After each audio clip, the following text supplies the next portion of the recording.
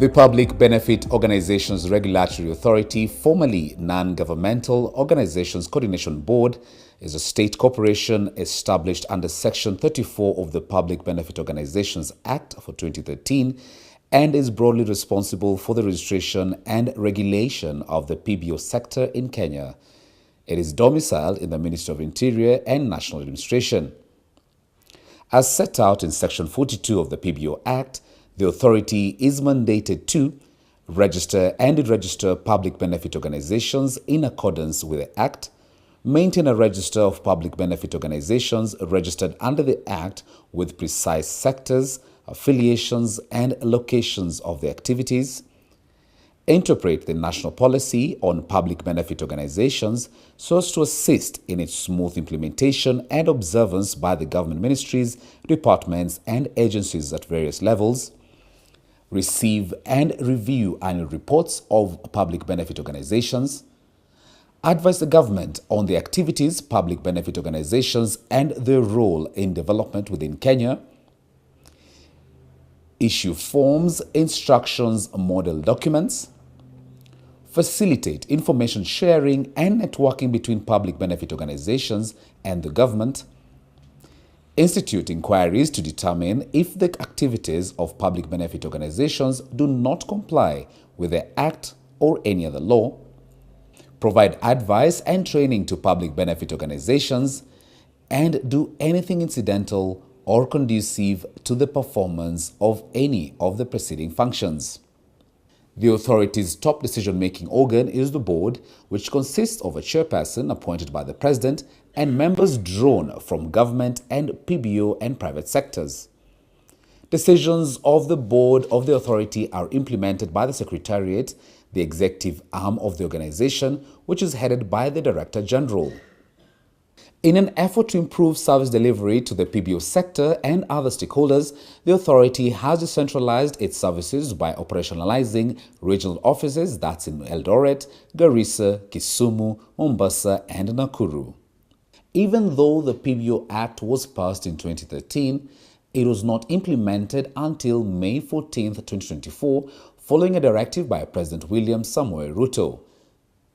The President, while addressing the 2024 United Nations Civil Society Conference in Gigiri, Nairobi, that's on May 10, 2024, announced the government's decision to implement the PBO Act fully with immediate effect. Politicians, those in government, those in the opposition, civil society, non-governmental organizations, into one space that then can figure out what is the future that befits all of us. Further, in recognition of the indispensable capacity of civil society sector in promoting education and awareness, inclusion, participation, and mobilizing collective action, we committed to operationalizing the Public Benefits Organizations Act.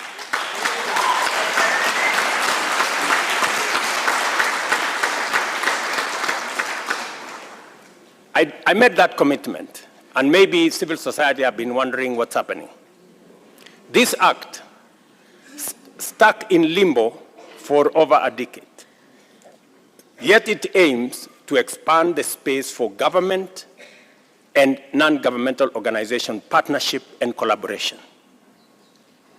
I am proud to announce to you that we have every intention of living up to our commitment. That is why yesterday we executed the legal instruments to give the PBO Act effect as law in Kenya. News immediately started sieving in that the Deputy President, Professor Kithure Kindiki, who was the then Cabinet Secretary for Interior and National Administration, had announced the commencement date of May 14, 2024 through legal notice number 78 in the Kenya Gazette Supplement number 100 dated May 9, 2024. To fully operationalize the Act, there was a need to develop the PBO regulations, which are being launched today. This involved the harmonization of two draft regulations that had been developed prior to the presidential directive, one by the sector and another by the NGO's Coordination Board then, hence the reference to harmonized draft regulations. The harmonized draft regulations have been developed under the guidance of the Cabinet Secretary for Interior and National Administration, Honorable Kipchumba Murkomen, and the Principal Secretary, State Department of Internal Security and National Administration, Dr. Raymond Omolo, in consultation with stakeholders, especially the PBO sector. The Cabinet Secretary, Honorable Kipchumba Murkomen, puts the issue into perspective. We remember that His Excellency President William Ruto operationalized the Public Benefit Organizations Act more than 10 years since its enactment in 2013. His Excellency, in recognition of the work that is done by the civil society and the non-governmental organization, and in recognition of our constitutional rights on fundamental freedoms and rights, declared that the Public Benefits Organization Act must be operationalized to enable the institutions established thereunder to benefit fully from the robust legal regime that was put in place in consultation with non-governmental organizations and civil society. This act should have come into effect immediately in terms of all the sections of the act, compliance by the organizations, but from the request of the public and recognition of the fact that the regulations are not in place, I recently gazetted an extension of these regulations up to June 2026. This will allow us to have a robust engagement to make sure that the regulations that are put in place are responsive to the needs of the stakeholders and benefits the people of Kenya. This launch of the regulations is a very important step which enables us to have final engagement before the wider stakeholder engagement with the public, and thereafter the processes that involve Parliament will ensue. And as soon as these regulations come in place, I am confident that we will beat the deadline and that those regulations, when they come in place, will enable us to now fully require every public benefit organization to be compliant. And as a ministry, we are very, very cautious and careful to ensure that we are abiding by our constitution and we are protecting non-governmental institutions, civil society, and all public benefit organizations that are undertaking various responsibilities together with government and others also independently checking what the government is doing. The President's statement in Gigiri and in subsequent forums, including the United States, it has been clear that the government of Kenya appreciates the role the civil society plays in national development. Here is Dr. Raymond Omolo. Today we realize a kept promise in Kenya's governance journey through the operationalization of the PBO Act and the introduction of critical regulations that will shape the future of this sector. For years, the public benefit organizations have played a vital role in driving social development, fostering economic empowerment, and addressing humanitarian needs across the country. Their work, often in collaboration with the government, has strengthened communities and uplifted countless lives. It is in recognition of this impact that the government has prioritized the full implementation of the PBO Act. The operationalization of this act provides clarity, structure, and predictability in the sector, ensuring that organizations operate within a transparent, accountable, and well-governed framework. This marks an essential shift from fragmented policies towards a unified, streamlined regulatory environment that upholds good governance and integrity. The harmonization of the draft PBO regulations we are launching today are designed to facilitate organizations in line with the PBO Act, which focused on transparency, sustainability, and the greater impact on the communities that we serve.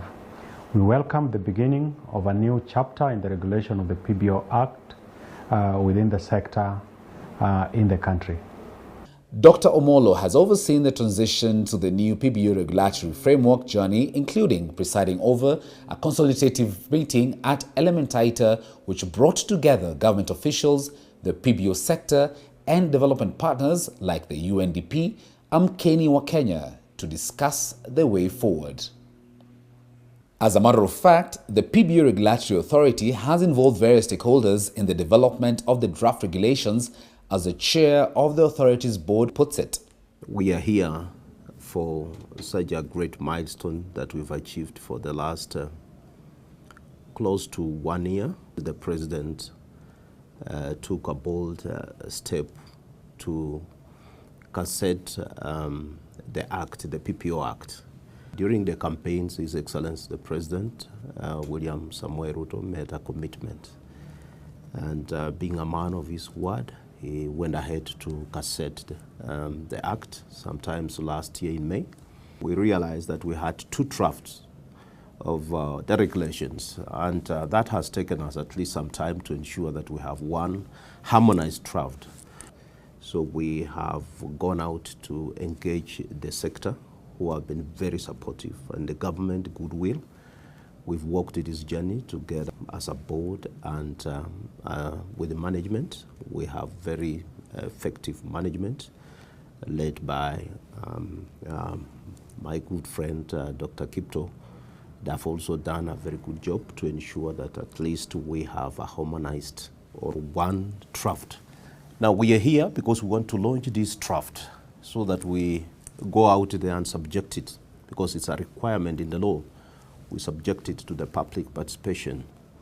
And we want to ensure that everybody is involved, especially in the sector and the government, so that by the end of the process, we will ensure that all the views from the sector are captured so that we have a document for posterity to ensure that this progressive law is not in any way hampered by anything that we may come up with. I want to give assurance to Kenyans, and especially the people in the sector, that is one of the most progressive laws. And we want to ensure, actually, when you look at this law, it's going to strike beyond our boundaries. It's one of the laws, when you look around what is happening in most leading nations in Africa, talk of South Africa and other countries, you will realize that Kenya is now taking a step and a lead in this sector. We want to invite all of you. We will be coming out there to interact with the public. We want your views so that when we bring out the document, it's a document that is accepted across the board. I wish also to point out that in the wisdom of authority and the government, we requested the minister to give us an extension. I want to appeal to the sector, to the players, to ensure that they maximize the time we've been given for the extension, so that at the end of the extension, we have operationalized the entire law as required. I will appreciate that if all of you will be willing and ready, so that nobody feels has been left out. The development of the harmonized draft regulations started in April this year, when a consultant was hired to harmonize the 2 drafts. The authority's staff have also participated in this process. For instance, they recently had an opportunity at a workshop in Nakuru County to give their input, particularly on the harmonized draft regulations. The judiciary, through the Honorable Chief Justice Martha Koome, has already established the tribunal as required by the PBO Act. We are therefore today launching a product that has emanated from wide consultation and involvement of many stakeholders. Here is the authority's Director General. Take a look.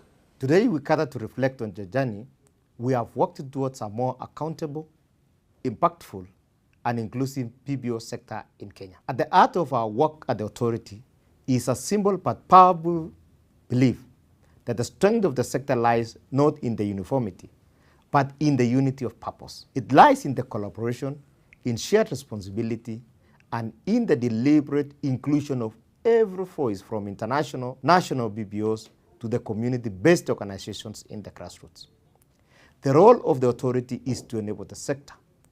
We have a responsibility of facilitating a fair, transparent, and conducive environment within which organizations can operate, grow, thrive, and deliver on their missions.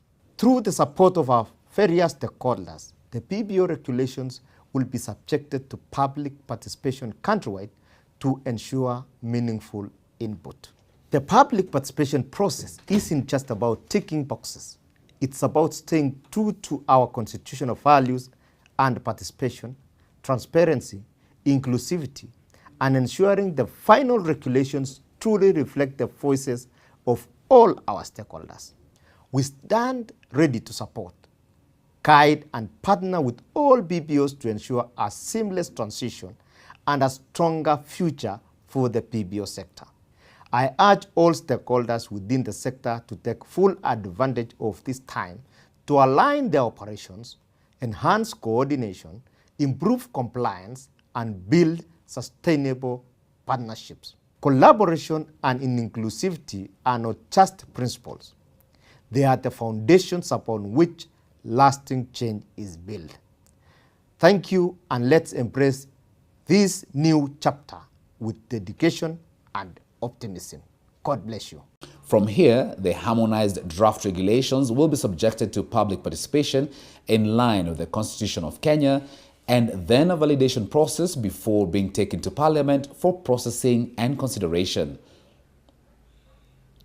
All stakeholders are urged to actively participate in the public participation exercise starting later this month. We shall be announcing shortly the dates and venues for this exercise. My name is Dr. Margaret Lubale, the Executive Director, and I'm so glad that we are now at the point where the PBO regulations are about to be launched. We have been following closely. On behalf of the HENEC board, staff and membership, we wish to congratulate the PBO Regulatory Authority for the strides they have made this far, and we know that our partnership with them will help us to achieve a healthier Kenyan society. The journey for commencement of the PBO Act has been a very long one that took almost a decade and a few more months.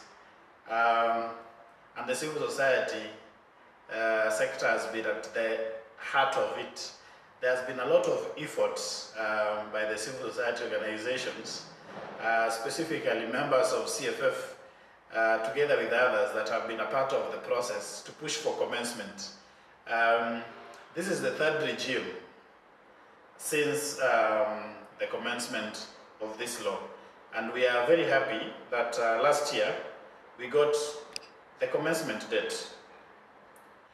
We know that the transition at PBO's Regulatory Authority slowed the process, but we are very happy now that we have fully constituted a secretariat to oversee the process of implementation. We, as the civil society organizations, will continue working together with the PBO's Regulatory Authority, together with other sector brothers and sisters, to ensure that we have a very smooth process of transition. We are very happy that the two sets of regulations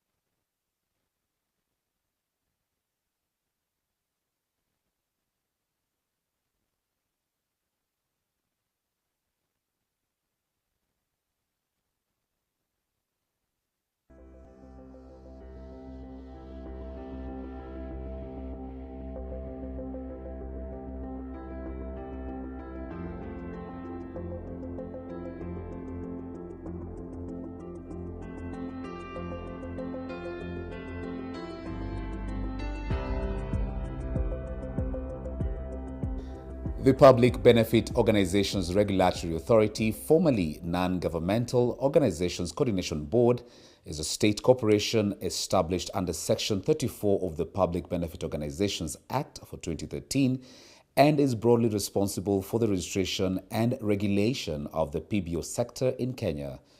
It is domiciled in the Ministry of Interior and National Administration. As set out in Section 42 of the PBO Act, the authority is mandated to register and deregister public benefit organizations in accordance with the Act, maintain a register of public benefit organizations registered under the Act with precise sectors, affiliations, and locations of the activities, interpret the national policy on public benefit organizations so as to assist in its smooth implementation and observance by the government ministries, departments, and agencies at various levels, receive and review annual reports of public benefit organizations, advise the government on the activities public benefit organizations and their role in development within Kenya, issue forms, instructions, model documents, facilitate information sharing and networking between public benefit organizations and the government, institute inquiries to determine if the activities of public benefit organizations do not comply with the Act or any other law, provide advice and training to public benefit organizations, and do anything incidental or conducive to the performance of any of the preceding functions. The authority's top decision-making organ is the board, which consists of a chairperson appointed by the president and members drawn from government and PBO and private sectors. Decisions of the board of the authority are implemented by the Secretariat, the executive arm of the organization, which is headed by the Director General. In an effort to improve service delivery to the PBO sector and other stakeholders, the authority has decentralized its services by operationalizing regional offices that's in Eldoret, Garissa, Kisumu, Mombasa, and Nakuru. Even though the PBO Act was passed in 2013, it was not implemented until May 14, 2024, following a directive by President William Samoei Ruto. The President, while addressing the 2024 United Nations Civil Society Conference in Gigiri, Nairobi, that's on May 10, 2024, announced the government's decision to implement the PBO Act fully with immediate effect. Politicians, those in government, those in the opposition, civil society, non-governmental organizations, into one space that then can figure out what is the future that befits all of us. Further, in recognition of the indispensable capacity of civil society sector in promoting education and awareness, inclusion, participation, and mobilizing collective action, we committed to operationalizing the Public Benefits Organizations Act.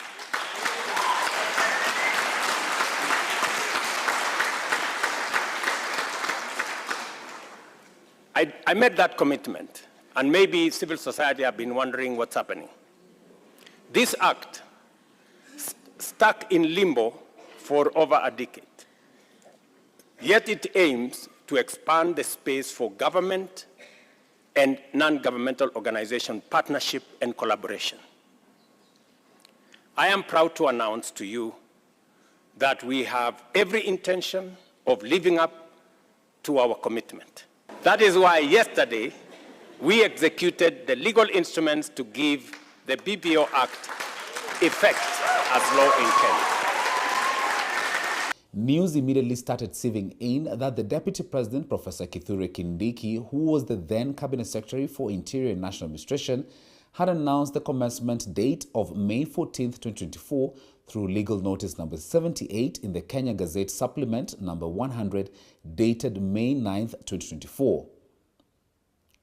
To fully operationalize the Act, there was a need to develop the PBO regulations, which are being launched today. This involved the harmonization of two draft regulations that had been developed prior to the presidential directive, one by the sector and another by the NGO's Coordination Board then, hence the reference to harmonized draft regulations. The harmonized draft regulations have been developed under the guidance of the Cabinet Secretary for Interior and National Administration, Honorable Kipchumba Murkomen, and the Principal Secretary, State Department of Internal Security and National Administration, Dr. Raymond Omolo, in consultation with stakeholders, especially the PBO sector. The Cabinet Secretary, Honorable Kipchumba Murkomen, puts the issue into perspective. We remember that His Excellency President William Ruto operationalized the Public Benefit Organizations Act more than 10 years since its enactment in 2013. His Excellency, in recognition of the work that is done by the civil society and the non-governmental organization, and in recognition of our constitutional rights on fundamental freedoms and rights, declared that the Public Benefits Organization Act must be operationalized to enable the institutions established thereunder to benefit fully from the robust legal regime that was put in place in consultation with non-governmental organizations and civil society. This act should have come into effect immediately in terms of all the sections of the act, compliance by the organizations, but from the request of the public and recognition of the fact that the regulations are not in place, I recently gazetted an extension of these regulations up to June 2026. This will allow us to have a robust engagement to make sure that the regulations that are put in place are responsive to the needs of the stakeholders and benefits the people of Kenya. This launch of the regulations is a very important step which enables us to have final engagement before the wider stakeholder engagement with the public, and thereafter the processes that involve Parliament will ensue. And as soon as these regulations come in place, I am confident that we will beat the deadline and that those regulations, when they come in place, will enable us to now fully require every public benefit organization to be compliant. And as a ministry, we are very, very cautious and careful to ensure that we are abiding by our constitution and we are protecting non-governmental institutions, civil society, and all public benefit organizations that are undertaking various responsibilities together with government and others also independently checking what the government is doing. The President's statement in Gigiri and in subsequent forums, including the United States, it has been clear that the government of Kenya appreciates the role the civil society plays in national development. Here is Dr. Raymond Omolo. Today we realize a kept promise in Kenya's governance journey through the operationalization of the PBO Act and the introduction of critical regulations that will shape the future of this sector. For years, the public benefit organizations have played a vital role in driving social development, fostering economic empowerment, and addressing humanitarian needs across the country. Their work, often in collaboration with the government, has strengthened communities and uplifted countless lives. It is in recognition of this impact that the government has prioritized the full implementation of the PBO Act. The operationalization of this act provides clarity, structure, and predictability in the sector, ensuring that organizations operate within a transparent, accountable, and well-governed framework. This marks an essential shift from fragmented policies towards a unified, streamlined regulatory environment that upholds good governance and integrity. The harmonization of the draft PBO regulations we are launching today are designed to facilitate organizations in line with the PBO Act, which focused on transparency, sustainability, and the greater impact on the communities that we serve. We welcome the beginning of a new chapter in the regulation of the PBO Act within the sector in the country. Dr. Omolo has overseen the transition to the new PBO regulatory framework journey, including presiding over a consultative meeting at Elementaita together government officials, the PBO and development partners.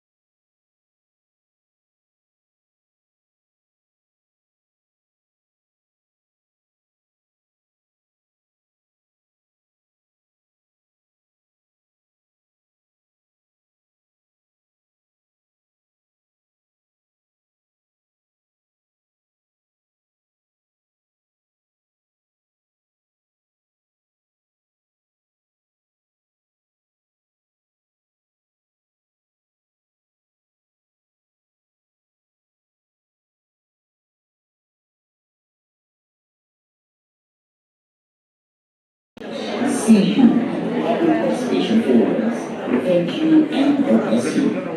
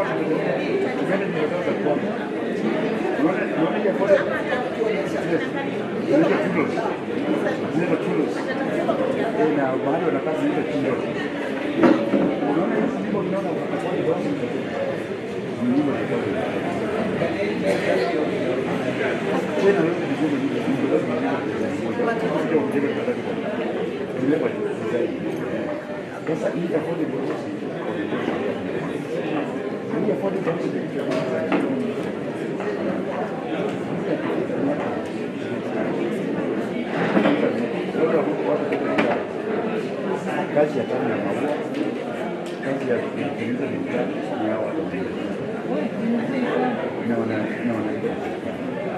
na kifika sehemu hii anatolewa kufanya hata kama tunasema anaweza kuleta stori kwa chakula huko huko, kama bado mnaenda kama nini, mnaenda kwa surprise hiyo kitandani, mnakuja kwa polisi mnapata ndio kingine vijana nyumba yako iko ni vijana wanakuja na kona na hata kwa foleni na kodi kama ni kwa sababu huko sasa sisi wote kwa maskini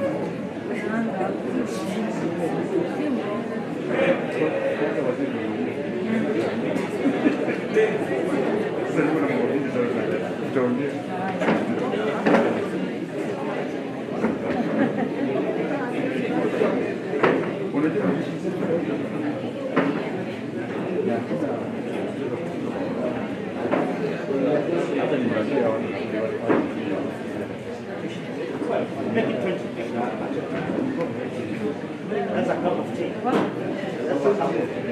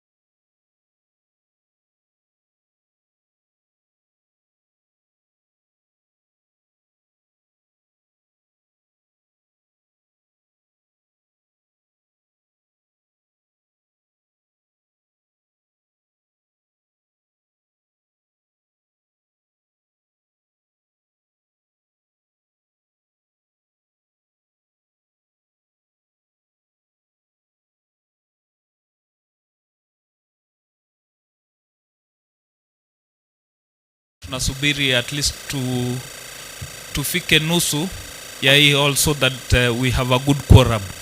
So we'll start with a prayer, and then we'll follow with a national anthem, and then we'll do a brief introduction, and then we'll get right into the business that has brought us here today.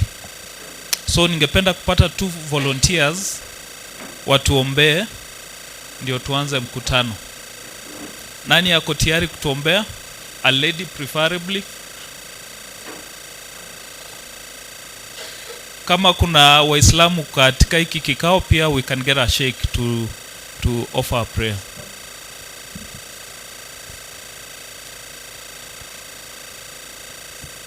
Ma'am, kuja utuombee nao kwa sababu umeshasimama.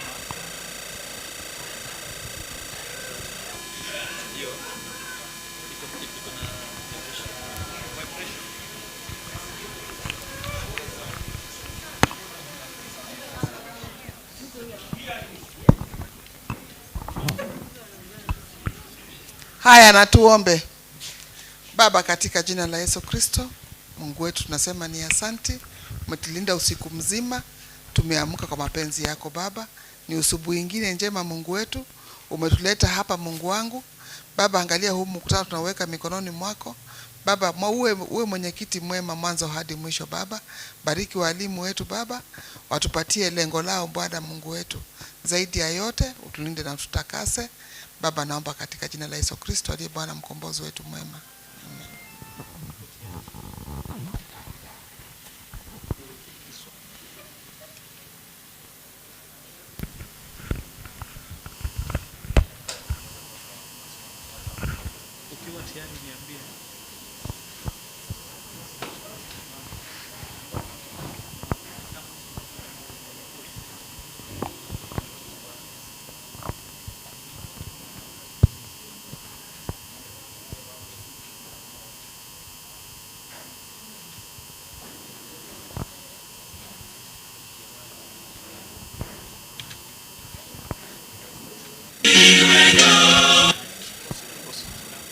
Okay, sasa tunaomba sisi sote tusimame kwa ajili ya wimbo wa taifa. Yuko. Oh, takupatia nafasi. Tuombe basi. Mungu yetu.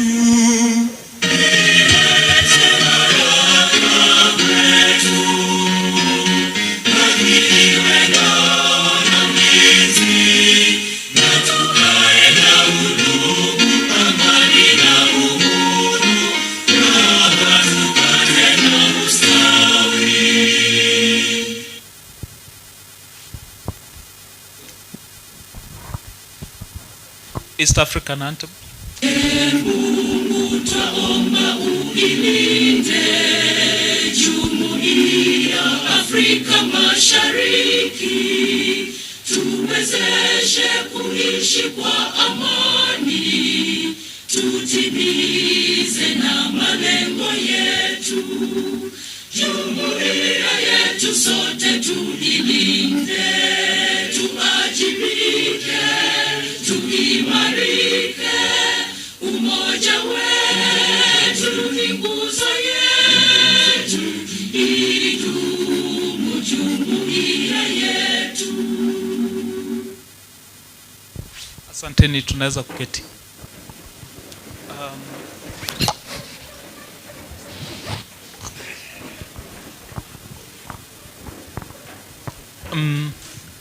Sawa, asanteni sana. Asanteni kwa kufika hapa leo. Ili kongamano la leo hapa Nakuru lilikuwa linaleta pamoja I think around 5 counties, Laikipia, Samburu, Narok, then Nakuru, Bomet, I think, and Kericho. So before we proceed, we'll do a brief introduction, then we recognize those of you that have come from those counties, and then we'll proceed with the next the session. So my name is Victor Umbongi. I'm a lawyer by profession. I work with C&K Advocates LLP, which is the consultant firm that has been working with the authority to develop these regulations. With me, we came with a team from Nairobi and our office in Eldoret. We have Sydney Biwot, Charles Kamande, and we also have a representative of the AG, Nelly, that we've been working with closely with other members of the authority. As you know, we are here today for purposes of public participation on the regulations that have been developed by the Public Benefits Organizations Regulatory Authority. So this is a public participation event, and we are looking forward to your input on those regulations.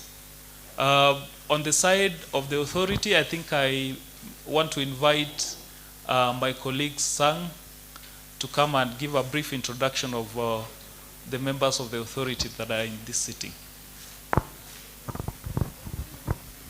So if there are seats in front here, please, for those that are seated at the back, you can move here so that we can be together. You can be close to. Thank you. Good morning. Habari za asubuhi. Kwa majina naitwa Isaiah Sang, Director Operations at the PBORA.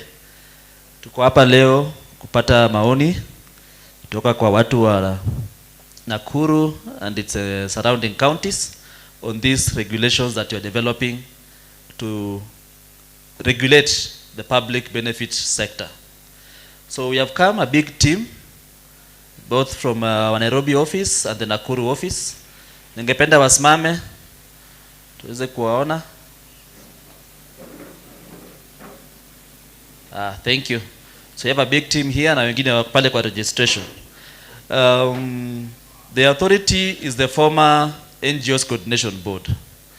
In 2024, we got the new act that now changed our name to the PBORA.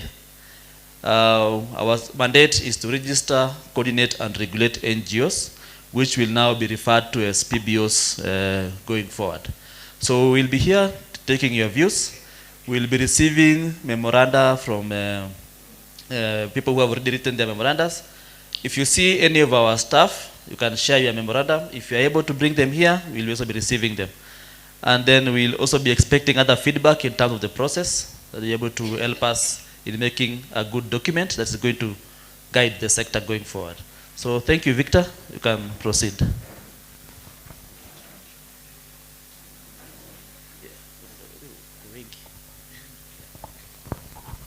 Sawa, asante. So those who come from Pibora, wherever you are seated, maybe you can raise your hand so that you just recognize you. The officers that come from the authority. Thank you very much. So now we said the sitting for today is for, it's supposed to have representation from at least 5 counties. So let me see by show of hand who has come from Samburu. Oh, there's a lady there. She's come a long distance. Please clap for her. Give her coffee. Who has come from Laikipia? Do we have 2 members here from Laikipia? Please clap for them. Wapigie makofi. Then, do we have anybody from Bomet? Bomet, there's a gentleman here. Mpigie makofi. Kericho, we have 2 representatives here. Wapigie makofi. Narok County, we have quite a representation in the middle. Wapigie makofi. And then which other county? Nakuru County, the hosts. Wenyeji hao ndio wenyeji wetu leo, wapigie makofi. So we thank you all for making the point to be here today. We are really pleased to have you here. Most importantly, we hope that you've had the time to look through the draft regulations that we are coming to discuss in this forum today. So these are draft regulations. They have not been made law. So we hope that from the feedback that we get here, we'll end up with a more refined copy that is reflective of the needs of the sector. So we'll begin with a presentation of a summary of what is in those draft regulations. Yaani kwa mtasari tu, tutawaeleza ni nini kilichoko katika hiyo draft regulation. Alafu, tutawapatia muda wa kutueleza ni nini mmeona, kama mlipata nafasi ya kusoma ni nini maoni yenu, na kama kuna kitu ambacho hatuchashughulikia ni nini tunaweza kufanya ndio hizo sheria ziwe zinaweza kufaidi wa Kenya na jamii kwa jumla. So we'll begin with the presentation, but before I go there, maybe I can use your document to explain to them. Nitaka kuwaeleza kwa kifupi the documents that you are given, what they are, so that you understand how you may use them. So these frequently asked questions, hiyo imeandikwa frequently asked questions. Haya ni maswali yale ambayo tumeulizwa katika most of the forums that we've gone.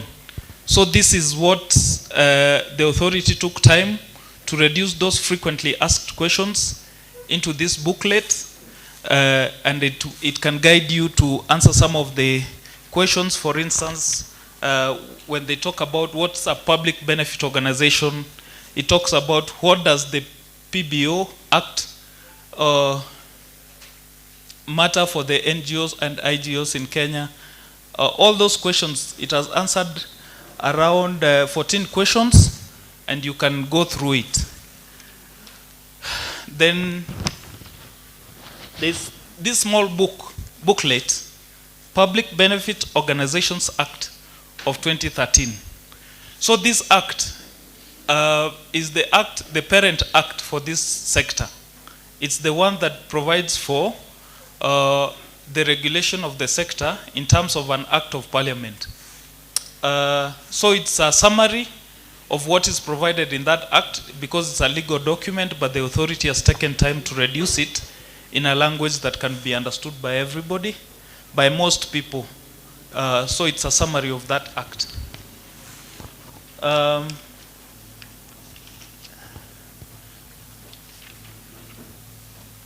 Then we have two forms, beginning with this public views form. This form, for those of you that want to present their opinions or comments in terms of written, you can fill it. Once you fill it, once you're done, you can take it. When you're leaving, you leave it at the registration desk. So it's a public views form. It has sections. You can, if you want to comment on a particular section of the regulation, you mention the section and then you proceed to give your comments. So it's one of the ways in which you can give feedback to the authority.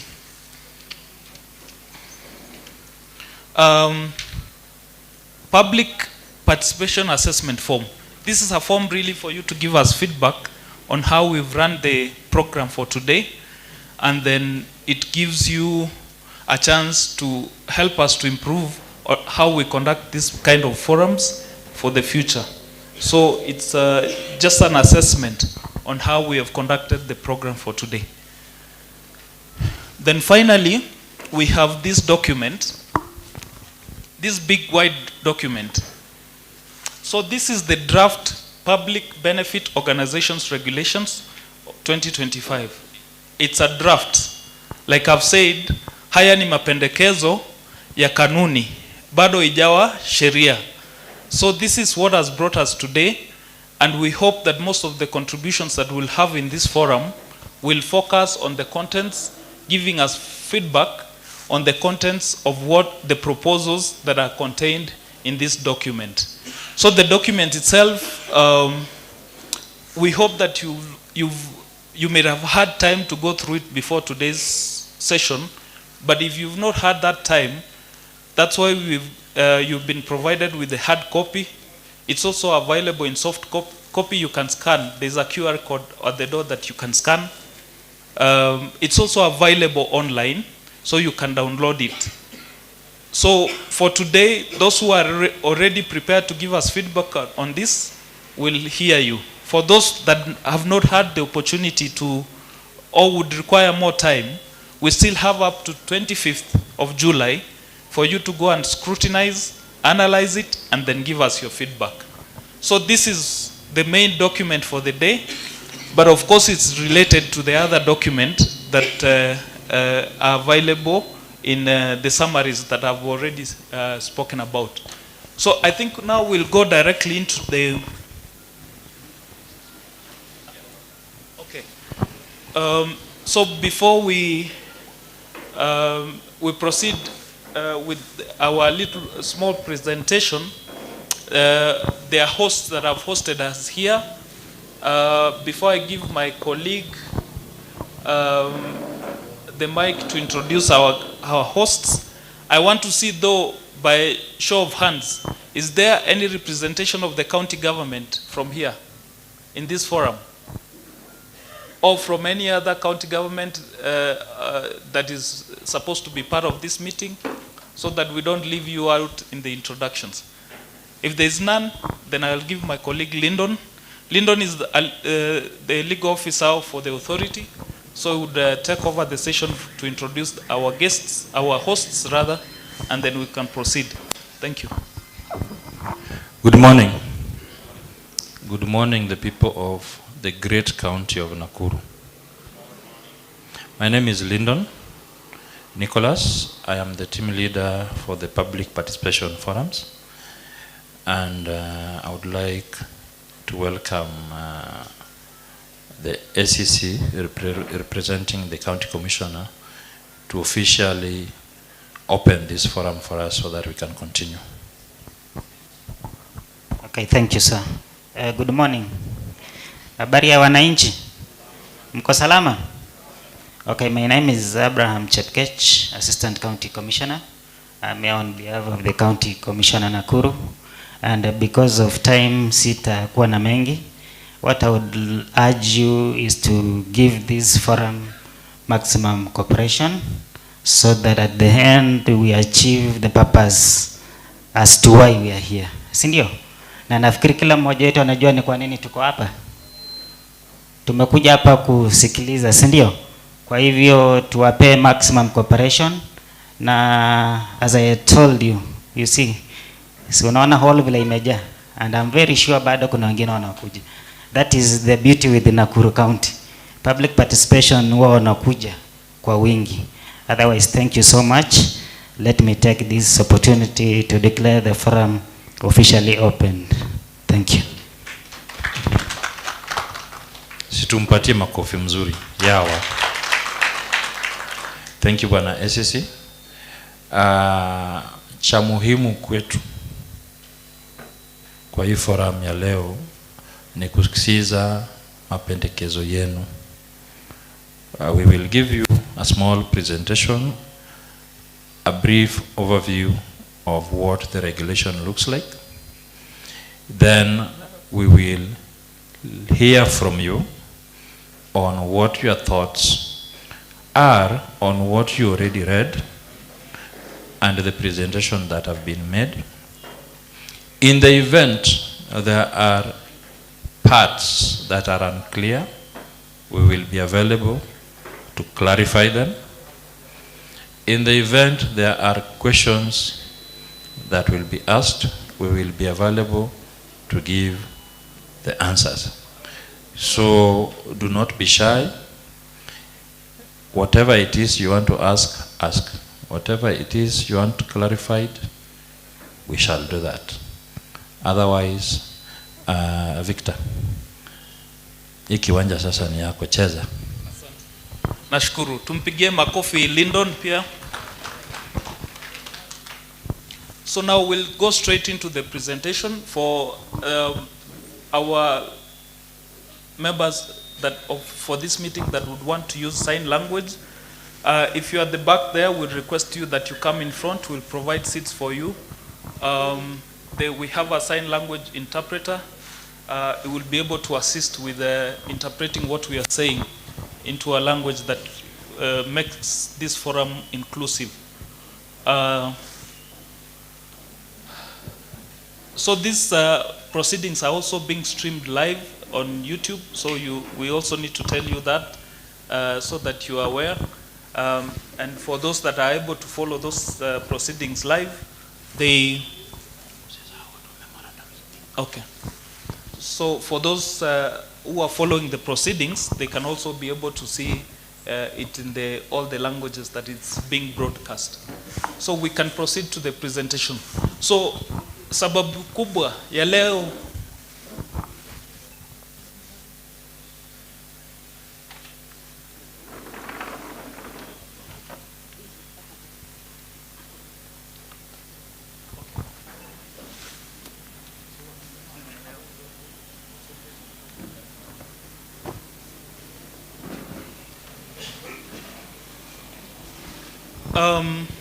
like my colleague has already said, the purpose of being here today is to give you a brief summary of what is contained in the regulations, what the proposals are, and then we'll give you a chance to give us your feedback. So the main purpose of this forum is to highlight the salient features of the public benefit regulations of 2025, so that we sensitize all the stakeholders about the proposals that are contained therein, and then thereafter we'll have your feedback in terms of written memorandum, in terms of questions, in terms of comments, and in terms of proposals for improvement. So I would proceed then. Next, what? So after we're done giving you a summary, then we hope you'll be in a better position to be able to give us feedback that will help us to improve the draft and to make it more responsive to the needs of the sector. So the journey for these public benefit regulations of 2025 began with the enactment of the Act in 2013. For those of you that have been in this sector long enough, you might be proud that we've got to this moment, although it has taken 12 years to try and operationalize the Act. Because that Act of 2013 was largely developed with the input of the NGO sector, as it was then, and the larger civil society sector contribution. So that Act of 2013 forms the backdrop for the regulations for today.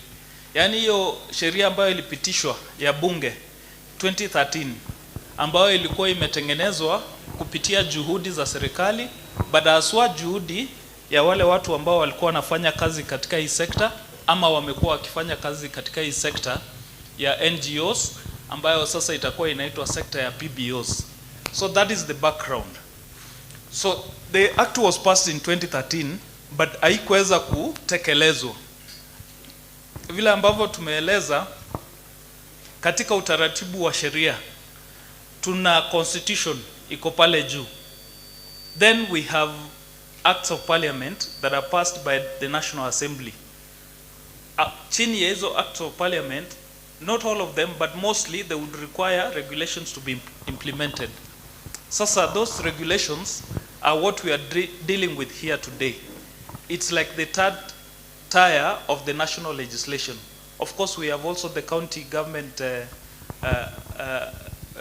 acts that are passed by the county assemblies.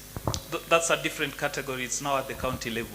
But at the national level, we have the constitution that governs all of us. We have acts of parliament that apply across the country, and then the regulations that usually are used to implement the acts of parliament. So these regulations fall under that third category. So hiyo act of parliament ilipitishwa 2013, but because of divergent views on how to implement it, there were litigation, court cases that stopped implementation. We were not able to proceed with implementation for over 11 years. So this attempt that has brought us here today is like the fourth attempt to proceed with this journey, and because it has been very consultative, it has involved all stakeholders, we hope that now we'll succeed with the regulations because they are actually meant to benefit the sector.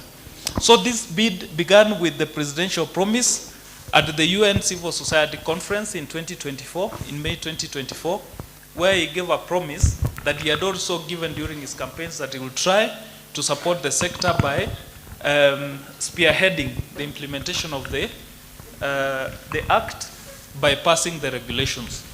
So that the implementation of the Act finally began around May 2024, the same month that the President gave the promise at the UN Civil Society Conference.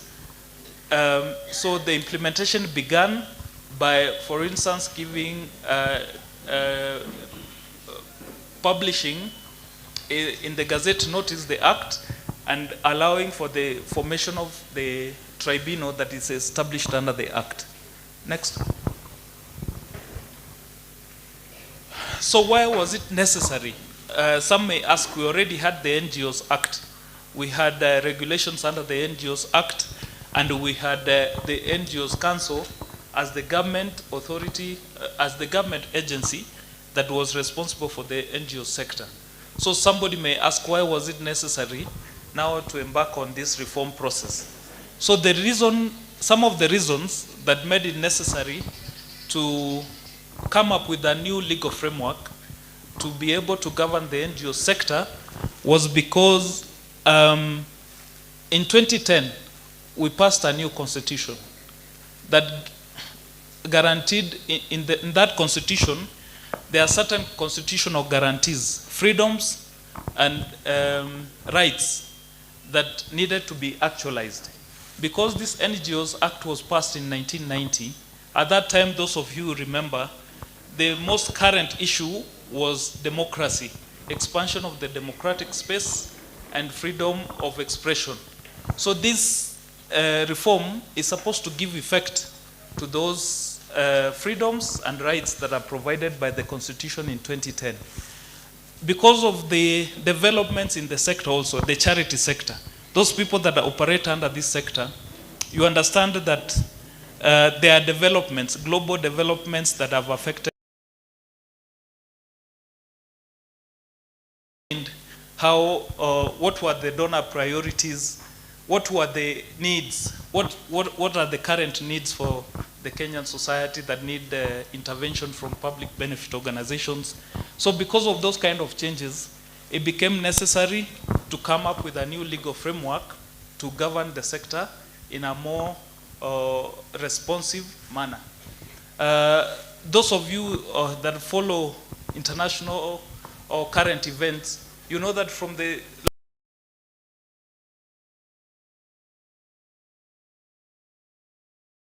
community, with the US pulling out funding from the USAID and proposing to wind up the USAID, which was supporting a lot of activities in the NGO sector. Because it's necessary also to look at ways in which these organizations that play a very critical role in the economy of the country, in how they can be made more sustainable, to enable them to be able to operate even when donor funding is unreliable or it's been withdrawn. So because of those kind of changes, it became necessary to do reforms. Most importantly, there was the element in the 90s and even in the previous regime, there was a feeling that government was trying to clamp down on the civil space, the civic space. Those of you who have been involved in civil society, you know that government had a rough brush with the civil society sector because they felt that government was trying to encroach on their civic freedoms and their right to associate and to give a contribution towards transparency and accountable governing of our country. So these regulations, under the 2013 Act, they have tried to entrench a principle that came from the sector itself, called self-regulation. This principle of self-regulation came out of the need for government to step back from controlling the sector to becoming an enabler on how they conduct their activities. So the the self-regulation principle is now encapsulated in the 2013 Act. It was legislated, so it's law that government now has to step back and allow room for the sector to self-regulate. By self-regulation, we mean the government steps back from managing the day-to-day affairs of how the public benefit organizations are run.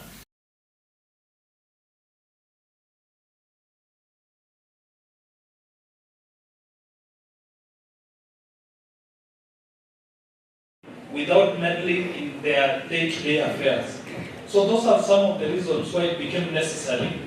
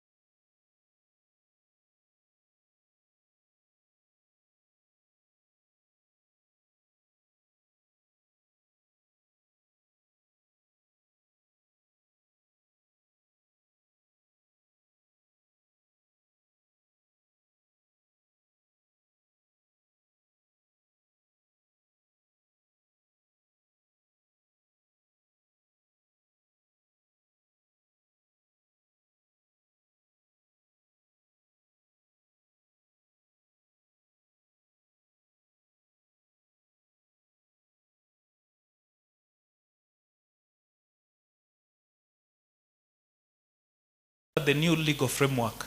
So those are the major changes that came with this new legal framework. So you can see the differences there. The NGOs Act of 1990 provided for registration of NGOs only. Now the new act provides for NGOs and other civic organizations that offer services of public good to join and benefit from the legal framework. The NGOs Act had established the NGOs Council as the main, that should be NGOs Board as the main regulatory body. There was also the NGOs Council for as a forum for all the NGOs to congregate. Now the new act provides for the Public Benefits Organization Regulatory Authority as the government body that is responsible for this sector. Back then we did not have a tribunal. The new act has established a tribunal. My colleagues maybe later will speak to that. That will be provides a hierarchy in which you can challenge the decisions made by the authority. If you're unhappy with a decision that the authority has made, then you will have room, yani unaweza kukata rufaa.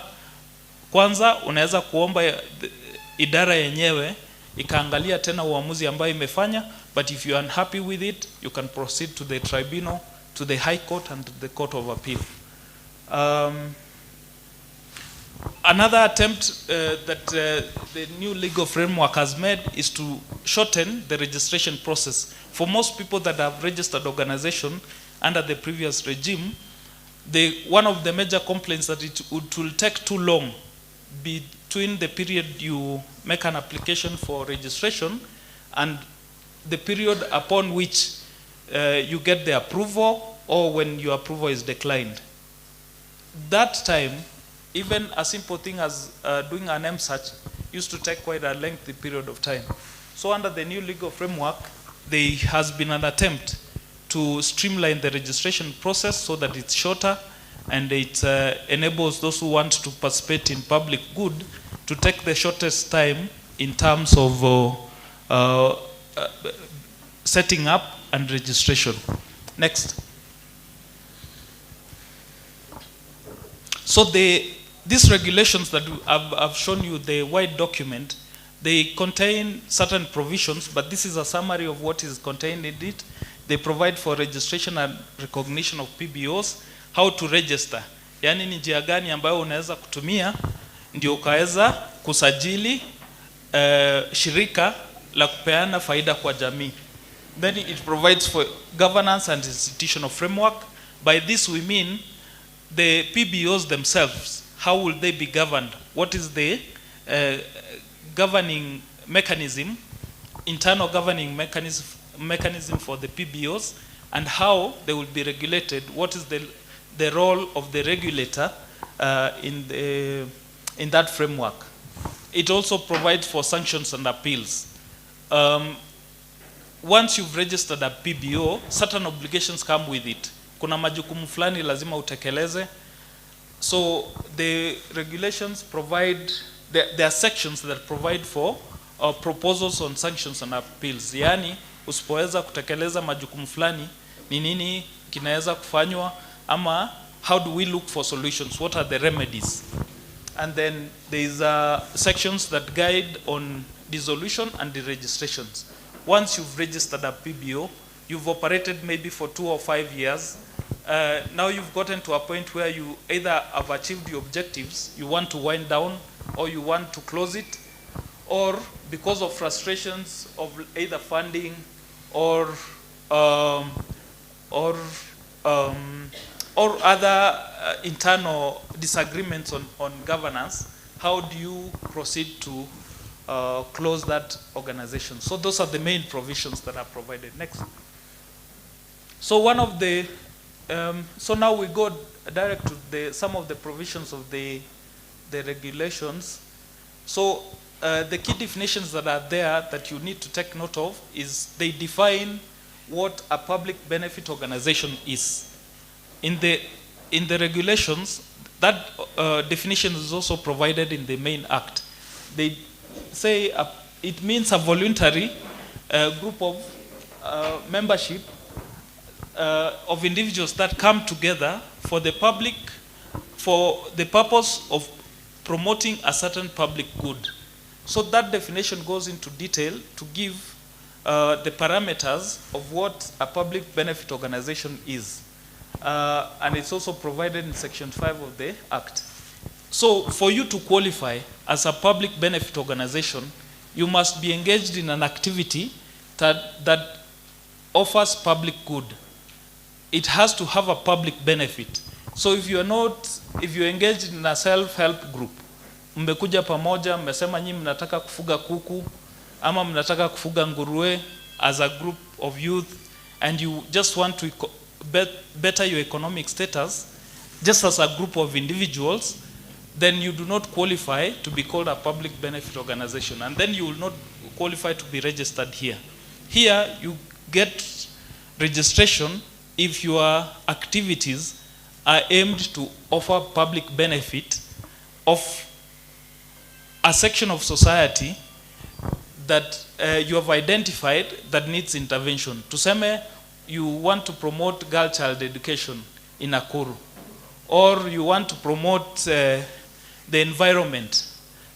You want to contribute towards a more environmental friendly city in Nakuru. So those are some of the examples of public benefit that you can be engaged in. Or you want to eliminate poverty in a certain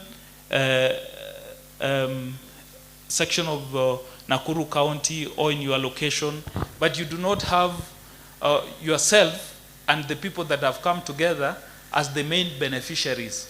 Yours is to come and contribute towards public good. Yani sio nyinyi wenyewe mnataka kujifaidi, but mmeketi mmeona there's a certain section of society that needs intervention, then you build an agenda of public good around that that need. So that's when you qualify. Then so there's provisions on Section 5 of the Act on what will qualify as a public benefit activity. And the regulations themselves, the Act itself provides for a list of the activities that you can engage in that will qualify, may be considered to be public benefit activities. Then once you qualify, then there's a definition of what a register means. Like once you qualify as a public benefit organization and you've been registered, then you'll be entered in a register. Yani kuna sajili ya serikali ambayo yale mashirika yote ambayo yanapeana faida kwa jamii na yamesajiliwa na serikali yatawekwa katika hiyo sajili. What is the significance? Once you identified as a public benefit organization, then you qualify to be recognized by government. If government was required to give you a referral as a registered organization, then you'll be found in that register. Next. So, so now we've said we've moved from the NGOs Act of 1990. Now we are under the Public Benefit Organization Act of 2013. Under this Act of 2013, how many types of public benefit organization can you register? Or how many types are recognized under the new legal framework? So for you to register, you may fall under any of these 4 categories. 1, you may be registered as a national public benefit organization. That means that you've been registered, and ideally you may have identified that you want to work in Turkana, but ideally you've been recognized as a public benefit organization in Kenya, and you can operate within the boundaries of the Republic of Kenya as long as you are promoting that particular public benefit that you have advanced for the purposes of registration. Then there's the second category of bestowed public benefit organization. So when I was speaking earlier, I said under this new Act of 2013, it's possible to register a CBO, a trust, a foundation. It can be registered as a public benefit because these CBOs, trust, and foundation, some of them are engaged in providing the kind of services that government will want to subsidize by, for instance, offering them tax exemption. So because of that, they're offering public good. It was recognized that apart from the NGOs, these other organizations that are registered under the Societies Act, that are registered under the Companies Act as companies limited by guarantee, they also should be entitled to benefit from some of those government subsidies that come with registration, with providing public good. So those that are already registered, they were offered a path to be recognized under the current regime by a procedure we call bestowment.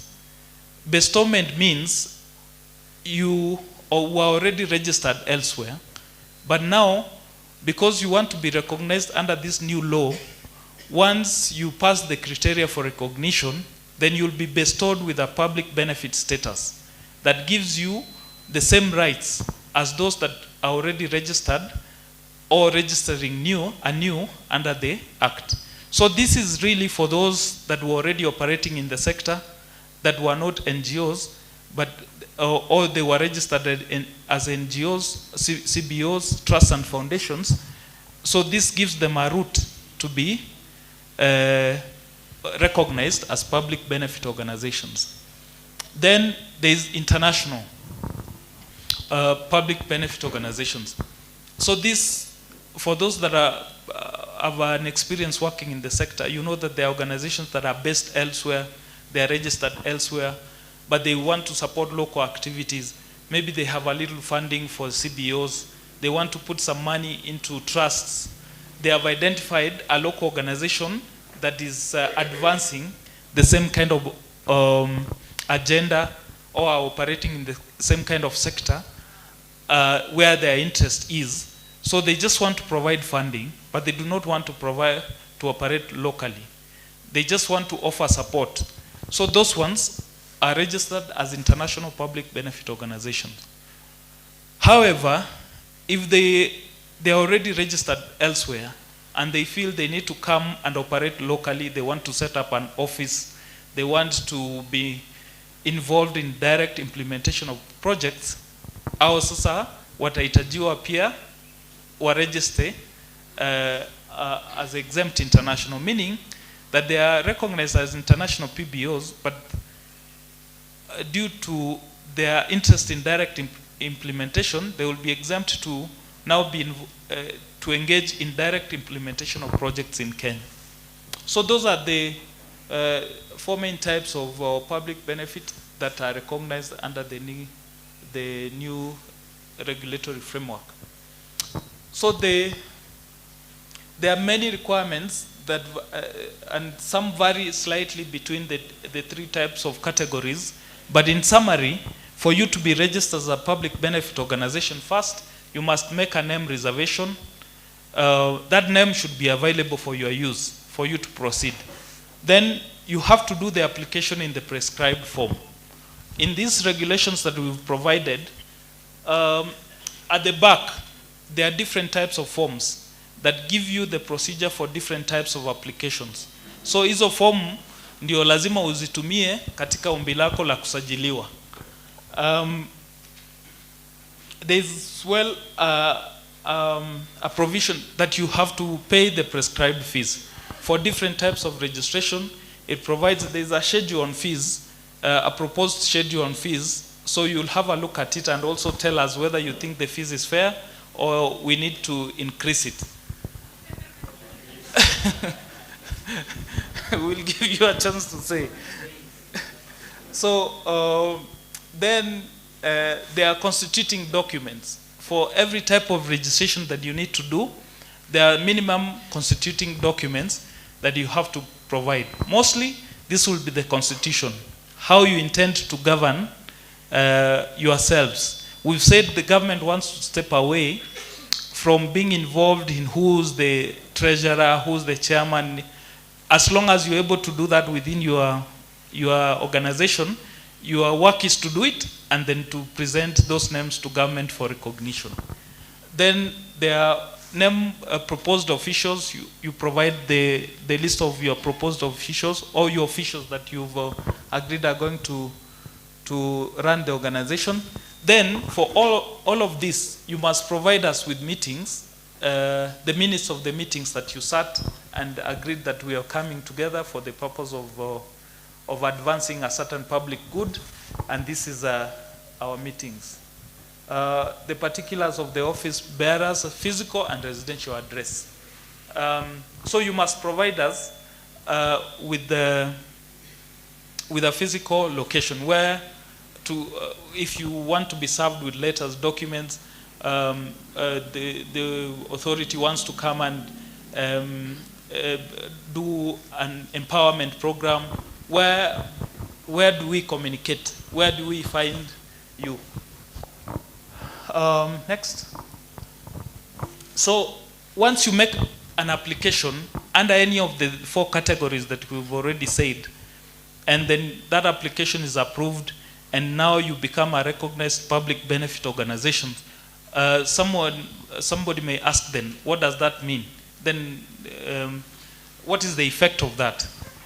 So once you get registered and you are entered in the government register as a recognized public benefit organization, then you become, it becomes incumbent upon you to comply with all the laws that govern the sector. Now, because you become a legal person, once you get registered, you become a legal person, just like a company, just like a society. Then you are required to comply with all the laws that govern the sector and all the laws that govern the Republic of Kenya. So the main laws that you'll be required to comply, of course, are sector specific. The Public Benefit Act of 2013 these regulations, if they are approved by Parliament, and of course the other laws now are general laws for the rest of the country. But these are sector-specific laws that you have to comply with. Most importantly also, the effect of registration is that you become eligible to access any rights and the benefits that accrue to the public benefit organizations registered under the Public Benefit Act. Yani, ukishatambuliwa na sheria, sasa unaweza kufaidi kutokana na zile faida zote ambazo a registered public benefit organization should be able to benefit from. Like I've told you, one of the main ways the government has tried to subsidize the sector or to allow them to contribute towards national development is to recognize that because the public benefit organizations offer services that ordinarily should be offered by government, so they benefit from tax exemption. But you recognize also that this authority is not the one responsible for taxes, so all they do is to be able to recommend you to KRA that this is a public benefit organization is playing a critical role that is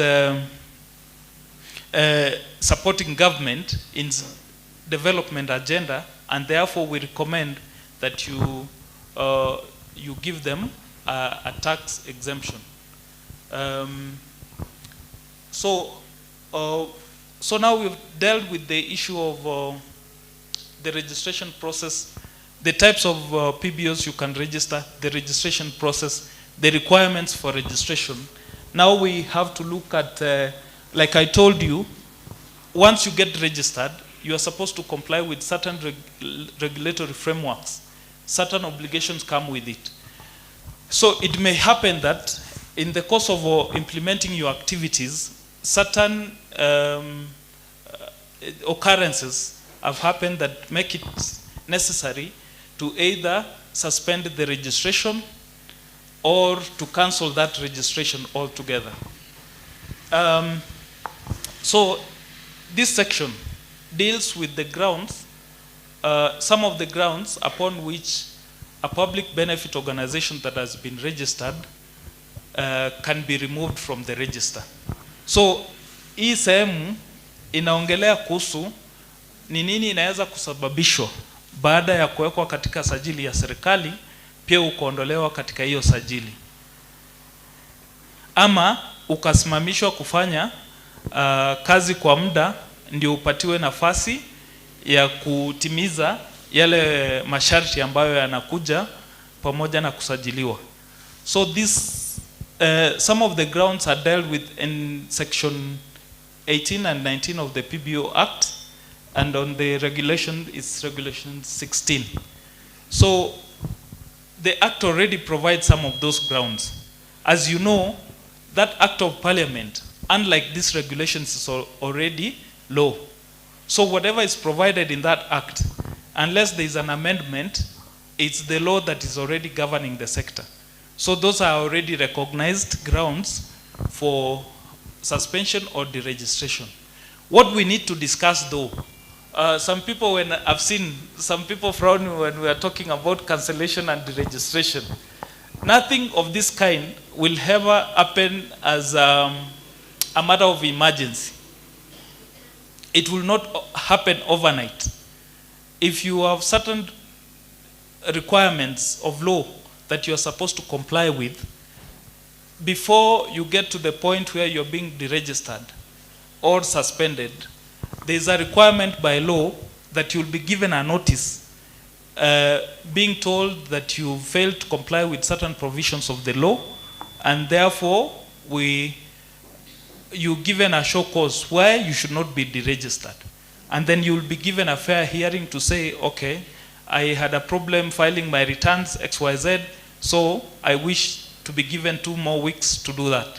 So nothing of this kind will ever happen arbitrarily, yani bila kujulishwa na kupatiwa muda wa kutimiza masharti ya sheria kabla uondolewe katika sajili. So some of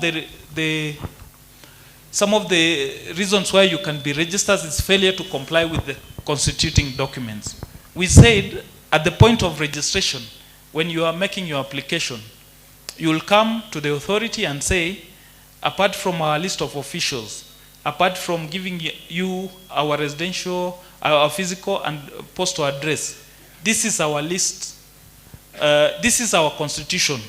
Yani, hii ndio katiba si wenyewe tumekubaliana itaongoza vile tutaendesha shirika letu.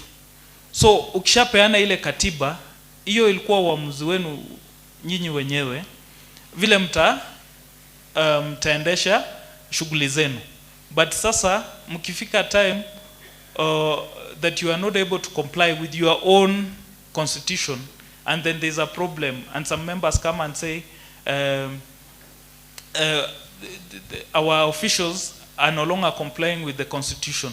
So you may be suspended as that issue is being addressed. The failure to comply with law generally, I've told you that the main laws that govern the sector is the PBO Act of 2013. So that is the main law. In that law, there are certain reporting requirements to the regulator. So those are the, if you fail to comply with those ones, of course, you, like you said, you'll be given a notice. But if you fail to comply, you've been given a notice, you've been given an extension of time, and then you've refused to comply, then that may result in you being removed from the register. So the certificate that you are given is accompanied with the terms and conditions of what is already provided by law. So if you flout those ones, you may be removed from the register. Next.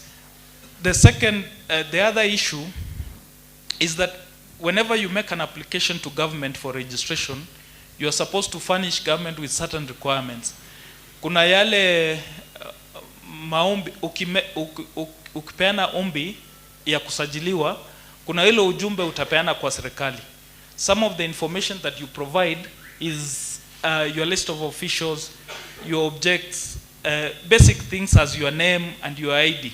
So if it's found that some of the representations that you made to government are false, like you made false representations, that can be a ground for deregistration, suspension, and then deregistration if it's found that it was flagrant. Like ulifanya hivyo makusudi na ulikuwa unataka kumislead the regulator to register you.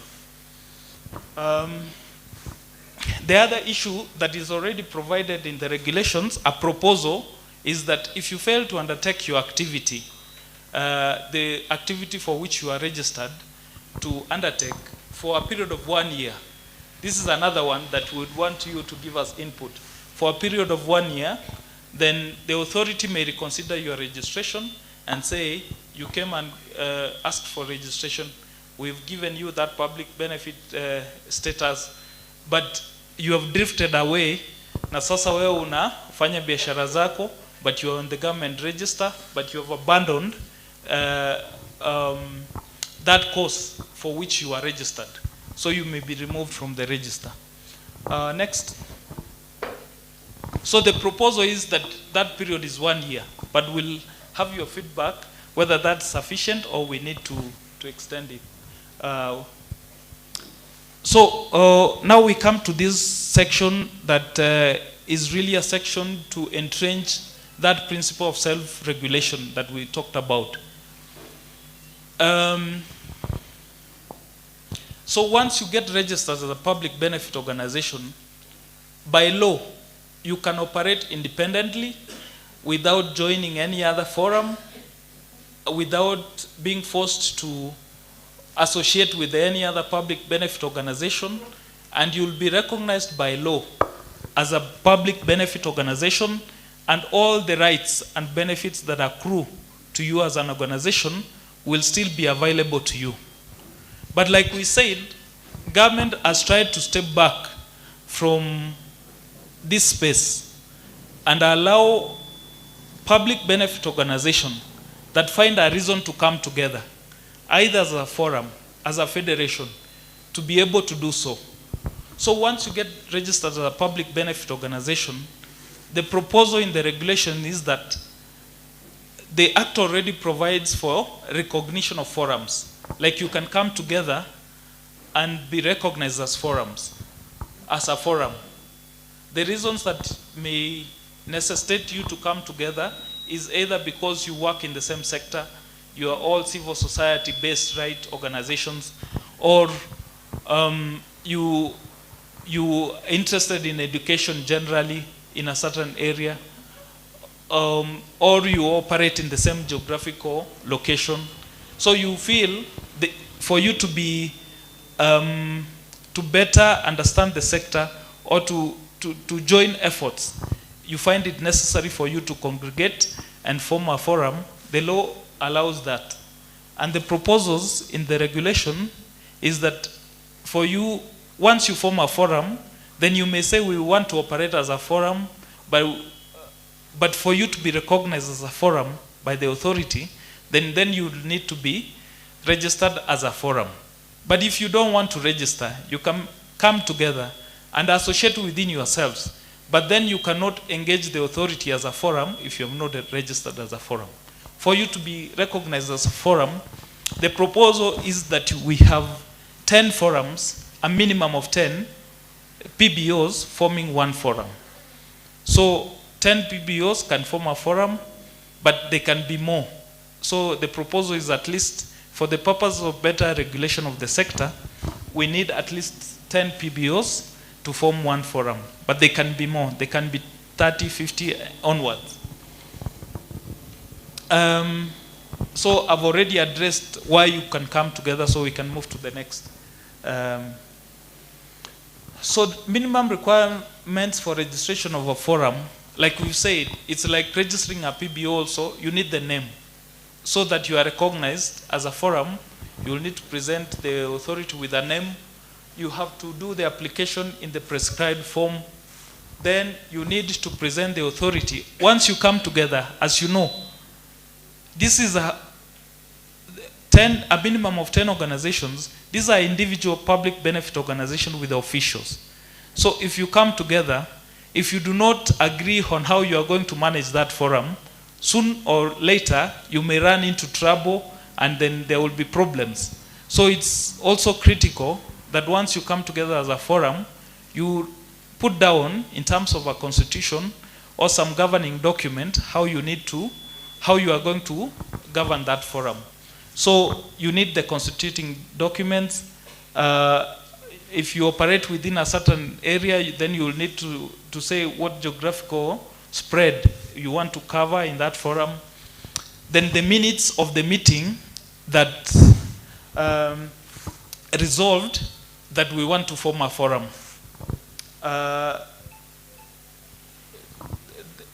These minutes, they would include also the minutes of individual public benefit organizations that have agreed to join the forum, because there has to be a decision of the individual public benefit organization also saying we have allowed our public benefit to join the forum.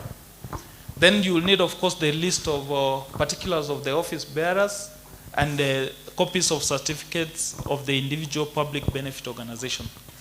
Next.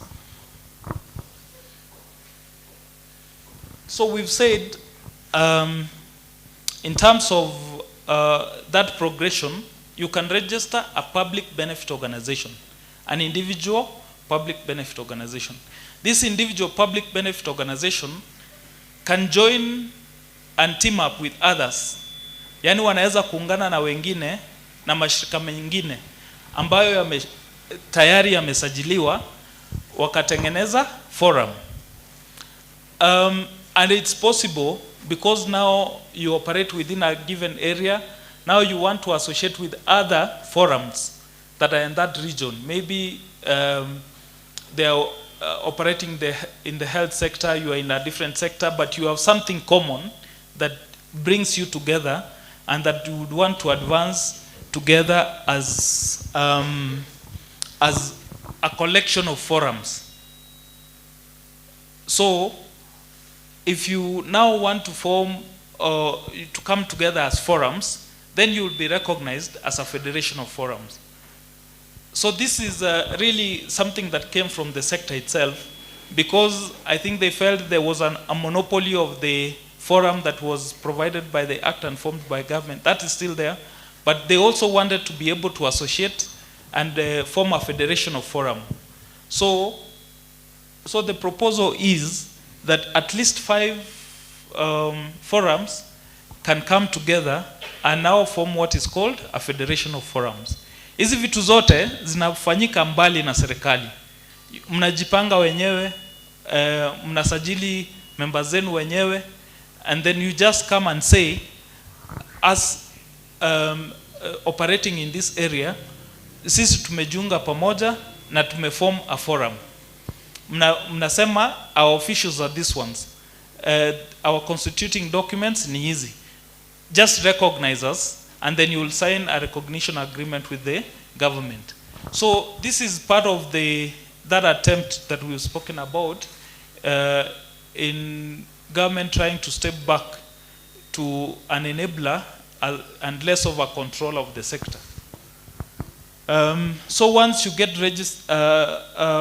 come together as forums and form a federation of forums, then that federation can also be recognized by the regulator, which is the Public Benefits Regulatory Authority. So we'll deal with this section because it's one of the most critical section in terms of also ensuring that there's a bit of accountability, because we've said public benefit organization, when they are set up, it's possible that they get funding from donors, from organizations, and this funding is supposed to be for public benefit. It's not supposed to be funding to just benefit a group of individuals, but it's supposed to advance a cause that is meant for public benefit. So it's good for transparency and accountability for you to be able to show that you are registered. You said this is what you are going to promote. How are you going about that business? Or it was just a deception and your intentions were different.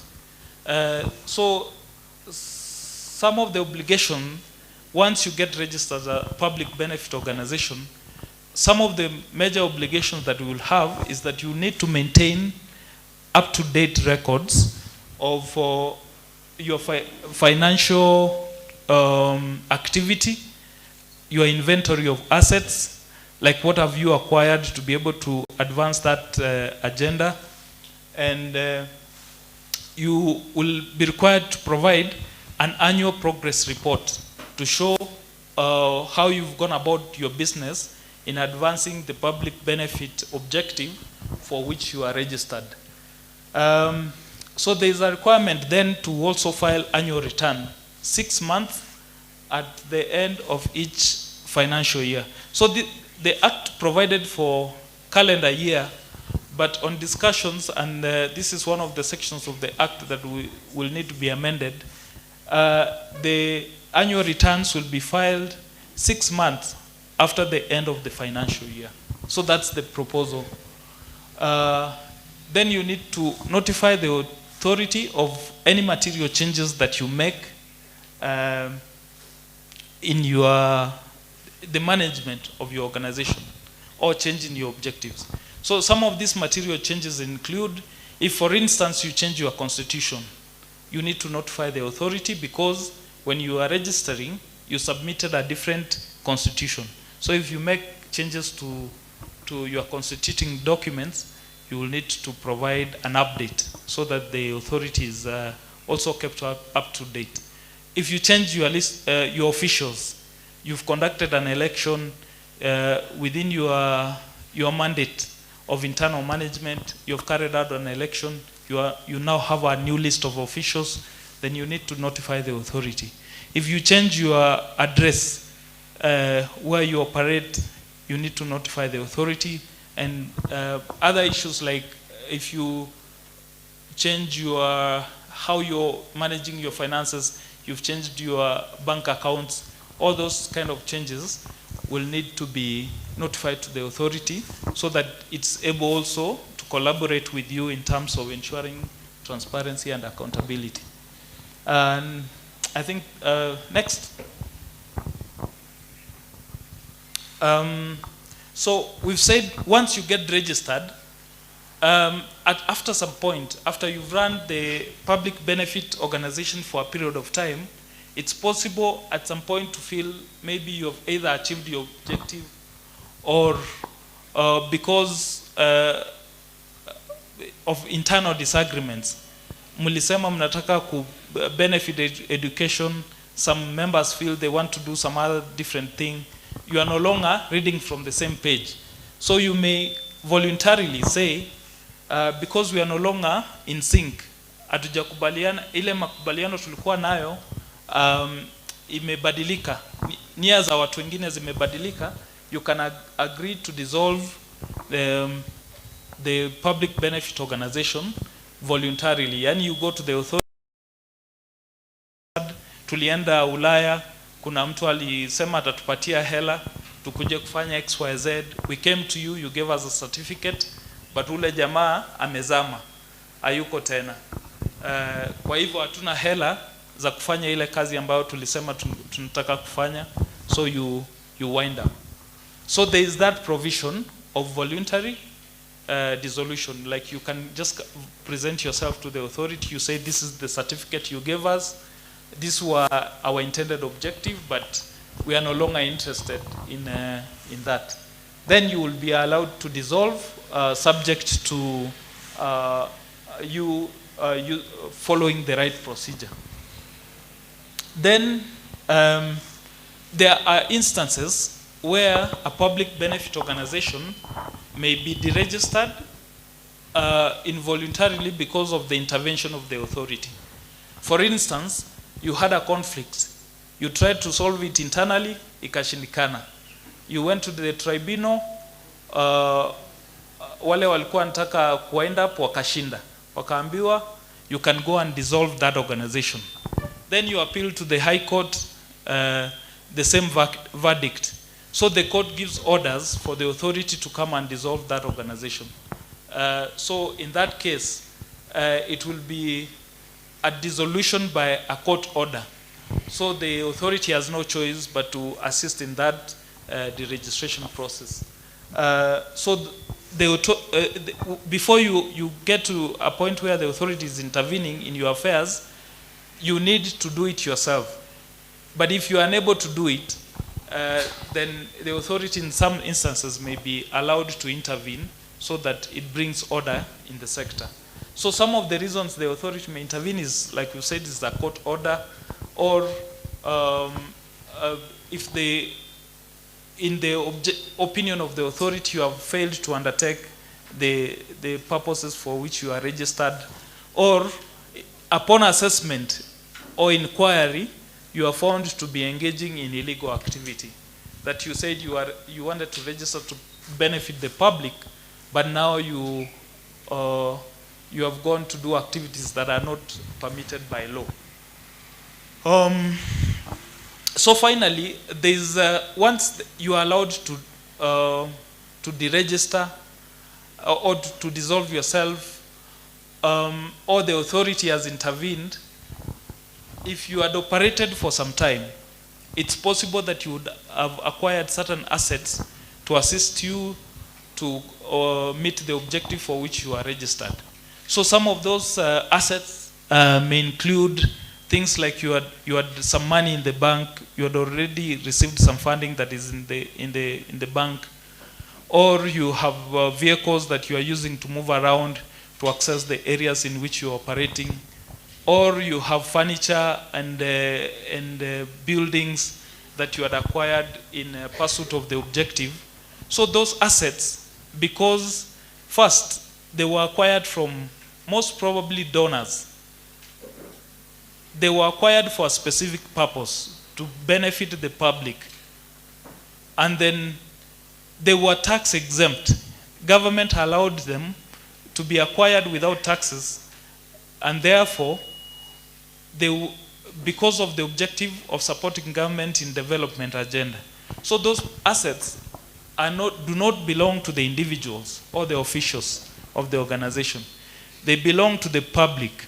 So if you want to dissolve, you will be given the first priority to say these assets that we had acquired, which organization is carrying similar activity to what we are doing, and then they will be transferred to that organization. So the authority will give you the priority, the chance to first identify where you want those assets to be transferred to. The liabilities that you had acquired, how have you paid them before you come and say you want to dissolve? Ulikuwa umechukua deni ya vitu fulani kutoka maduka fulani. Have you paid before you say you want to dissolve? So that assessment will be done.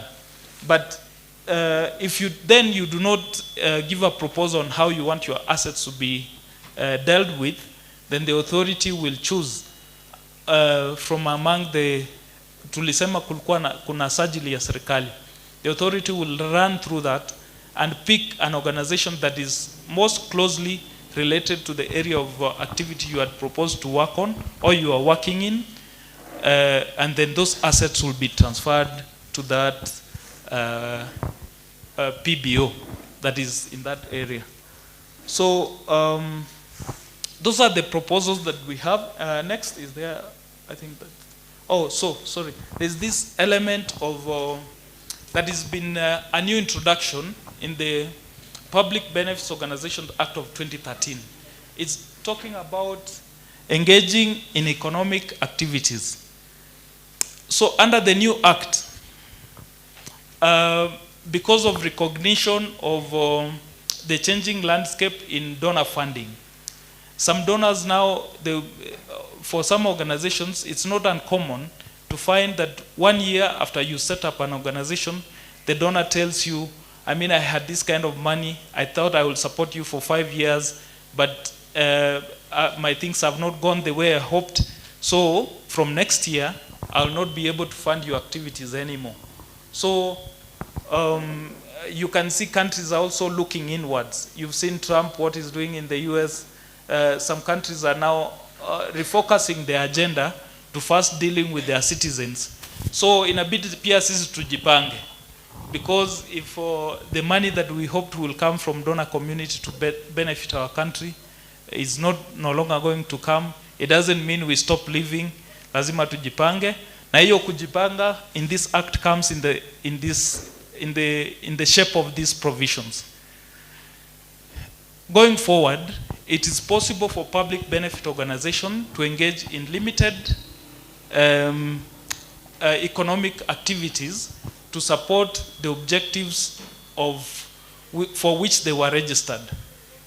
Kama ulikuwa umesema unataka ku eradicate poverty in a certain area, and you're already showing people how they can rear chicken or they can do pig farming to empower that category of people, then you can carry out projects that are related to the objective for which you are registered and use the proceeds from those economic activities to advance your objective.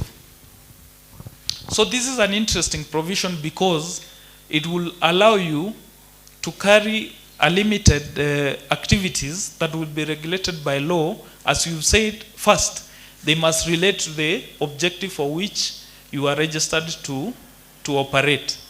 And then those activities must not endanger the organization itself. Uwezi kuchukua pesa ya public benefit organization uka gamble nayo, ukaeka kwa kamari. Arsenal na Manchester wanacheza, ukasema hii pesa kidogo wacha nieke, nione kama itatoka kitu. Haitakubalika hiyo. Because partly that money that you will be putting in that is meant for public benefit.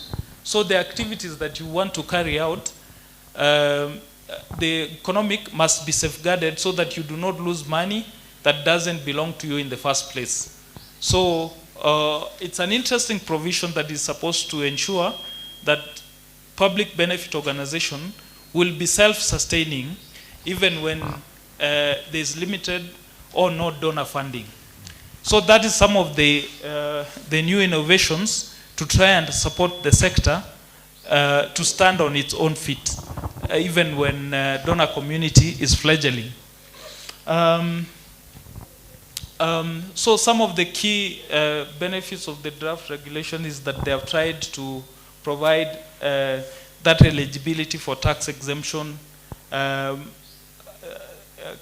have tried to simplify the registration processes. Like we said previously, it will take like 90 days for you to get a registration. That period has been shortened. The proposal is that a maximum should be 60 days. But with the online the advancement of the registration processes to the online platforms, it's possible now to have that registration in a week or in a day, depending on how soon you can comply with the requirements. So there's a registration process that is digital, and for those of you that may have tried it, you can give your experiences. We've talked about self-regulations. I do not intend to belabor on that. Now, the decisions of the authority are subject to internal and external review. Umepeleka ombi lako la kusajiliwa. Authority imekuambia hili jina kwetu hatuwezi kukuregister kwa sababu tunaona kama alikubaliki. So you can appeal that decision first to the authority itself. That's called internal review. Unaweza kusema wacha niwaambie why I feel they should still register me. If you are not happy with that decision, then you can go to the tribunal that has been set up. Or you feel that the objectives that you advanced have not been accepted by the authority, then you can appeal. There's an appeal mechanism. So those are some of the benefits of this new legal framework. There's room to subject the decisions of the authority to both internal and external review.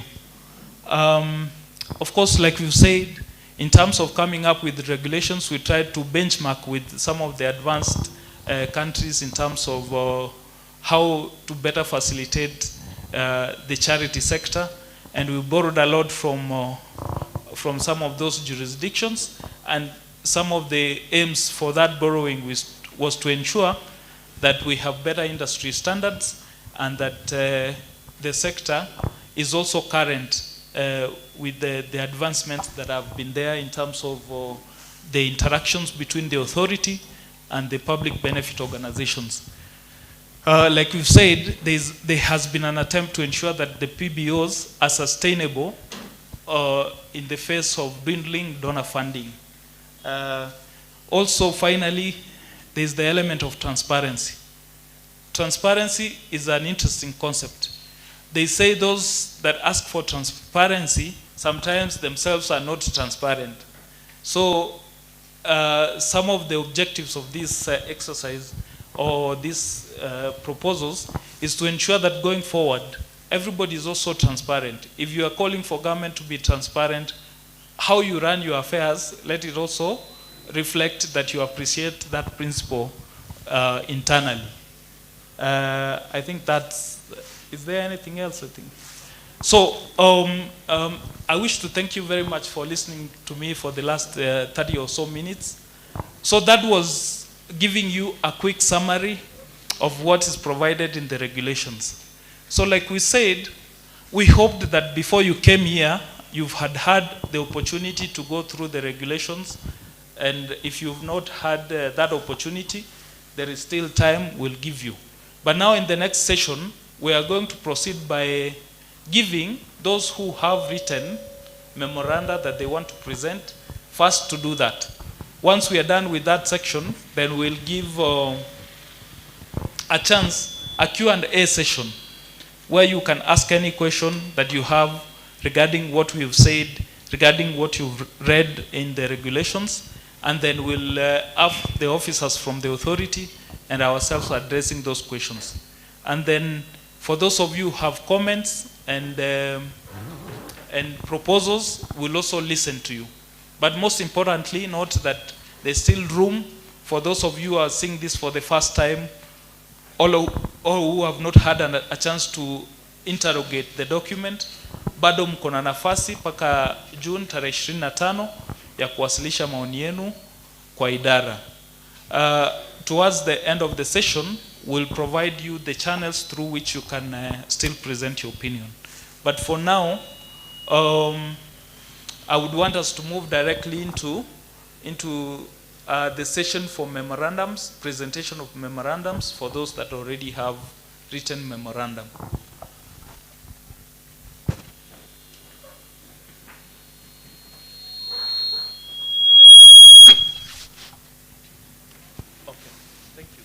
So, can I see by show of hand, nani wale wamekuja wamejipanga na memorandum?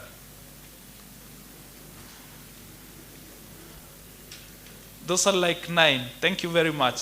Tuwapigie makofi hao wamechukua muda kuandika maoni na maswali yao. So, once we give you a chance to present your memorandum, the good thing with written information, they say a document speaks for itself. Already umeshasema kile ulitaka kusema kiko pale ndani. So what we'll need you to tell us is, give us your name, give us where you come from, which county you've come from, and in a summary way, if you are representing an organization, you come and say which organization you are representing, and then you can give us a quick summary of what you have in the so first we'll have the memorandums received, and then in the order in which we receive them, we'll give you a chance to say in summary what's contained in your memorandum. So we'll proceed. I think you can all come in front so that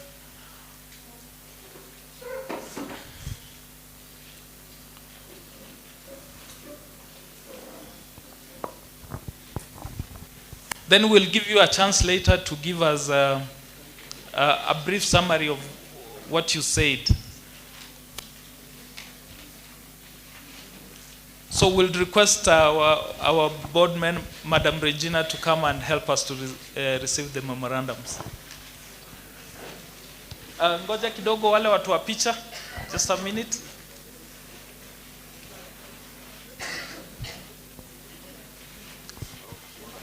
Before you submit it, watch us say Regina where it comes from, and then you can submit it. See, accept the name later. Okay. Later. Just you compare that too. I'll give you order for Nakuru now. Huh? Hii forum yako lakini sasa unajua kifika hivi kupatia order. This is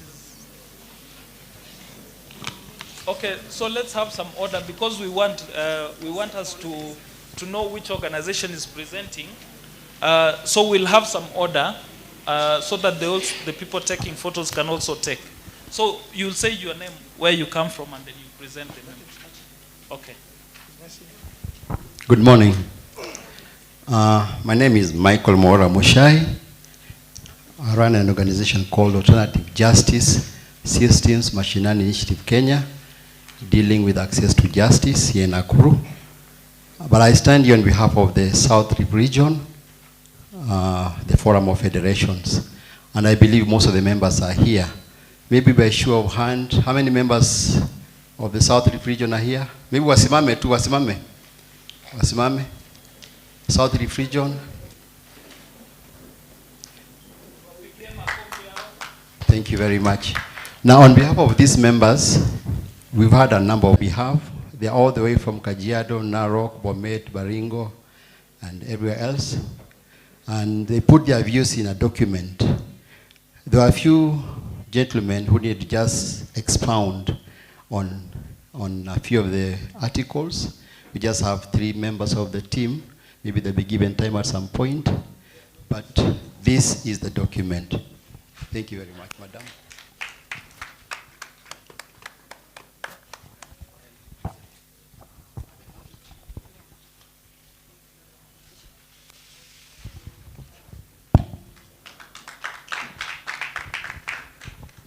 Thank you.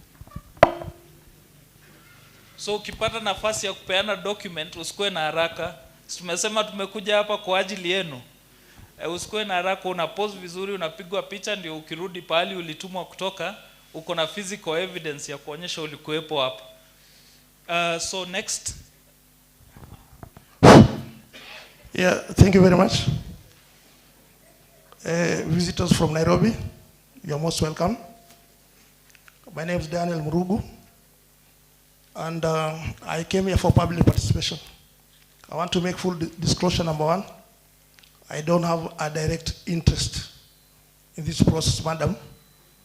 I don't have any direct interest. Of course, I want to salute all the participants who are in one way or the other engaged in this noble duty of actually helping our people in Nakuru. And I would say that in Nakuru, you are doing very well. So we normally assemble here for various meetings, and today is fully packed. Maybe there are people who are coming here for the first time, so we want to welcome you in this hall because we always see ourselves for other meetings. So wale watu wengi wa kawaida kwa hii hall simameni. Wale watu wetu unakujaga hapa kila siku kawaida. Haya, hii ndio mswada yao. For this document, madam, I want to make some summary remarks. Boss, my only interest is because this process inatumia pesa ya serikali. Me, I do public policy lobbyist. So this process, there's an aspect of use of public money. Maybe that would be my interest. So, on number one, name reservation, your document wants to do it at 3 years, or 3 names. On name reservations, your document, I read this document 3 days ago. You want to give it at 3 names for him. I want him to do 5 names so as you can be able to you can assist him to pick the name he wants. So instead of him giving 3 names, I would want any prospective NGO or CBO to give 5 names, for which now you can be able to, you can allow him to use whichever may be applicable. So what is 3 on?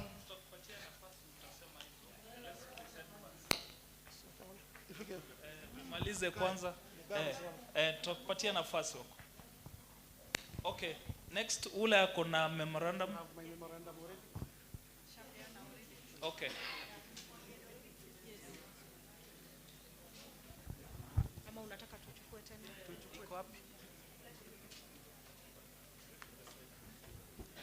My name is Yusuf Gidinji from IBUT, Institute for Biodiversity and Upscaling Technology. We deal with the environment. I'm very concerned, and I'm very happy to say that all of you are here, and you are the people who are up in arms, telling Serikali you have to be accountable, you have to be transparent. On this issue, Section 12, Section 21. Thank you very much.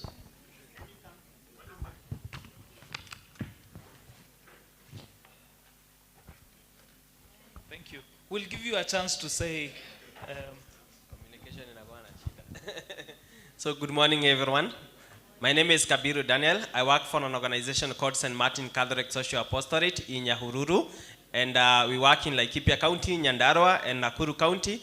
And we want to present our memorandum. Thank you very much. Thank you for following those instructions as well. Thank you. Thank you.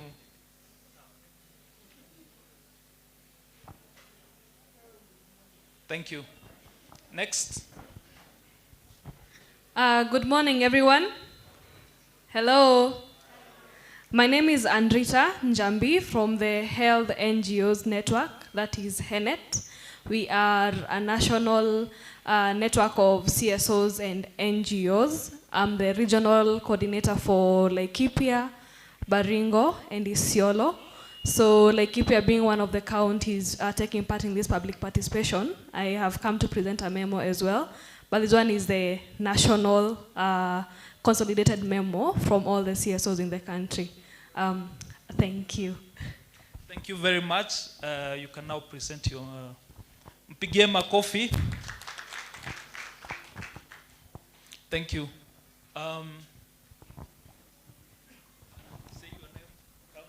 Morning, everyone. My name is Mary Mureithi. I work with Pathways Policy Institute as an assistant program associate. We've come all the way from Laikipia. Pathways does advocacies and policies around health and climate justice. We are here to present our memo, and we are here with our founder too. He can wave from where he is. Picha basi tafadhali, present your memorandum. Pigie makofi. So, next. Thank you so much. Good morning, everyone. My name is James Mwaneki, working at for organization called Association of Physically Disabled of Kenya. I represent director. APDK is a national NGO, or now public benefit organization, and I have a brief memo representing the director, National Association of Physically Disabled of Kenya. I coordinate those activities in Nakuru County. Thank you. Asante. Pigie makofi.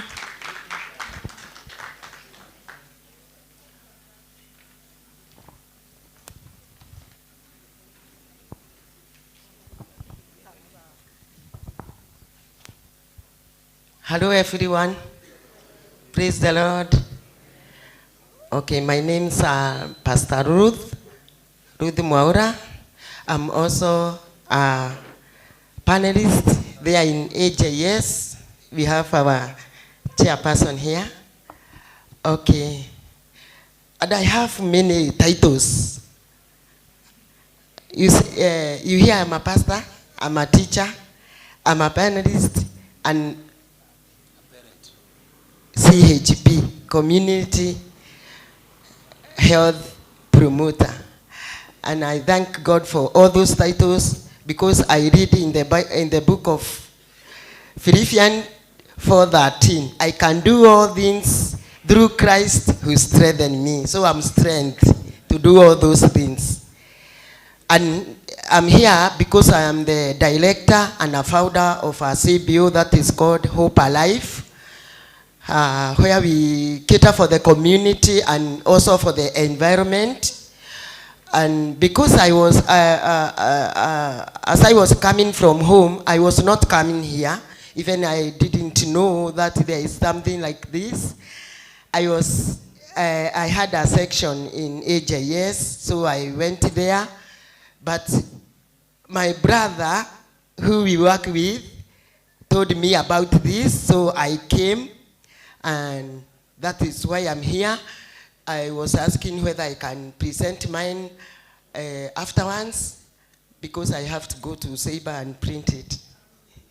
Pastor mmeona amekuja ana memorandum, lakini anasema anataka baadaye. Sawa? Sawa basketi. Asante. Pigie makofi.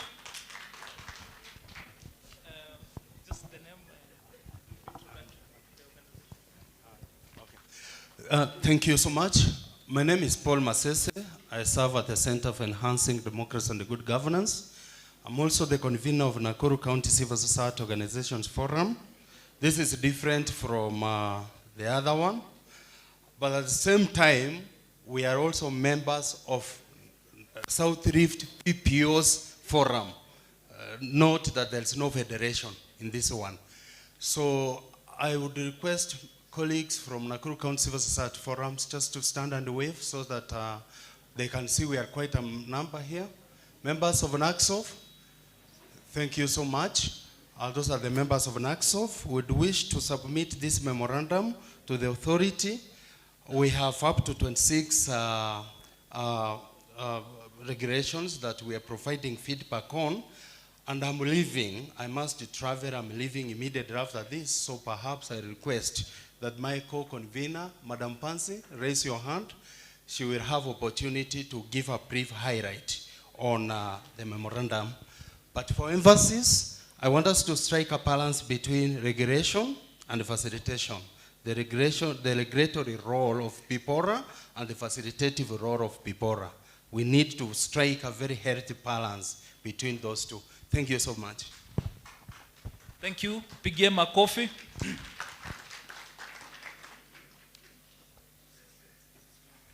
Thank you, Madam Regina. Next, please let's be brief so that we will have so that we extend the session for contributions to Regina County, so that we have a more robust discussion after this. Okay, how are you, members? I am Ms. Njeri Maina.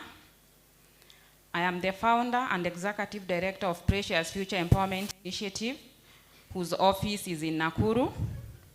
I am also a board member of the National Council for Persons with Disabilities on national level. So for us, we preferred to forward ours on email, but I have to register that here. And it's specifically about issues of disability. Thank you. Thank you. Thank you. You can pause for a photo before you leave.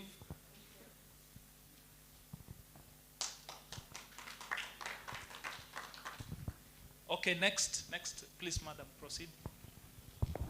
Praise the living God. I'm Bishop Dr. Jane Mombi Nyeve, or you can call me Jane Mombi Kinyereria. I'm here on behalf of Mau Mau War Veteran Association as the patron, and I'm here on behalf of Mau Mau War Veteran CLG MMV Associates, that is Mau Mau Veteran Associate CLG Company Limited by Guarantee. I'm here because of Mau Mau Children Post-Colonial Rights, where I am a director too, and a Mau Mau Indigenous Knowledge and Jeremiah Moge Foundation. I'm here to give our document for the above mentioned entities as we fully submit to the government of the Republic of Kenya, for there is no government without which God has instituted. We fully support the ongoing public participations, which will conclude on Friday, the 18th day of July 2025, under the public notice which was on the daily newspaper on 17th June 2025 by the Public Benefits Organization regulation. We advocate inclusivity of all, the marginalized, the disabled, women and children. We advocate structures, leadership structures to be made by the PBO Regulatory Board, so that the civil society may be in a position to know what is public benefits organization. Whom does the PBOs benefit? Because before it was the NGO. It has been a journey with those that have walked from when the NGOs were made PBOs in KICC. So every step, every day, as the Bible says, life is a journey, and my chosen one will not labor in vain. I believe all those that we carry, and the civil society and the people of God, and the civil society in this whole country, as these now PBOs that were enacted in 2013 and now have been actualized, will go a long way to help this whole country. So long as you know what does it take to be a member or to register a PBO. May God bless you, may God keep you, because God makes everything beautiful at its time. And the end of the matter always is better than its beginning. And therefore we commend our president, the government of Kenya, for their efforts to make sure that the PBO Act was assented. I know it was assented. There are some notes I have written here. It was assented, and therefore it is waiting to become a law. Once it becomes a law, Kenya will be a better place to live in. Thank you, this honorable team, who have worked a whole month. The PBO authority team, you have not gotten tired. We were with you the other day in Mombasa. I feared to go to Lamu to be carried by a boat. I sent somebody. surely sitting in a boat now going to Lamu for this public benefits organization to stand in the gap for these fathers who have suffered for many years, ever since 1952. And as a clergy, as a bishop, I had to pour anointing oil to remove these curses that our fathers cannot access a coin. They are dying each day like flies without getting what is rightfully theirs. We request our president in a very special way, because he is the final authority in the land of Kenya. He is the final say in the Republic of Kenya to have mercy about these fathers. And these fathers to get justice. Because when the king was in Kenya, 2023 November, the king said, I welcome every talk of compensation for our fathers and for the generations. And that was the birth of Mau Mau children post-colonial erates, because the fathers have died. Most of them have died. But the fathers had sons, they had daughters, and now we are a generation. 6 days later, Wagging him, the British commissioner said his country entertained compensation talk. And therefore, who can realize all this? Our president of the Republic of Kenya. We are humbled and we pray for him. And we thank you very much wherever you are seated in State House, because you have now acted on these PBOs. May God bless you. May God keep you in Jesus' mighty name. Thank you very much. Give him a coffee. Yes. Oh, just present it and then we'll recognize the team. Yes. Yes.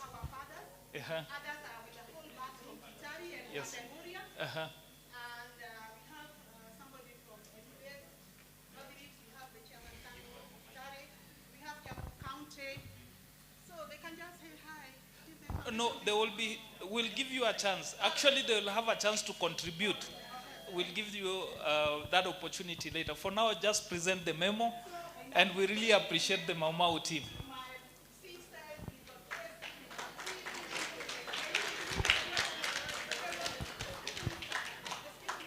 Yes.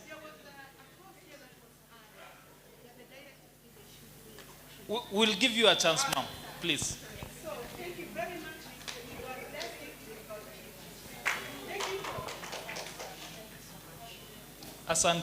Asanteni sana. Ujue sasa Reverend amesema kwanza ako na access to God. He can pray for me or he can curse me. Then hao ndio walipigania Mau Mau. Asa alichukua liberty ya extend his time, but we thank her for the contribution. Nashukuru sana. And then this team for Mau Mau, just to give you a short preview why they are here today. Like they have worked with us from the time we began this process. Tulipoanza pale Garissa walikuwepo, tukaenda Meru, Nyeri, tumeenda Machakos, tumeenda Turkana, tumekuja Eldoret, tukaenda Kakamega, Kisumu, wamekuwepo na sisi, and they have given us very nice contributions. And you can see, these are the kids of the Mau Mau freedom fighters. Na kuna wazee wenyewe wa Mau Mau walikuwa hapa, hata kuna wengine wameketi huko. So we thank you all for your contribution towards the independence of the country and for those that paid the price. So you see why I was very badly placed to cut him as she was speaking. Tumpigie makofi, tuwapigie makofi wote. So now I believe that we've done the section for written memorandums. There is no opinion that is small. All of you are entitled to give your views, questions, comments. So that was one session of it. So now we'll proceed to give those who have questions, comments. Is there more memorandum? Okay, questions. Okay. So this is how we are going to proceed. We'll give you, so tutawapatia nafasi ya kuuliza maswali. Baada ya kuuliza maswali, Yes, we had, unless there's any more presentation. Sorry?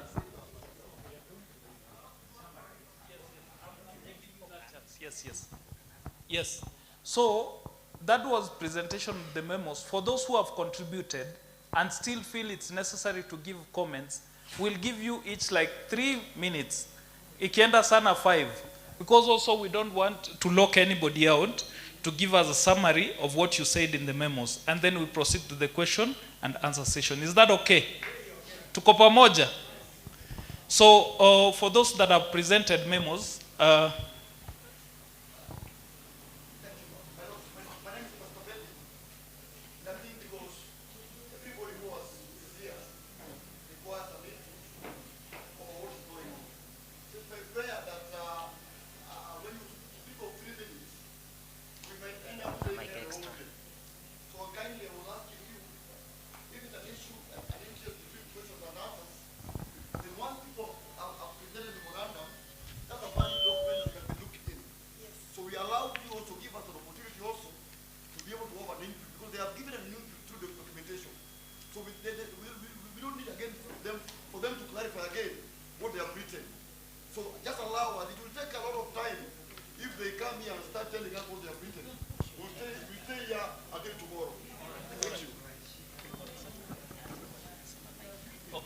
so now, ladies and gentlemen, you know we also have to be people of integrity.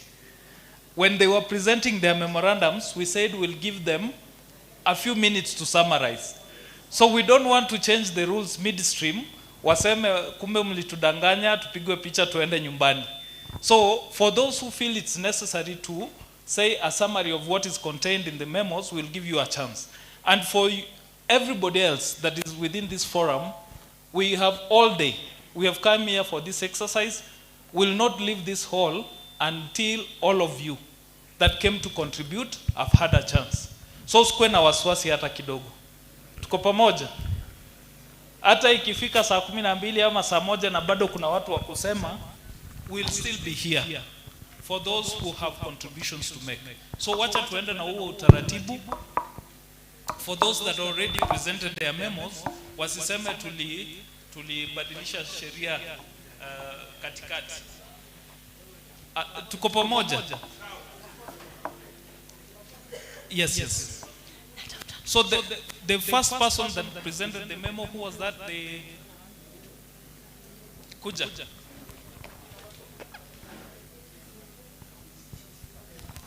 Thank you very much.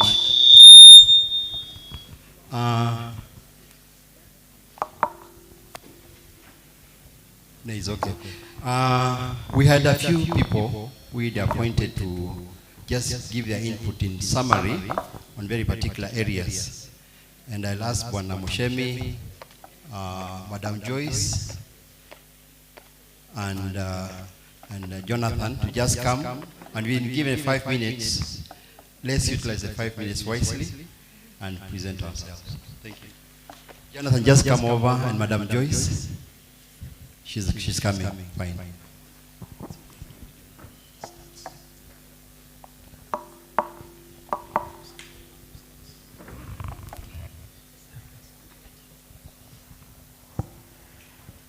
Okay, thank you, ladies and gentlemen. This is a summary of South Rift position paper, which was presented by Mr. Mwaura. The counties which were represented were Nakuru, Bomet, Kajiado, Kericho, Nakuru, Laikipia, Baringo, including Samburu. And what was agreed in this group met for about 80 NGOs, or PBOs for that matter, on 11th, and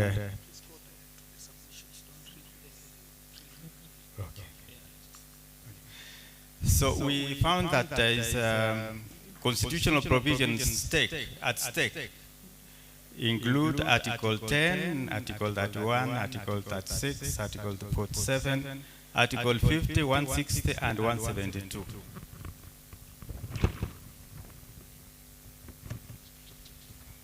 That was contained in the paper which we presented.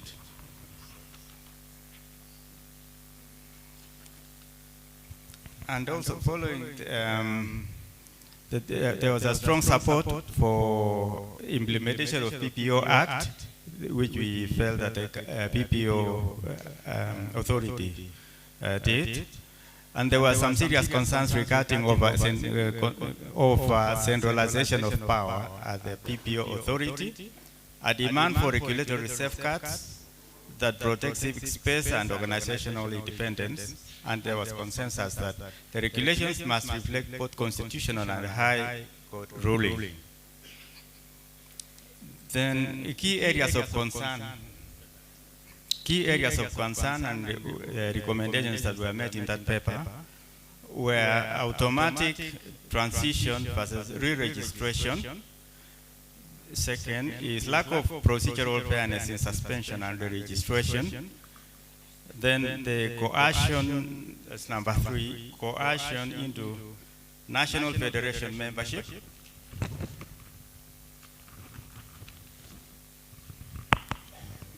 And then number 4 is violation of privacy and data protection. Included also in the memorandum that we submitted was independence of oversight bodies. Number 6 is proportional compliance requirements. Number 7 is excessive discretion and overreach by PPO, PPORA, and lack of recognition for self-regulation. That is, those are some of the findings that when we went through the regulations, we found those problems. I don't want to go into deep, but I'm just summarizing them. Number 9 is duplication with other legal frameworks. I don't want to explain further because of time. Number 10 is exclusion and public voices in regulation drafting. 11 is unreasonable fees and administrative costs. Those were some of the issues, areas that we tackled. And I think my friend also, if he has time, he can expound on it. Thank you so much. Thank you very much. Good people, I think I need to reiterate on the directions we've given. We've said we're here for the sake of every opinion.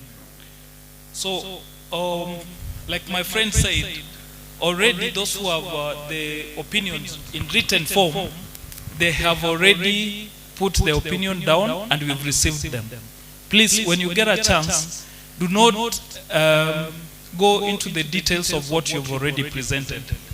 So just say in summary what you've provided us, and if you don't think it's necessary to again speak through the document, then that's also an acceptable proposal because you have already contributed. Sio ni sawa? Okay. Stop me.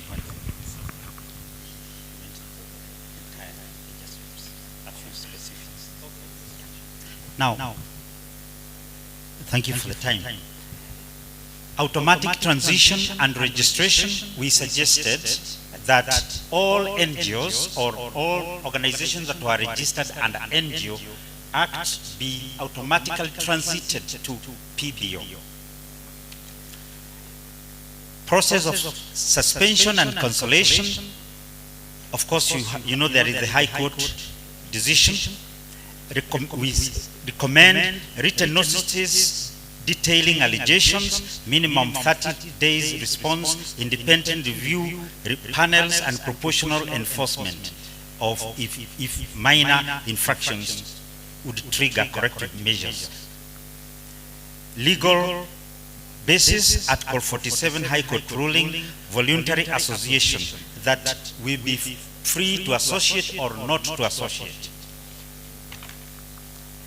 Legal basis, Article 36, privacy and safeguards for disclosures, limited disclosures to aggregate donor and beneficiary data, professional contact details of board members, data to be submitted through secure encrypted portals, retention limit, 5 years maximum, and then they can be removed from the authority. Okay.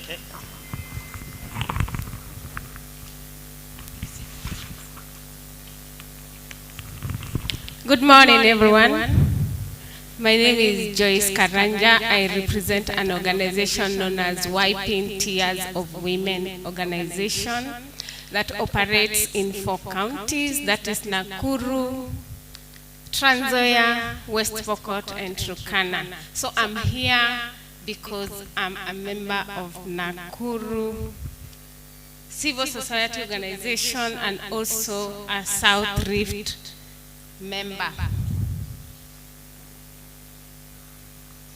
So, on issue of fees, this is what we proposed, that application for the name search should be 1,000. The proposal that was written here, it was 2,000. So we proposed for 1,000. I'm not going to take so much of your time because I'm only talking about fees. So application for extension of a proposed name also should be 1,000. Application for registration as a national public benefit organization, they had proposed 20,000, but for us, we thought 16,000 should be the ideal amount. Then on the application of registration as international public benefit organization, the proposal that was here was 40,000, but we have proposed for 30,000. Then the filing of annual returns for a registered public benefit organization, they had proposed 4,000, but for us, we are proposing 2,000. Then notification of material changes in a public benefit organization, they had proposed 15,000. Now here, we want it to, the breakdown should be there. If it is constitutional change, how much are we supposed to pay? If it is change of name, how much is it supposed? So there should be a breakdown of this amount. And in those breakdown, we said 2,000. Because it is not clear, it is ambiguous, because when you say notification of material changes in a public benefit organization, so which are these material changes? So there should be that breakdown, and it should not be 15,000. We proposed 2,000 each. Then application for a replacement or certified copy of a certificate of registration or permit of registration, we proposed 2,000. Then on Form 14, this is the last one. I'm not going to take much of your time. This is the last one.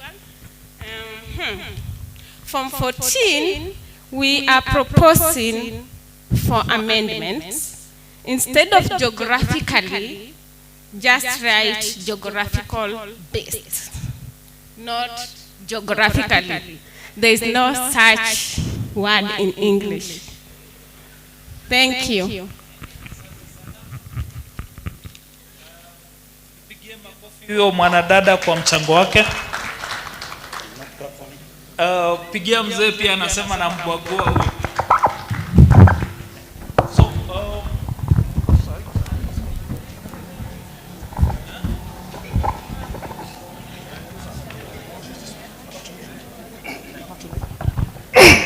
Thank you very much. Thank you very much. So wale tunaongea tu. Thank you very much. High table na washikadau wenzangu. I want to be very brief because looking at time, I don't want to stand between yourself and your lunch, and also maybe those who have to travel. I came here purposely, madam, to challenge this document legally. So we had a big team here ya wale watu wanafanya kazi ya NGO na wapongeza sana. Mimi nimekuja kutoa mswada kulingana na sheria. I think it's Article 10 of public participation. So I came to challenge this document. Today you are saying that you are public benefit organization, a regulatory authority. Madam, when you are NGO board, I came to KICC for 1 week for your annual NGO week. I was in Nairobi for 1 week, sponsoring myself in your meeting for the NGO week. So I am very conversant with what you do. So I go in now to give my submissions. I go section by section, but very briefly. On preliminary, clause number 3, who is the lawyer here? Nani wakili? Yourself, okay. Okay, thank you. Okay, madam, thank you. What about Nakuru? Clause number 3, you have given 2 parameters, but then I want to purpose to add number 3 and objectives. Objective 1, 2 yako, 1, 2, naongeza yangu ya 3, mergers and acquisition of public benefit organization. We'll have to merge like how bank do. So you've given 2 objectives. I purpose to add 1. So this is your document, iko week. On part 2, clause number 4, on name reservation, you want them to do 3 names. Then today here in Nakuru, I want to be quoted. I suggest any NGO will submit 5 names that maybe you can be able to assist them now to get the right name. So when you provide 3 names, today I'm recommending that we do with 5 names. So wewe mwenye NGO mpya utapeana majina yako 5 kwa hawa. Akipata hiyo jina kuna mtu anatumia, then ndio utapata jina yako ile unastahili kutumia. Because we cannot have 2 NGOs using the same name. I think that's the reason for this. Thank you. Registration on number part 3 on registration. I want to close number 7. I want to add number C, that any prospective owner of an NGO must make full disclosure on the sourcing of your seed capital. NGOs, this is not a good message for you. You cannot form an NGO. You must have the capital, seed capital to do that. But then, what is the source of that seed capital? Madam Director, this is a question we should be asking ourselves. If unaanzisha NGO, lazima uwe na pesa kidogo. Mimi mwananchi mlipo ushuru, nataka kujua hiyo pesa yako ya kuanzisha NGO imetoka wapi? Na ndio sheria tulikuja kutunga hapa. I hope I'm very clear on that one. Kuna hii section inahusu registration. Registration of international NGOs. My recommendation is representation ya hiyo NGO kimataifa. 2/3 of the officials must be Kenyans. If the officials are 9, you can get the number of Kenyans to be officials. You know, in public participation, you don't harass people. Yeah, please, you allow me, this is my time. So, on registration, officials, international NGOs shall have 2/3 of Kenyans as official. Imaliza hiyo. Kuna hii cancellation ya license, suspension. Boss, don't consult when I'm talking here. This one, clause number 16, sikia hii. Kama ni kufunga NGO.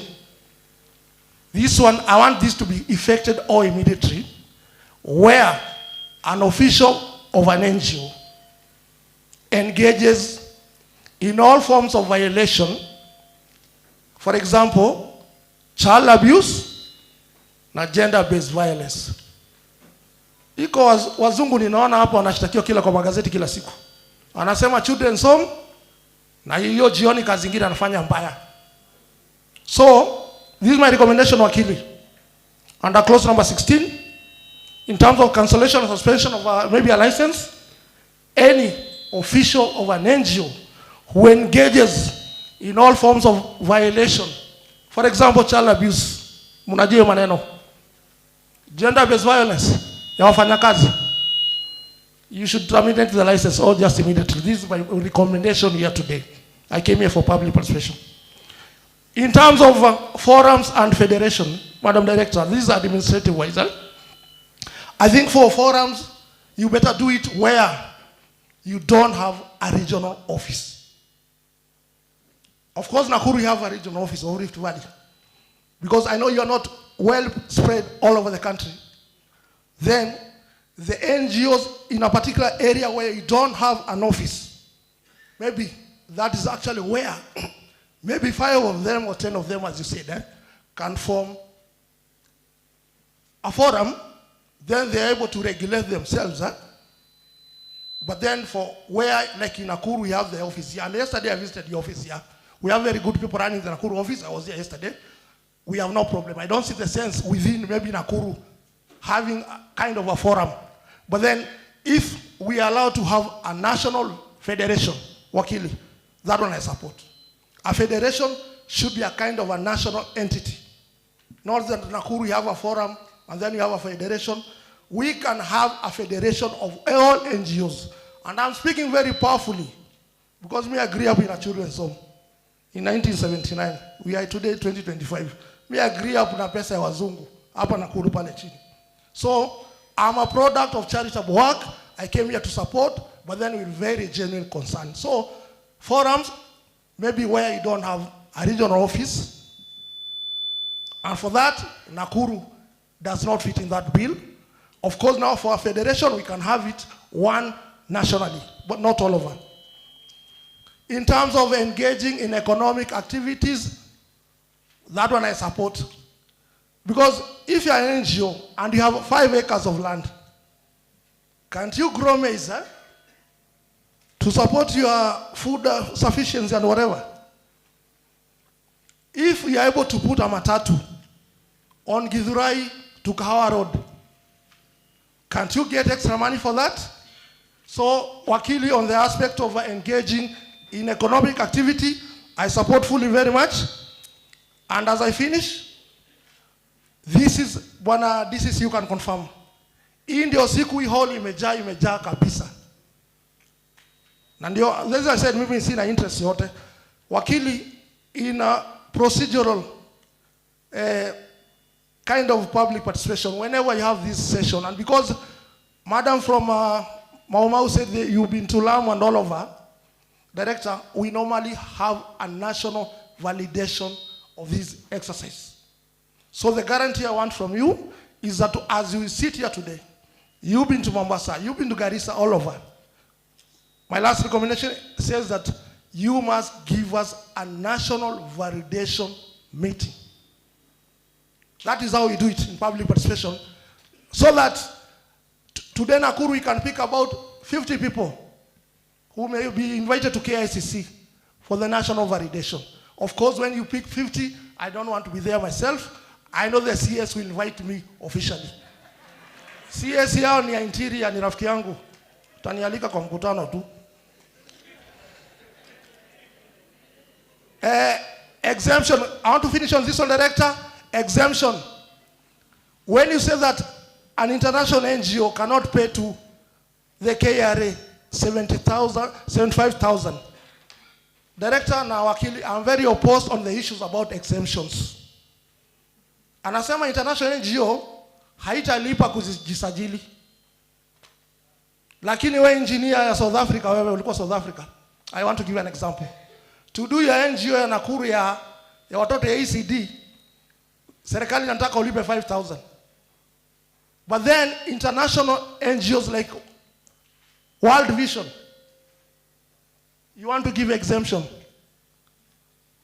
Madam, I'm very much opposed against exemption. All NGOs must be able to honor what is now the categorization of their licenses. We support the government. You people, you are well-intentioned. You have good intention to support the government.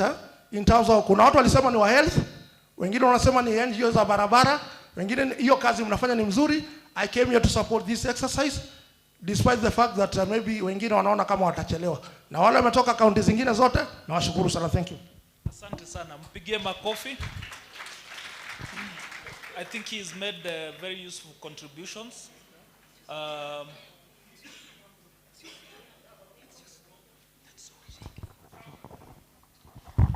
So amepeana mchango wake mzuri. Kuna baadhi ya mambo ambayo yamezungumziwa, tutapata nafasi ya kueleza, part of which is that issue about tax exemption.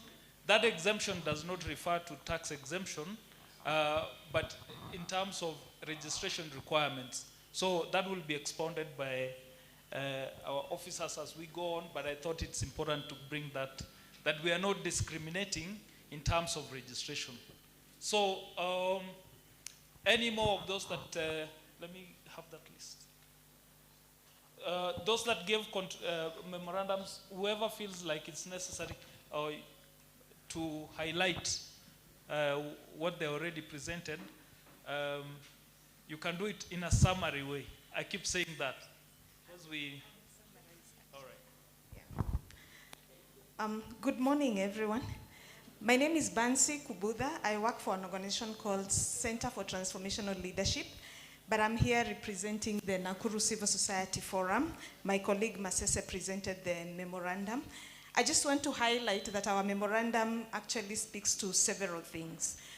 First of all is definitions and clarity of some terms that have been used there.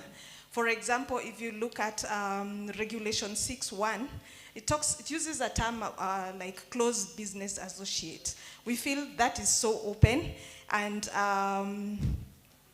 it risks loopholes or technicalities for private benefit organizations. So we are recommending an amendment there, providing clarity of when we talk about closed business associates, who exactly are they. We are also recommending some amendments in the regulations. For instance, in Regulation 4.3, where we talks about registration, and it provides for, upon receipt of the application under subregulation 1, the authority shall conduct a search on the proposed name of the public benefit organizations. We are recommending that we specify within what period that will be done, and we have recommended within 7 days that the search is conducted and a feedback is given. The memorandum also proposes some additions. Specifically, when we looked at the Act, it actually has created a new obligation on every state organ to implement its policies in a manner that supports and promotes the enabling environment for PBOs. When we look at the regulation, there isn't a regulation that is speaking to these. This being a new obligation created by the Act, there is currently no standardized guidance to support state organs to fulfill their legal obligations. And so we are recommending, or we are proposing a new provision there, that the authority will collaborate with the federations to develop national guidelines on the implementation of policies towards enabling legal environment for PBOs. So you will find some new proposals there. There are also areas that we have proposed that we delete in the regulations. They are stipulated in the memorandum, and we have spoken at length on Schedule 1, which speaks about the fees. And I want to amplify what my colleague already talked about. There are many notification of material changes. The regulations highlight the material changes. But a flat rate of 15,000 if I want to change bank signatories or the constitution, anytime I want to make, we feel like that is so high. And we also feel like our colleagues have said, we need actually to tabulate those figures and provide fees that actually are commensurate to the change that PBOs are recommending. Thank you. Thank you very much. Mpigie makofi. So, do we have any more people from the memorandums that still feel they need to give opinion? Okay.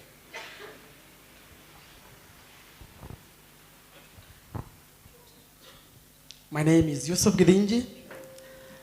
Please, I work for IBUT, Institute for Biodiversity and Upscaling Technology.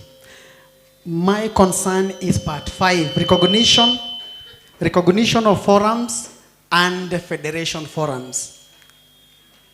And I talked about, we want to introduce Section 2C,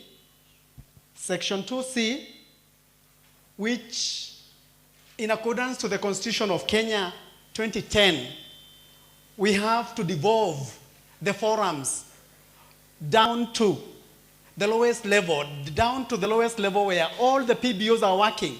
They need to be represented. And we are suggesting that those forums must relate with national forums. And throughout this regulation, that relationship is very vague. There is no inclusivity of the PBOs on the ground at the national level. And therefore, if something wrong is happening on the ground, there is no representation, your voice is not there at the national office. And please, I am differentiating the authority and the forums. We want forums, we want any NGO. We are introducing several categories. County level, we need to have forums. Regional level, we need to have forums. And those forums which do not intend to associate with any forum, we also need to have independent forums.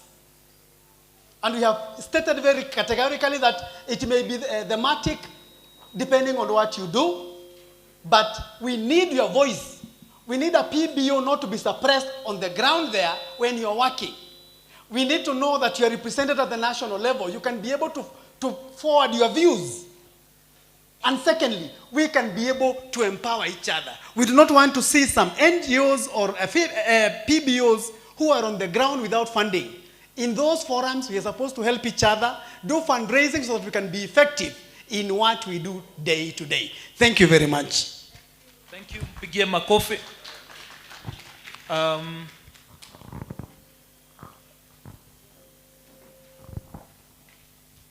Vile nakuona you are a young person, take the least time. I hope you can summarize it in 3 minutes. Actually, I have only 2 additions. Thank you for the opportunity. My name is Kabiru Daniel, and I work for St. Martin Catholic Social Apostolate. And I'm happy that today we are gathered here to give our proposals on the new act that is proposed. Just 2 things.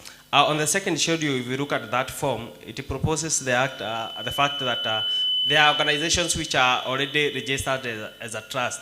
And the question is, are we also required to register again as PBOs? The fact that we are already registered as a trust. There was an issue that was also raised about the fees. And for me, it is unfair that PBOs have to pay such huge kind of fees. Yet the government proposes to support them by not charging such kind of fees. And I would even say, other than proposing a certain fee, that they should be free. There is also the issue of payment of fees when filing the returns. I think it should be free for civil society organizations and PBO. And finally, there is the issue of conflict between PBO Act and the Data Protection Law, and the scope of sensitive personal data. Under the Data Protection Act, personal details like family information, donor identities, and health status are considered sensitive data and require special handling. Why are you asking us in this act to provide such kind of information? I think it's already, the act is conflicting with the data protection law. My submission, thank you. Big game of coffee.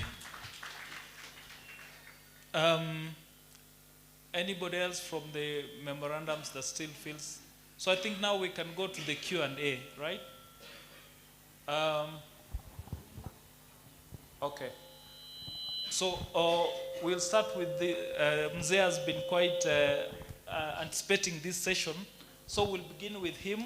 I saw her hand somewhere there. We'll go there and then we'll proceed to the, then we'll take another round of questions, or we'll take yours as well. We want to take like 5 questions and then we answer them, and then we take another round of questions.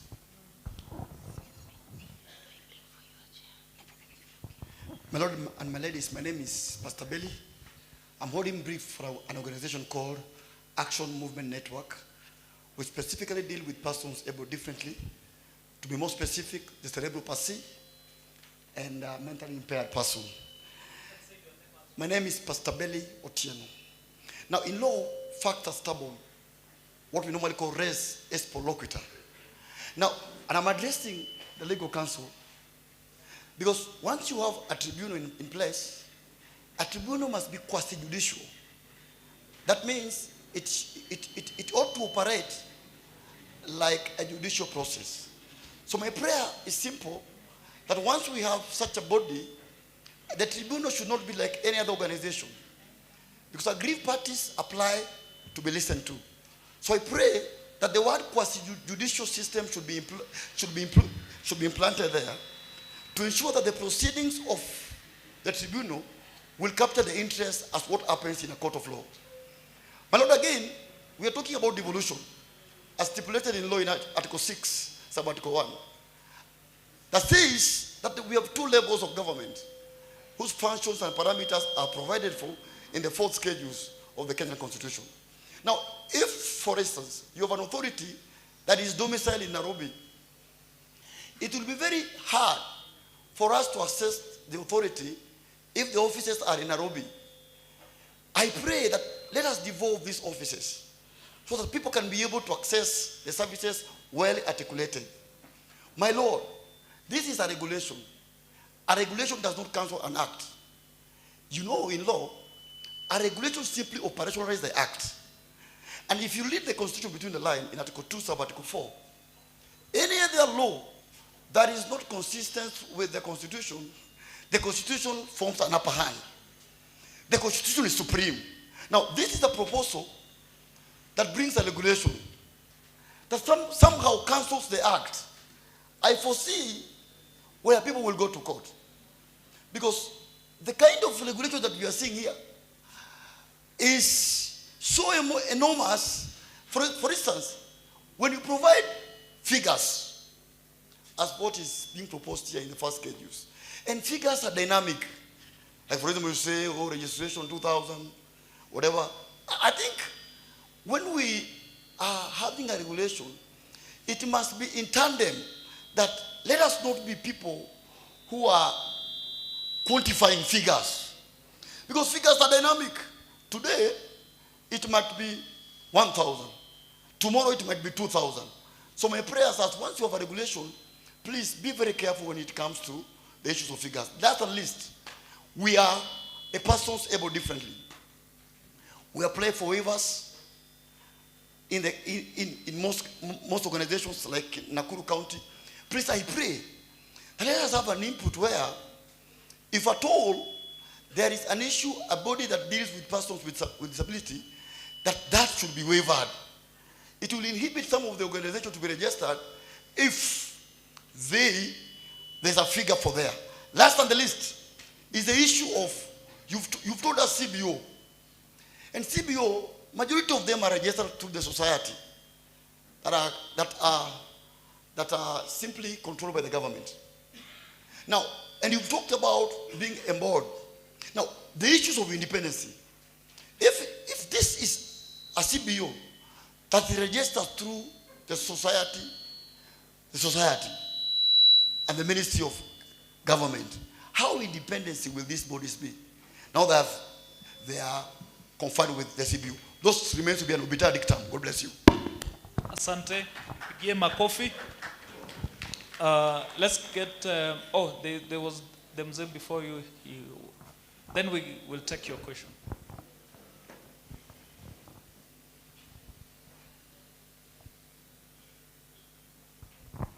Thank you so much. Good morning, ladies and gentlemen. Mine is just about suggestions. There are one. Just say your name. Adens Kawidi.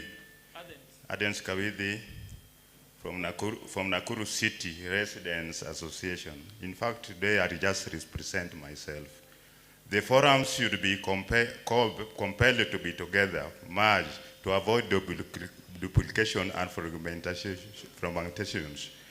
Annual returns should be audited, should be 4 months instead of 6 months to avoid audit mixture. In the case of dissolution, assets should be transferred to Assets Recovery Authority for transparency purposes. In fact, the PBO should be very much regulated to avoid the big fish eating the small fish. The Public Benefits Authority should just live by its name for the public to benefit. In fact, the country is still plagued in poverty, ignorance, and disease. And you know, ignorance is no defense. Presumption of justice is contemptuous. You cannot take an offender without an heard. You condemn an offender without an heard. The ball is in the court. In fact, we have heard for so many from the Mau, and we thank you for that. Asante sana bwana, nimesikia Kiingereza mingi sana kutoka kwa mzee. Pigie makofi. There's a... Okay, you have a question or you want? Okay, I'm here. It's part of a contribution from the memoranda and also some questions.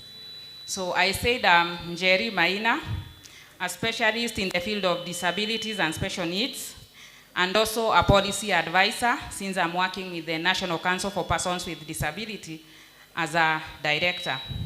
So with the newly enacted Persons with Disabilities Act 2025, it places obligations on the public and private entities to promote inclusion, accessibility, and reasonable accommodation.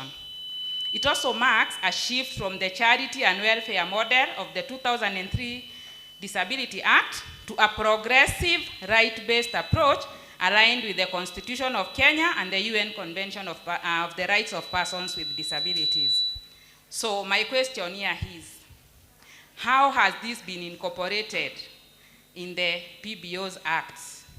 Have you ensured all organizations, not only the persons with disability organizations, are enhancing disability inclusion, accessibility, and making reasonable accommodations? Again, while the repealed Persons with Disability Act focused on the special services and protective measures that often reinforced dependency, the 2025 Act recognizes persons with disabilities as equal right holders and mandates their full inclusion, participation, and access to opportunities across all sectors of the society. The question again here is, what is there in the Act and the regulations to enhance this? Again, there is also an observation. Disability has been put as a sector in the current Act, but from what has happened and the transition to the new Act, it should become a cross-cutting issue. How will you incorporate that in the Acts? And then finally, the transformation emphasizes empowerment, non-discrimination, reasonable accommodation, and accountability, ensuring disability is no longer treated as a matter of charity, but an issue of justice, equity, and human rights. There is need for all PBOs in Kenya to be compliant, not to be victims of the legal battles in the course of their work. How is the regulations and the acts taking care of this, and how will it be enforced from the PBO's sector? I know there is a lot that I have put in my memorandum, but those are some of the questions I think we should start asking ourselves as the regulatory authority and also the individual public benefit organizations. Thank you. Asante sana, mpigie makofi.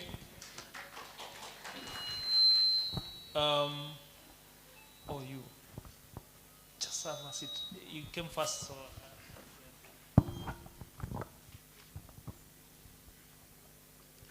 Amjambo. Niko na swali ambao nataka nipee kila mtu hapa. Kwa majina naitwa John Maritim. Nasimamia organization naitwa Kenya National Peace and Reconciliation Organization, based here in Rift Valley. So I chair South Rift and North Rift. Niko na swali moja. This authority is answerable to who? Will all the NGOs, all the PBOs, will they be answerable to this body? Ukiangalia ile section ya cancellation of certificates, mimi naona kama haitoshi. Nimekuwa katika shughuli ya amani muda mrefu, nikagundua mahali pengine kwamba kuna mama alikuwa na CBO ambaye ilikuwa nasaidia watu, lakini kichini chini ni mnunuzi wa ng'ombe ya uwizi. the proceeds kutoka ile kazi anafanya, anasaidia wamama na wazee, lakini ndani chini huko anafanya nini? Ile ng'ombe inaibiwa katika border zetu anazinunua. So in those extreme ends, authority iko na uwezo gani apart from cancellation ya certificate, iko na uwezo gani ya kudeal na such characters? Kwa sababu naona I think a section of prosecution should have been added. Kwa mfano pia nimefanya kazi na watu ambao wanaitwa National Cohesion and Integration Commission. So mnawajua? Wako na kazi mingi lakini hawana uwezo wa kuprosecute yule mtu ambayo analeta hate speech. Hawana uwezo. Wanaenda round wanatumia pesa ya serikali, mwisho hawana uwezo. So is it authority the same thing as NCIC? Hawana uwezo pia. They should have passed to prosecute in some extreme cases. Kama yule mwenye ananunua ng'ombe ama mtu ananunua bunduki, anauza bunduki na ako na NGO, what do you do with such characters? Unafanyaje? Do you simply cancel the certificates? So nataka pia niombe kwamba lawyers who are here na wale ambao hawajapeana memorandum kama mimi, can you do something alafu tupeana hiyo kitu ili even included in extreme cases were prosecuted? Si ndio? Kuna watu wanafanya extreme vitu mingi sana. Nimekaa miaka ya siasa ya peace, nikagundua kwamba wala peace actors, for example, just a minute, mnaona hii watu wa amani hawa na ma NGO. I'm comparing NGOs like mortuary attendants. Mortuary attendant akikwambia kazi ni mbaya, anamaanisha watu hawajakufa, si ndio? Kazi ikiwa mzuri, NGO pia unaposema kazi ni mbaya kumaanisha hakuna conflict, ndio wawe funded.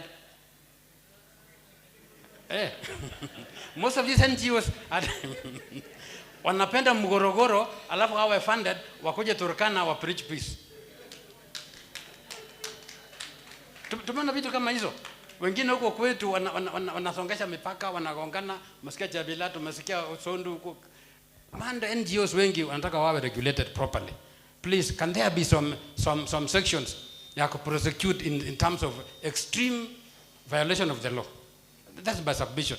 Na naomba kwamba wale ambao wajaandika hebu muandike, wale ambao wamesoma sheria hebu muweke. Asante sana, mpigie makofi huyo mzee. So we'll take this last question for this round and then we'll come back for more questions. And then we'll have somebody to answer them. Okay, my name is Rajab Musa. I'm from Gilgil. I represent Speak Kenya. And I want to start by saying this. Vile tuliingia hapa tulipatiwa this booklet. Nataka kila mtu afungue nyuma angalie kabisa mwisho kuna pahali imeandikwa transition clause.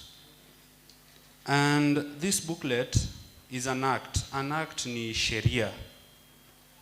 And sheria inasema hapa kwa transition clause inasema NGO that were registered under the NGO Coordination Act before starting and commencing date of the PBO Act will be considered as registered as PBOs under the PBO Act. Kwa hivyo inamaanisha wale wote wenye walikuwa under NGO na PBO, kwa mfano after dini ilikuwa implemented in 2013, inamaanisha wao tayari ni members wa nini. So wa PBO Act. So hii regulation inafai support kama vile our learned Fred alisema, inafai kuwa ina support this act. But this regulation kwa part yao ya registration hakuna pahali wanaweka vile watasaidia mambo ya transition, the transition part. Kwa mfano you are registered already, how will they assist you in transiting in registration? Maybe na hizo document need. So my question is this: why is this document not supporting the transition part and it's insisting on registration? Thank you. Thank you. Tumpigie makofi. Kwa nini makofi imekuwa hafifu sana hivyo? Mechoka? So now we're going to take the next like 10 minutes to address the questions that have been asked by the different members so far. If there's another round of questions, mama naona umesema unataka kuondoka, unataka kuuliza swali? Uko sawa? Okay. So they will be answered and then we can take another round of questions if there will be more, and then we can wind up. We also don't want to keep you for too long, but as long as there are issues to be addressed, we'll take time to address them. And we wouldn't want to leave here feeling like they did not have a chance to give their input. So this is Mercy Soy, is a lawyer by profession, is also an employee of the authority. So he will address some of the questions that have been raised so far, and they will take it up from there.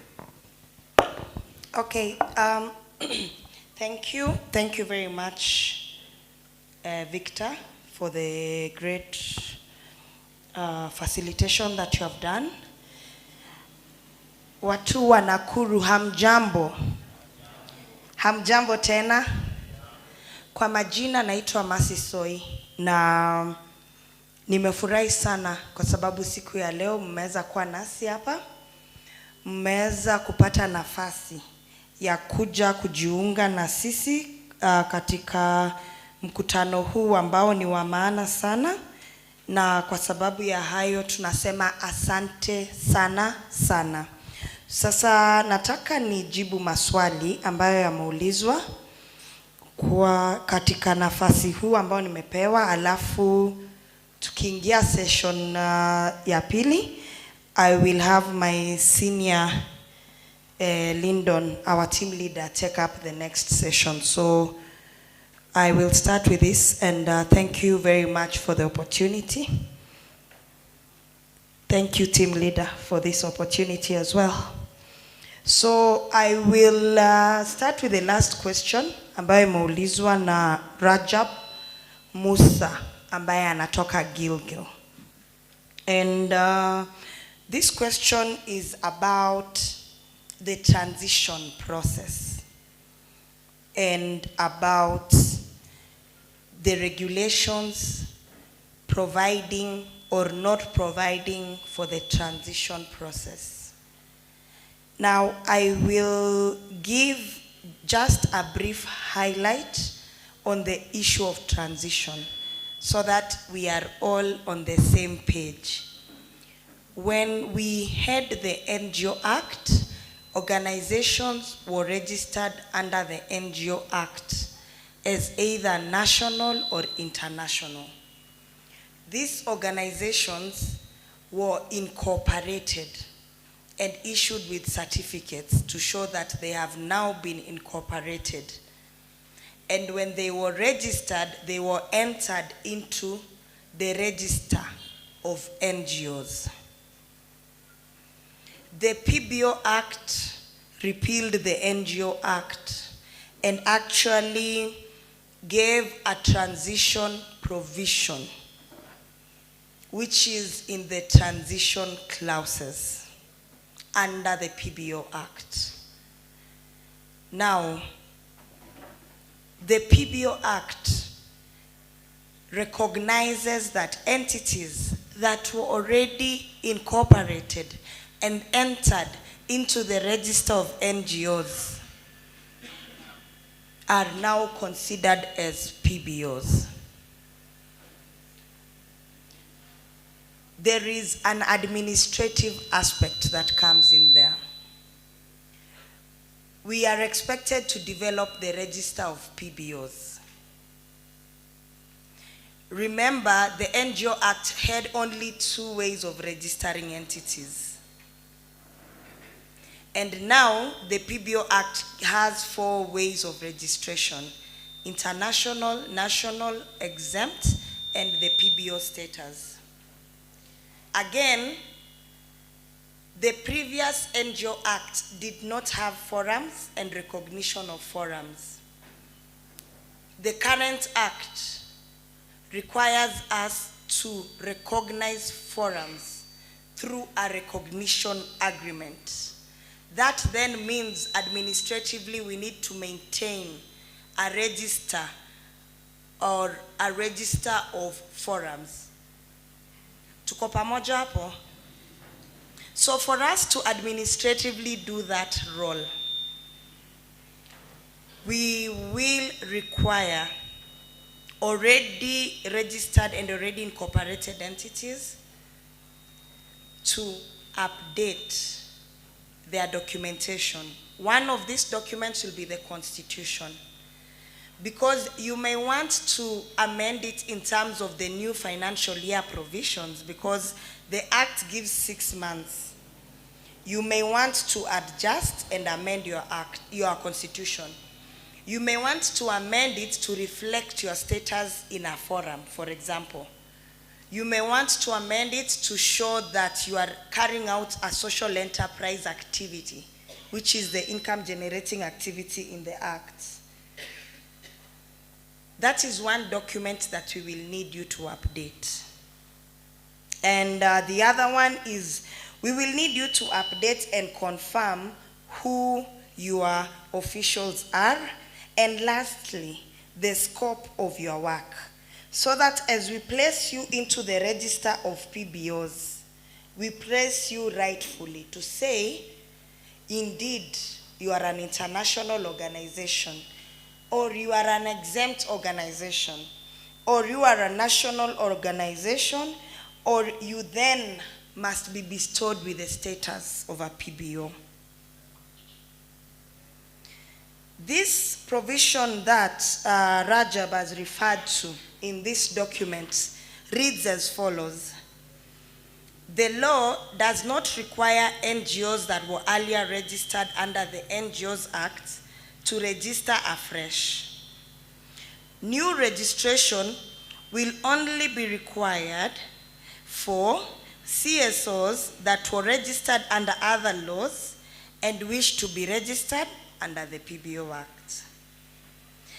PBOs registered under the defunct NGOs Act automatically transited and will only be required to update their records to reflect the new status as they shall be guided by the authority.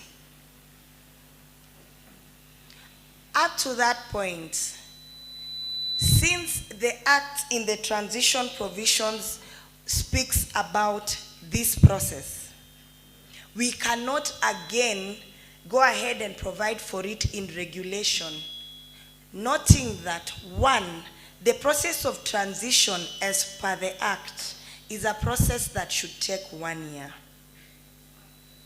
These regulations are here to operationalize the Act and to be implemented and applied from time to time until years to come when there is need to do some changes. Therefore, in the wisdom of the drafters of the Act, it would only be legally sound to provide administrative guidelines for this transition process of already registered entities. That which shall be provided by the authority once we are done with this process of regulations, because it is the regulations that enable us to establish the different registers of PBOs, the 4 categories. Then we can transition already registered entities and then continue with the registration and incorporation of organizations under the Act. Up to that point, are we okay? Tuko sawa?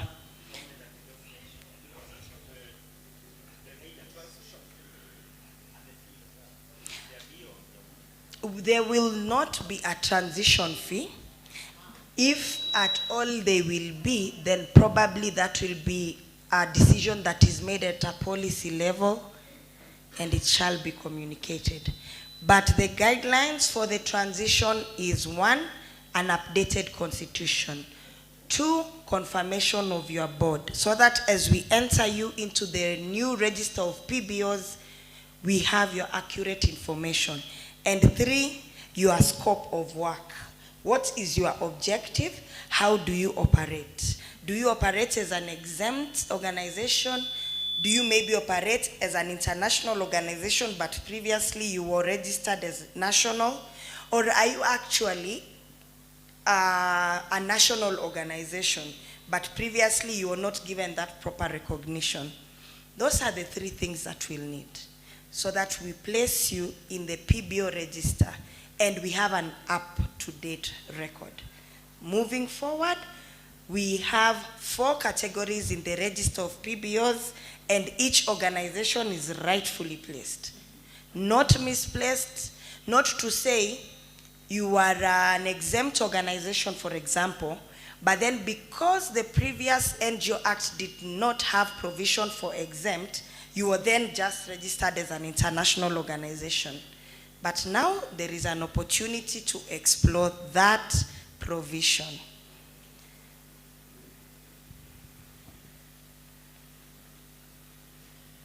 I will also speak about the issue of the trusts, companies limited by guaranteed, that had already been registered elsewhere, and how they can be recognized under the PBO Act. I will also include CBOs in that list.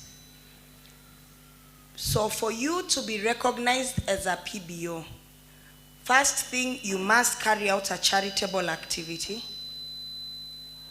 It must be for the benefit of the public and not any private gain.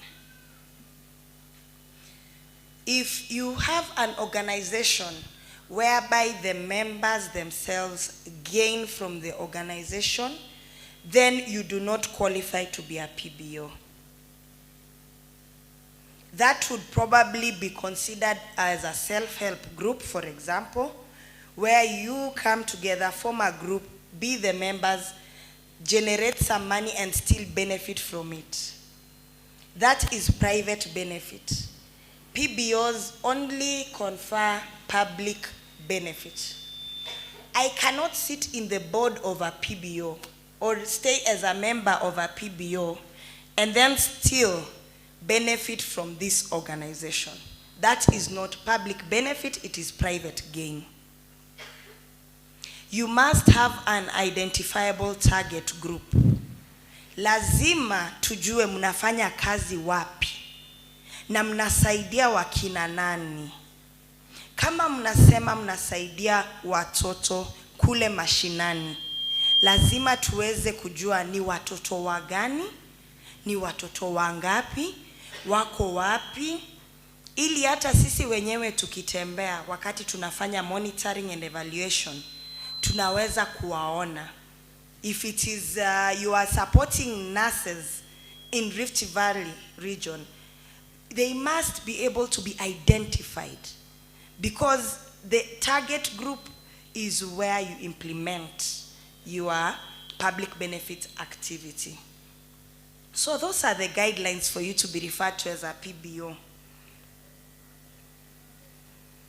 And then, once you meet these guidelines, there are 2 options. One, you seek fresh incorporation under the PBO Act. And in this case, you will be either a national or an international organization. The third way you can exist is when you are bestowed with the public benefit status. You are a trust, you retain your registration. You have confirmed you qualify to be referred to as a PBO. So you retain your status, your registration status where you were. But then you approach the authority, unapewa PBO status. That means you are not incorporating afresh. You retain your incorporation if it was under company limited by guarantee, but you come in and you are given a PBO status. I will use just the example of the Insurance Regulatory Authority, which issues licenses of recognition to insurances but these companies are already incorporated elsewhere. That is just an example of how that issue of bestowing the PBO status is going to work. Mr. John Maritim of Kenya National Peace, you asked how PBOs are answerable. If they are only answerable to the PBO regulatory authority, the powers of the authority, and what can be done to those organizations that are rogue, that go out of hand, out of line with the law, and continue to misuse the funds that they have, or even continue to deceive the public that they are doing public good, yet they are actually rogue organizations. In the Act, there is a very broad provision and a mandate of the authority. This is under Section 63 on institution of inquiries and investigations. This is provided for in the Act. Now, we have not categorically provided it in the regulations, because when we look at the Act under Section 63, we find that it is quite exhaustive. And it says the authority may conduct an inquiry on its own, or appoint a person to conduct the inquiry and make a report to the authority. What this means is we can institute investigations on organizations. And that is not the end. We also engage with security agencies and investigative agencies to carry out active investigation on rogue organizations. Under Section 42, we have that mandate. So then, what we need to be discussing is, since we have the mandate to carry out the investigation, we need to do proper and active collaboration. This collaboration will be between us, yourselves, county governments, local level governments, so that we are able to collaborate well, work together, and in the long run, facilitate the sector by weeding out the rogue entities, and also now discussing matters of importance for the sector, for us to collaborate, work together, and move forward together. The PBO Act is a very progressive act. It talks about collaboration, I can say from the beginning to the end. Before, the NGO Act did not have this aspect of collaboration. Now the Act allows us to collaborate. And as the authority, we are calling upon all of you, kindly, let us partner to push the sector forward. Of course, we cannot do active and proper regulation without you. We need you, we need to work together, we need to facilitate the sector, and we can only achieve this when we work together. We need to identify the rogue entities and we do away with them, so that we remain to strengthen the sector. We remain to identify the issues that need to be done. The Act also provides for a joint committee to be established. Once the regulations are done and gazetted, we are expected to establish a joint committee. This joint committee is between the authority and the sector. The purpose of the joint committee is to look at how the PBO Act is being implemented, to look at the provisions of the Act, to look at the challenges in the sector, to look at how the forums and how the federations are carrying on, All because we want to ensure that this act, which creates an enabling environment for all of us, is fully implemented. Pastor Belly Otieno, you asked about the establishment of the tribunal. And the tribunal is a quasi-judicial entity.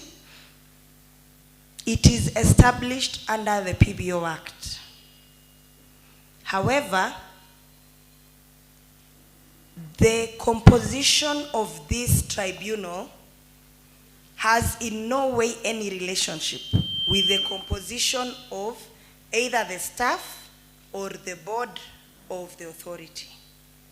The composition of the tribunal is made up of independent persons who are actually vetted and appointed by the judiciary, not the PBO authority. All the PBO authority has done to ensure the tribunal is set up is one, write to the CJ and inform them that there is this act. It has now been commenced. It provides for the establishment of the tribunal. Kindly do the needful. Victor. Sorry.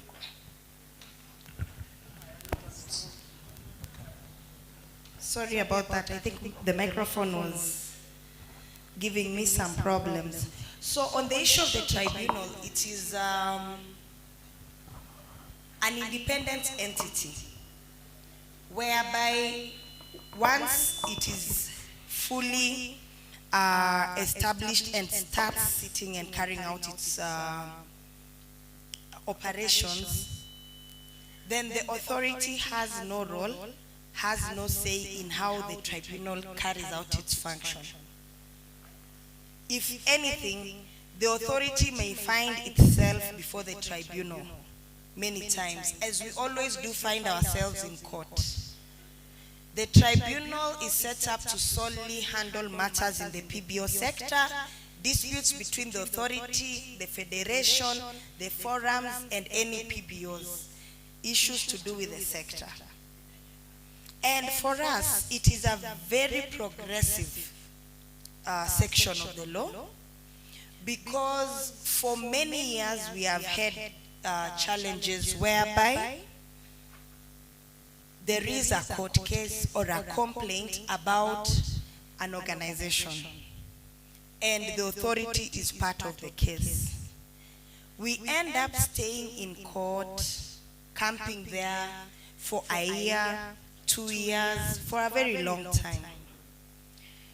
And the effect of this is that it is the beneficiary that suffers, because maybe the organization's accounts are frozen, maybe now they cannot operate optimally. The beneficiaries who are relying on these organizations are now wondering what happened. Why? Because the court has given orders to the effect that maybe operations should stall until investigations are concluded. Now, the beauty with the tribunal is that since it is sector specific, it is going to deal with our issues within 60 days and resolve the disputes, and then we move on, we continue serving the public and we continue serving the beneficiaries. Thank you also, Pastor Belly Otieno, for the very important input, and I want to request our rapporteurs to take note of this point, that persons abled differently should be able to receive waivers on fees that are provided for in the regulations. Thank you so much for that input, and we have taken it very, very positive. Adams Kawidi, you talked about annual returns, and you proposed that it should be done within 4 months instead of the 6 months. However, the PBO Act is the one that provides for the 6 months duration. It states that you file your annual returns within 6 months after the end of the financial year. We cannot give a provision contrary to what is in the Act. However, you can file your returns even the first month after you have closed your financial year. There is no problem with that.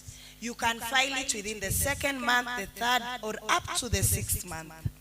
Now the penalty comes in after the 6 month lapses and you have not filed. And that is why I was saying, as we are looking at transition, we need to also look at whether we want to amend our constitution on the aspect of the financial year. Do you want to, say that you will file 6 months after? Do you want to retain the 3 months you have been doing? Do you think you need to file after a month? So those are some of the considerations that have to be done as we are looking at transition. And Jerry Maina, I want to thank you for your very positive input. And the question was for all of us, the authority and the PBOs alike, on how we will incorporate disability inclusion in all the PBOs, how we are going to give weight to policies of inclusion and equity. Now, as a regulator, we appreciate this input. And I wish to state that as soon as we are done with the regulations, we will also have completed what we call the prototype constitution. The prototype constitution is the constitution which guides us on how to do the registration. It guides us on, if you are an exempt organization, this is how your outfit should look like.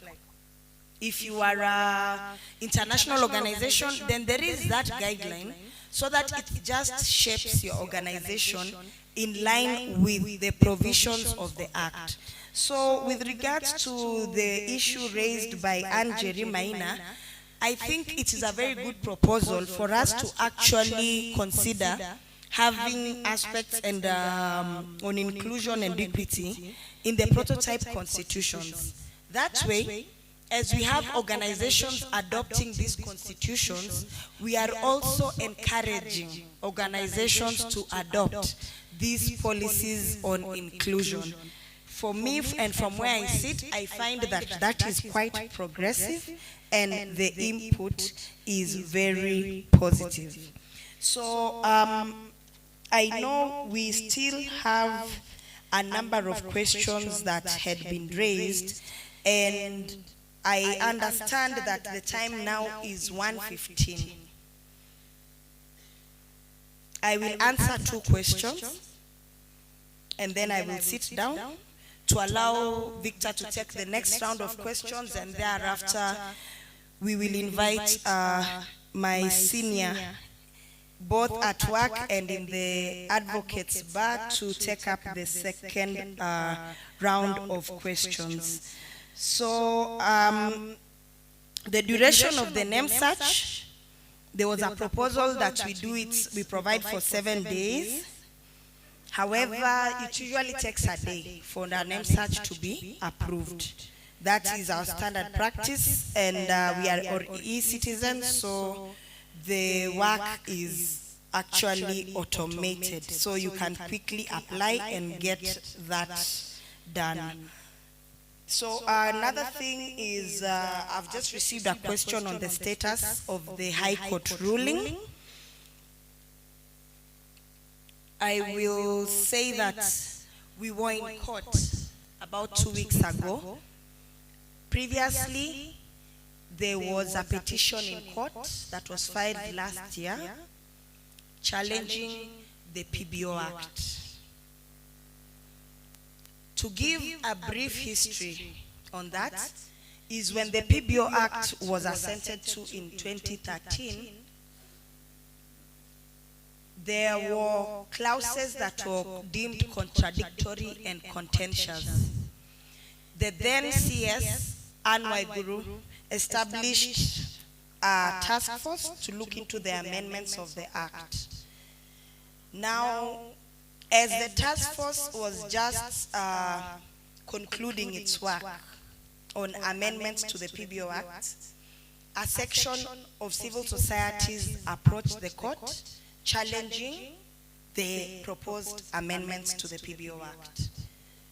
2 High Court judges gave a ruling to the effect that we must operationalize the PBO Act as is. 2 of them. That left us with no option but to work towards operationalization of the PBO Act.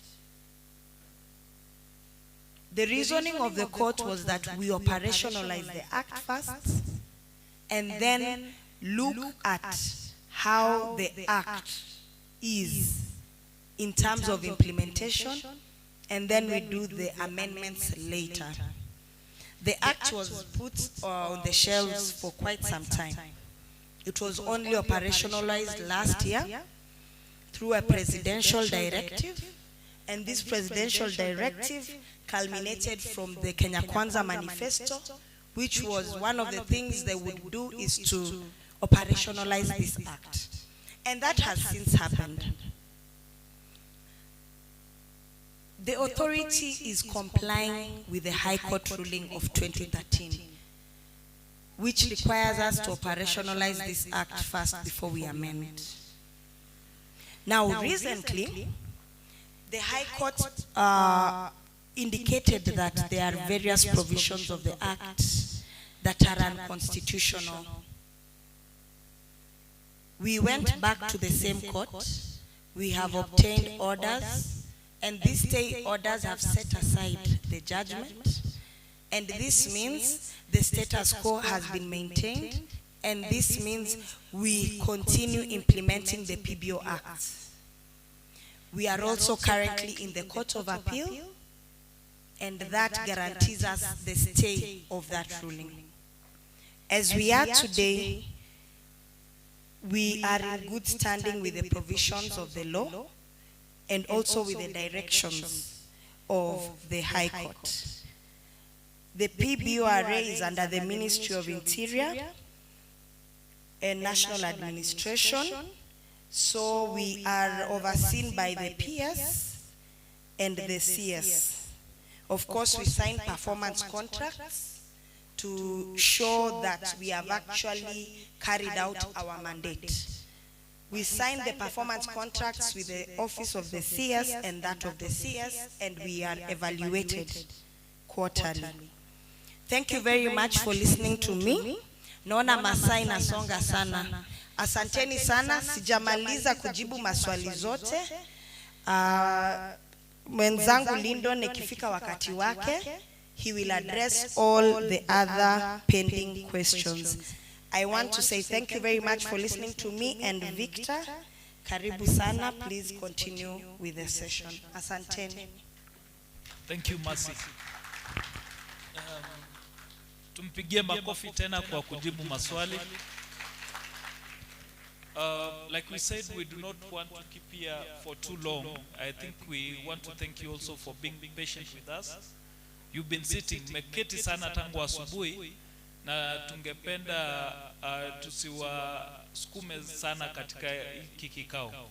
Lakini ikiwa kuna mtu bado ako na swali, mbali ya yale maswali Masi amesema yatajibiwa na mwenzetu, if there are people that still have questions, also, you know, we would want to take the shortest time possible to address the next round of questions, and then we can wind up. So tunaomba mtuvumilie kwa muda mchache, tutaweza kumaliza hiki kikao, lakini kwa sasa tunataka kuchukua maswali mengine kama 5, 4 ama 5, so that we answer them. Like we also said, this process is continuing until 25th. For those ones who will not have an opportunity maybe to present their views, or they still need to take time to go through the regulations before they can provide us with feedback, you still have time. So let me see by show of hands who still would want to raise an issue, a comment, or a question. There's one hand here. Any other? I think then what we'll do, we'll take his question, and then our colleague Lyndon would address that question and the other ones that were not addressed by Mercy. Thank you.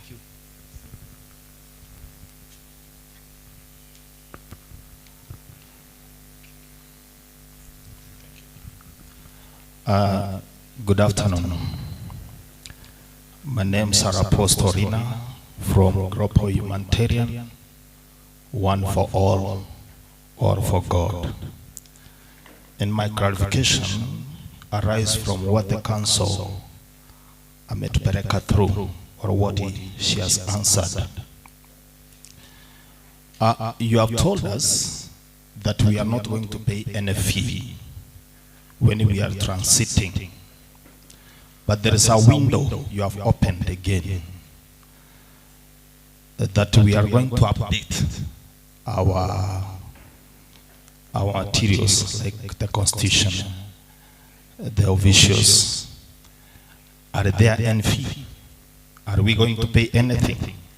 And if yes, how much we are supposed to pay? The second question is about if one organization has to be registered. You have given a few explanations. And there's one explanation that Victor gave. If we have some conflict, or we have, when we were registering, we said we are going to do feeding program. And on the way, few members feel like they don't want to continue with that feeding program. Maybe they want to do something else.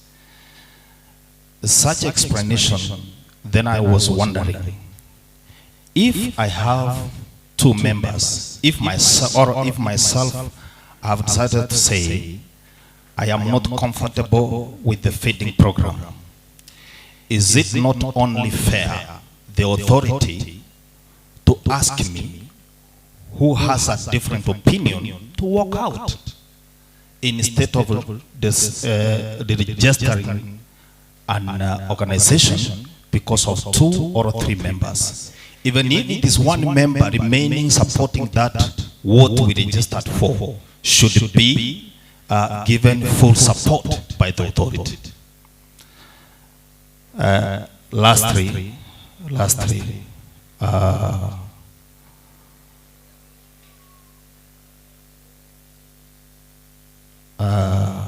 is the last fee. I can't remember, my sister talked about the fees. The fee of certifying or coming to the authority to get a stamp that I'm supposed to pay 5,000. Surely this is your document. It's a document that already you recognize. I'm only coming for the stamp. Why can't you do it for free? Thank you. Thank you very much for those wonderful questions. Because this is the last person that has asked us questions, and he has been very brief and direct, let's clap for him for his questions as well. Also, let's clap for everybody that has sat here up to this point, for sitting through the sessions and for your contributions. As we wait for our colleague to come back to address those questions, I would want to give a chance to our board member that is here, maybe to just give her remarks, and to thank you people of Nakuru for having turned out in large numbers from the other counties as well that are represented here, and for your contributions. And then when we can address those questions and then wind up. Habari zenu. Mko sawa? Ama mmechoka? Tugoje kitu tu kidogo, tumebaki kidogo. Kwa majina naitwa Legina Mbulu. Mimi ni director, board of director kwa Pibora. Ningependa kuchukua nafasi hii nimshukuru nyote kwa kuja na pia kuvumilia. Tunashukuru sana, tumekuja kusikia maoni yenu na tumeichukua yote na tumesikiza kila kitu na tuko ready kufanya kazi ili nchi yetu iende mbele. Mungu ambariki. Asante sana. Tumpigie makofi our board member. So now, because we want to address the questions that are remaining quickly, and then we wind up. So this is the winding up procedure. Tumesema kuna winding up ya public benefit organization, but for this one, we also have a winding down procedure. So there's in the morning when I asked for somebody to pray for us, I also asked if there's a sheikh in the house to pray, and there was, but he did not get a chance to pray. So we'll pray for us as we wind down. He's already seated here. I hope we will not leave before we finally finish. Then we'll play the national anthem, because, like we said, it's a form of prayer also, and this was a public forum. We remind ourselves of our pledge to the country. So for the questions that have been asked, I think I want to give my colleague Mercy to continue addressing them. If there will be any more questions when Lyndon comes, he will pick them up from there. Asanteni sana.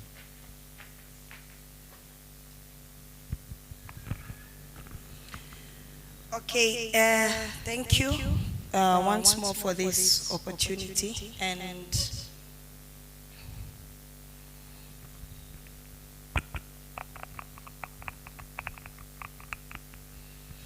there was from Joyce Karanja, Wiping Tears of Women.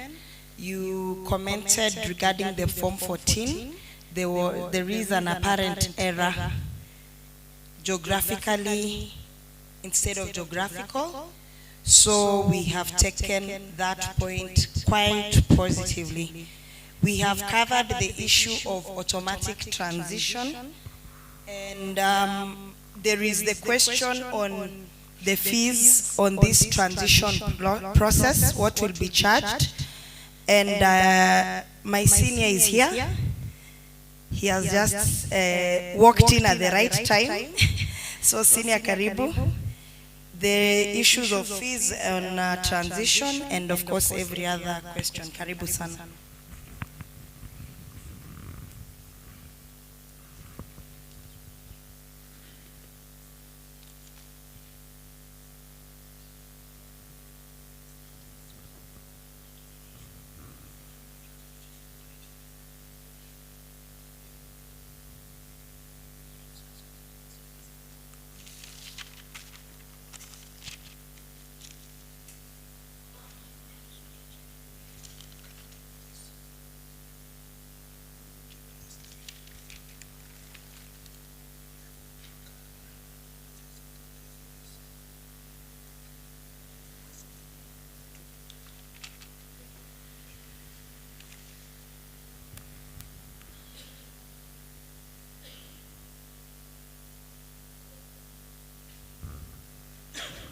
Good afternoon.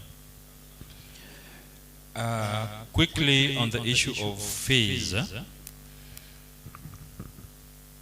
if there will be prescribed fees, it will be communicated. In the meantime, we have heard your sentiments. We will share with the minister. Then they will also guide us accordingly. But at the moment, there is no fee that has been prescribed for transition. Are we clear on that? Good. There's a question on conflict between data protection and the requirement for personal details. I have a very simple answer to this question. How many of us visit government offices? Any government office for whatever reason? Anyone? Do they ask you for personal details when you visit? They don't. Hakuna mahali unajaza mahali, unaweka hapo kitambulisho, unaweka jina, unaweka namba ya simu. Iko. So it means that your details are already with the government. Sinikweli. Your details have already been given to the government by yourself willingly. There are two laws. There is Access to Information Act, and there is also Data Protection Act. Data Protection Act does not say you do not give your details. Data Protection Act says that once you give your details should be protected by the agency that you have given those details. Because remember, the authority is an agency under the data protection law. We are one of their agencies. They have many agencies within government. One of them is the authority. So you are not stopped from giving your details, but we are mandated by law to protect your details. Then we have to juggle that with Access to Information Act. If someone wants your information that you've given us, do we give him or not? That is the question. Because one law says you have a right to access information. Siko hiyo. The other one says protect personal data. Siko pia. Now, how do you determine when to protect personal data and when to give access to information? Both of these are laws in this country. And I can tell you for free that they are not conflicting. If, for example, you are under investigation and the DCI want your details, they will get. Sinikweli. How many of you know that the moment I have your ID number, just the number, I don't need even your ID, just the number, I can know everything about you. Your information siko na serikali. When you are collecting your ID, you give information, sublocation, location, kijiji, majina, nilizaliwa mahali fulani, your information iko. When you buy a car, unaenda pale NTSA, si unapeana kitambulisho. Hiyo kitambulisho inakuwa linked. Hiyo information yako ya kununua gari inaenda KRA. Wakati unalipa tax, KRA inajua so amenunua gari, inafaa fanya nini? Alipe tax. Si ni kweli? Hiyo information iko KRA. When you register a company, your information inaenda KRA so that when the time to pay taxes come, they will tell you, lipa tax. Sini kweli? All this information that we drop everywhere, umeenda pale BNB, soja anasema leta kitambulisho. Sini kweli? Umeenda hoteli, leta kitambulisho. Ha? Umeenda pale unataka kuona governor, register. Umeenda kuona county commissioner, register. Huh? All those informations are collected and one mega master database for the people of Kenya is created. This is good for you for security reasons, that the government can quickly reach you when you need help. Ukipiga report gari yako imeibiwa, wanaenda kutafuta wapi? Si kwa hiyo database ndio wataona hii gari ni ya nani, hizo details, imeibiwa wapi, simu inapigwa, nini, flying squad wanashika gari. Si ni kweli? So there is no conflict on Data Protection Act. You are obligated to give us that data. We are obligated to protect that data. Hiyo swali nimemaliza, si ndio? There's another one here on independence of CBOs since they are registered under Societies Act. Now, let me inform you, CBOs are not registered under Societies Act. Societies Act registers associations, not CBOs. CBOs are registered under social services. CBOs operate through officials. CBOs are not legal entities.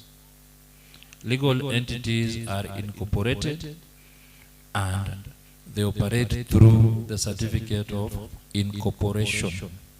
CBOs operate through chairman, secretary, treasurer. Ama nadanganya? Si ukienda pale kwa bank unaandika jina ya chairman through, they operate through. Those who get incorporated like companies, PBOs, they go with their certificate of incorporation, wanasema hii ndio yetu inatusimamia. So independence of CBOs will remain as it has always been. Don't worry about anyone swallowing any other or anyone threatening another. No. If you choose, and again because the Constitution allows you to choose, freedom of choice. If you choose to be a CBO, you will be a CBO.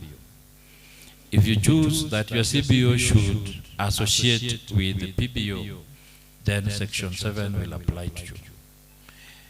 If you choose to be whatever else, if you want to run like a loner, well and good. But remember, the scope of CBO is limited to the community within which it operates. You cannot go outside that community.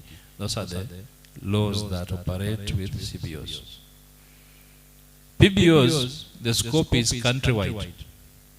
The entire country is at your service, depending on the budget that you have that can allow you to go either to 1 county, 2 counties, 5 counties, or the entire country.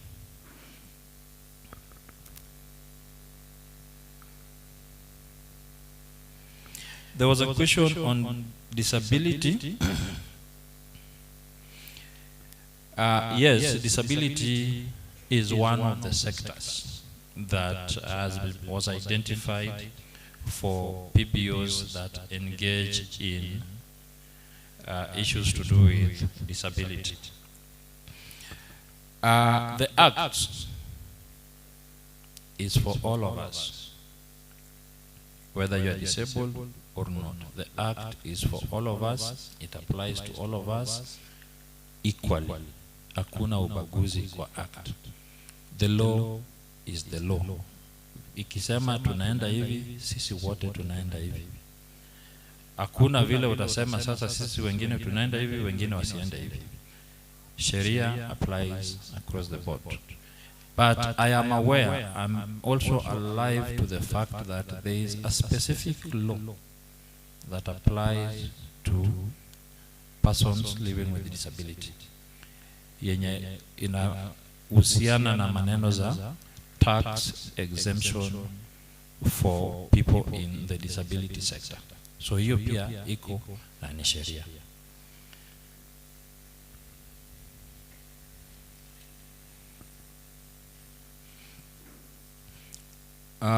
There was a question on coercion into national federation.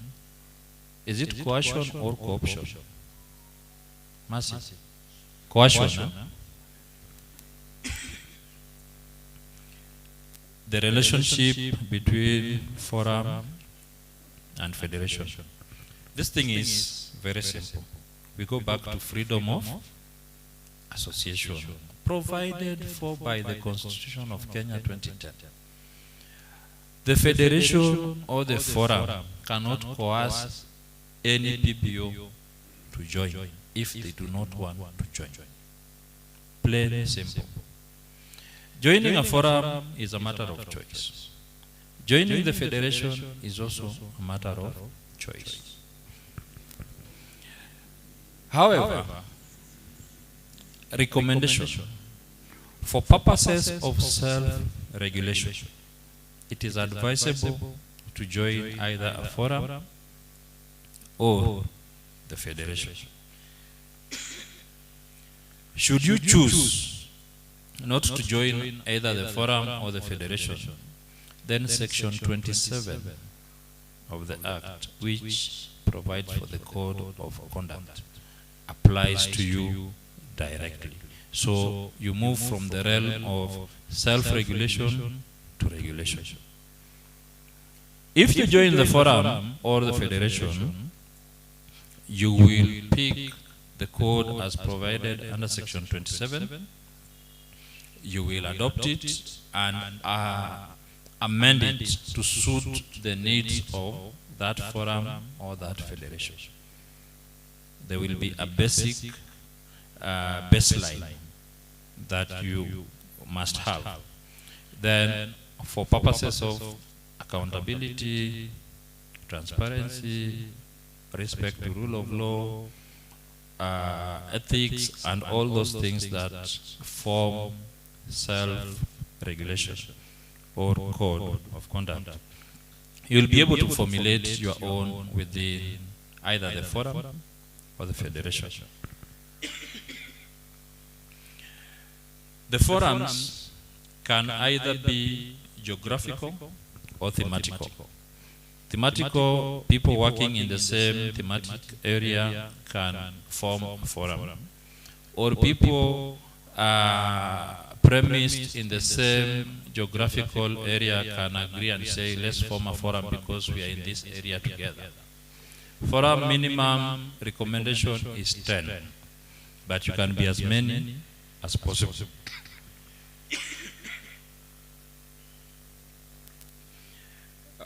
Process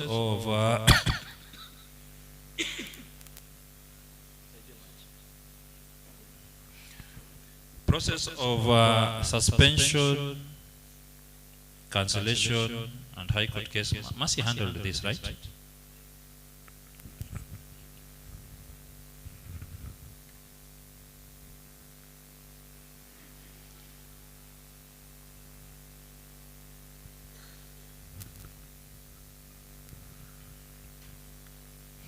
There was a recommendation to add Part C to Clause 7 to state that they must declare source of seed capital.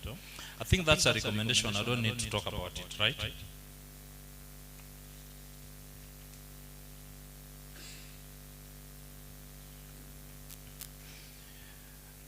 Registration of INGOs, 2/3 must be Kenyans.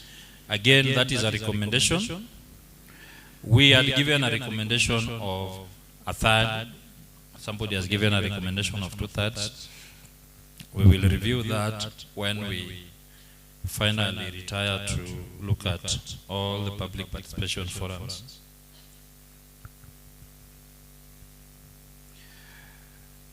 The relationship between forum and federation. Now, both the forum and the federation are a creation of the law.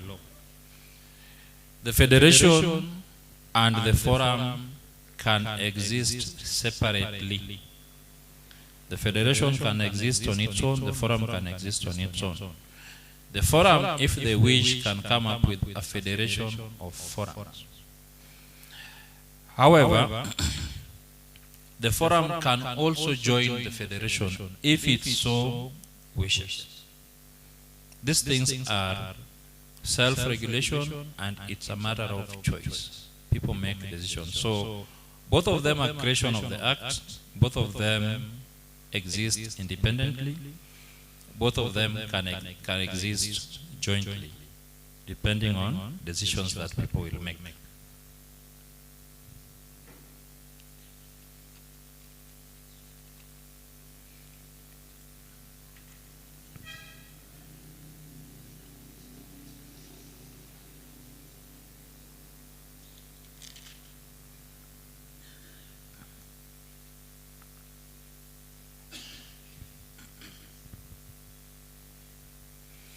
Relating national federation and regional federation to be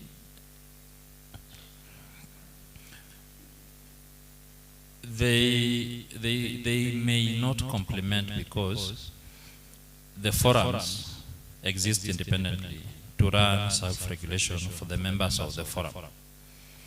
The federation is an umbrella national body for PBOs, all PBOs, that wish to join for purposes of self-regulation.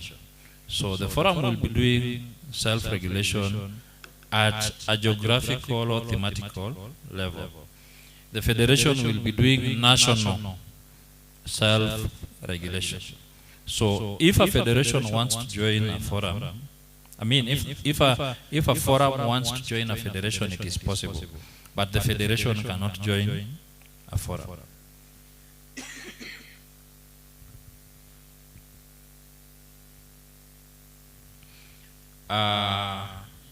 The next question here is,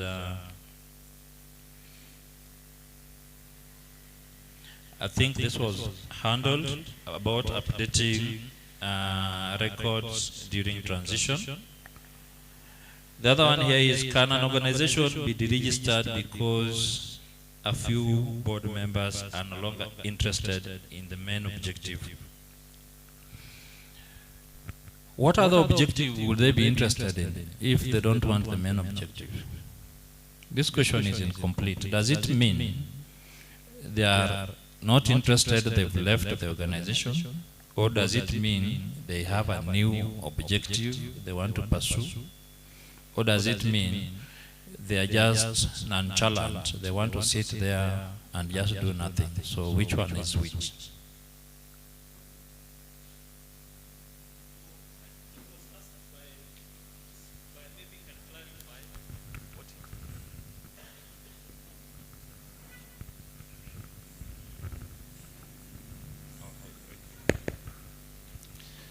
I was asking, for instance, the organization that I'm in, the main objective is to relieve poverty. And on the way, few members feel like they want to do something else, not the main objective or what we registered for. And in that group, one member is remaining supporting the main objective. Should the organization be registered because of that?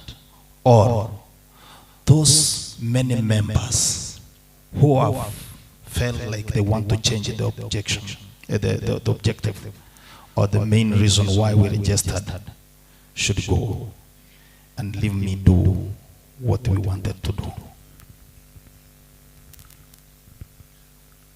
This is nothing new.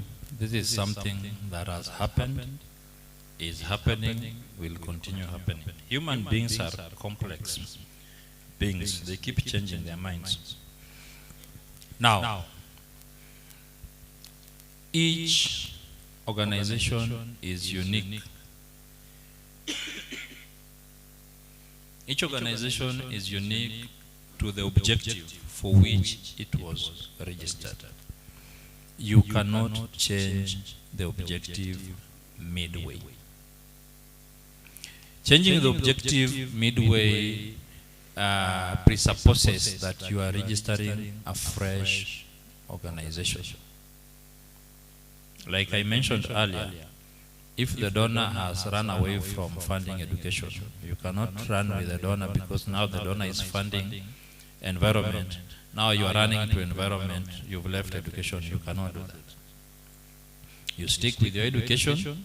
If you want to chase the donor to environment, you register a new one that has objectives relating to environment.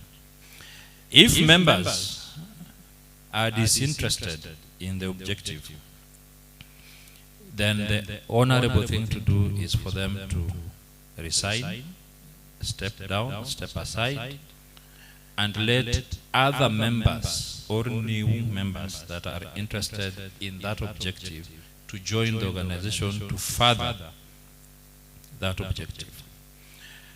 However, these disinterested members sometimes refuse to leave because it is not a hotel where you walk in and walk out. There are documents to sign when you walk in.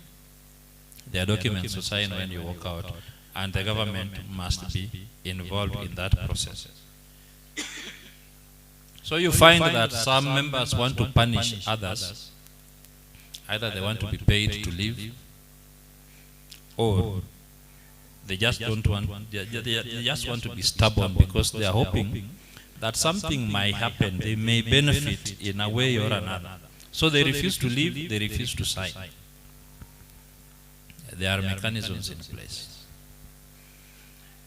You, as the person that is left, either as a board member or an official, you do an affidavit informing us of what is happening, and you bring it to office, we look at it, we verify that it is true, then we take action.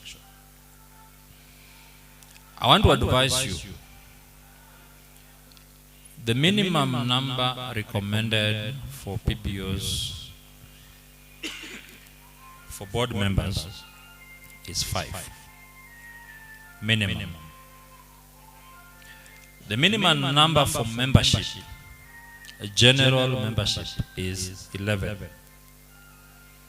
When you are setting up, please do not dwell on the minimums. Because when you dwell on the minimums, if somebody moves out, you are in trouble. Try to go slightly beyond the minimum, so that if somebody leaves, you are still within the threshold.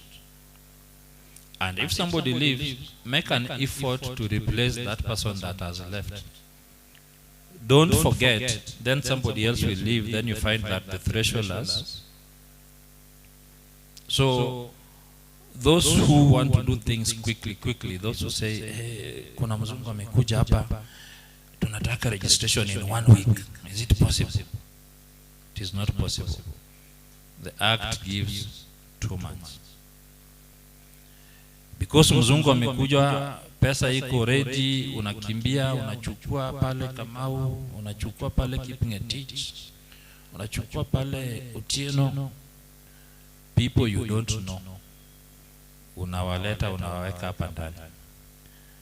Alafu saa zile mzungu ameleta pesa, sasa anakuonyesha rangi yao kamili.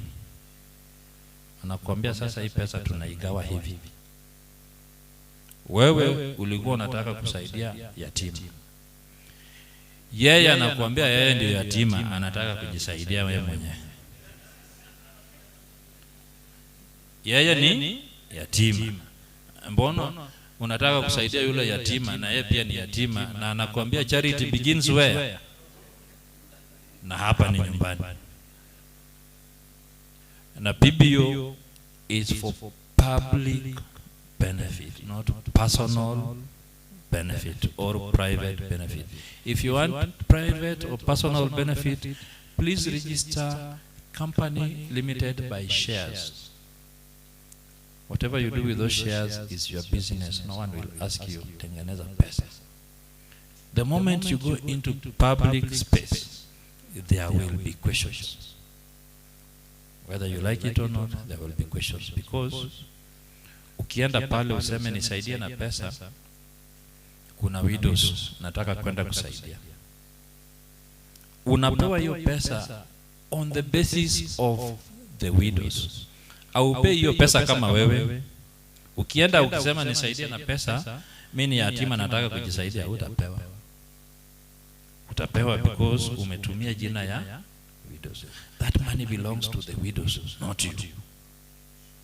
So wakati umefika na hiyo pesa, unauliza widow, wewe umejua vile nilitafuta hii pesa? Widow ajui, hakukuwa ukitumia jina yake. So hawezi jua. But tukirudi pale kwa transparency and accountability. Before you tell the government to be accountable, ask yourself, are you accountable? If you are accountable, by all means, tell the government to be. Wazungu walisema, sijui kama walikuwa wahenga, if you live in a glass house, Ukiishi kwa nyumba ya kioo, wacha kurushia jirani mawe. Si ni kweli? Jirani akianza kurusha mawe, nani anaumia? Because we all live in this country that we love so dearly, we must be each other's keepers. So, when the objective shifts, the person that is shifting, let them exit the organization because they no longer serve the purpose of that organization. They have a new purpose, let them register their own organization, then they can pursue their own objectives. I believe that summarizes the question, unless the people who are writing did not write all the questions. Is there a question that you feel has not been answered?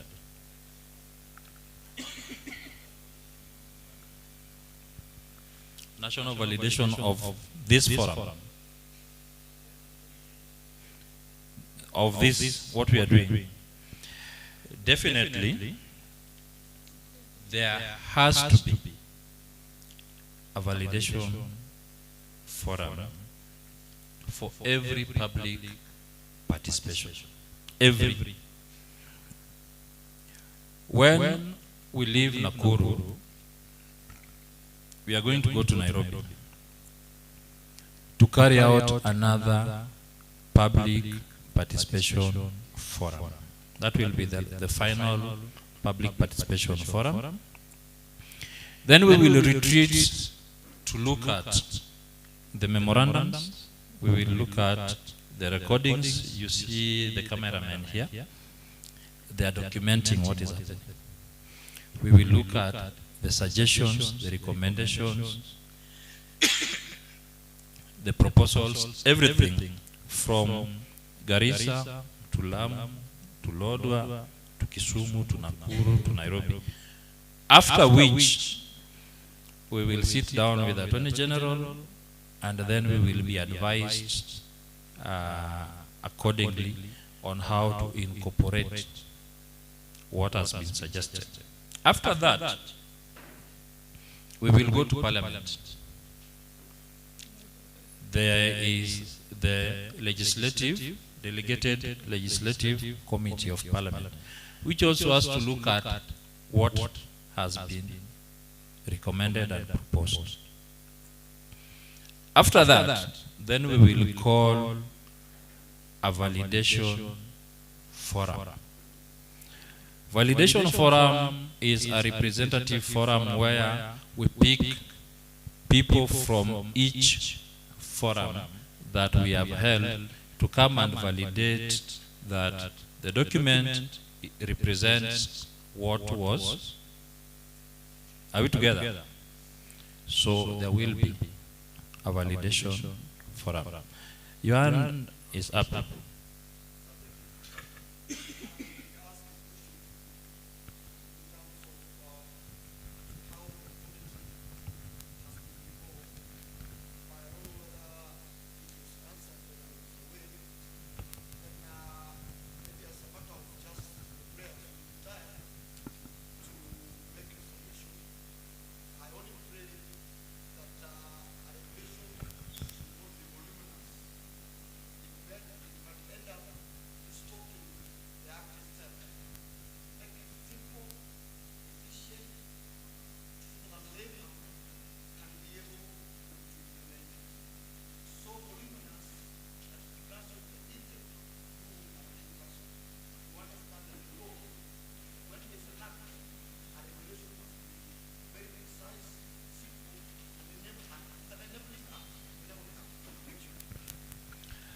You are preaching to the choir.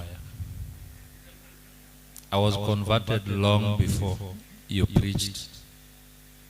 But I will answer your first question. The authority has 5 regional offices and intends to continue devolving further funds allowing. Hii pesa yenye mnakataa kutoa, hii mnasema hapa fee. How will we evolve without money? Exchequer. When was the last time you were there? So, we have an office in Garissa. We have an office in Nakuru. We have an office in Mombasa. We have another one in Eldoret. We also have another one in Kisumu. Can somebody call for me Dr. James Onkoba to please come in front here? Come here.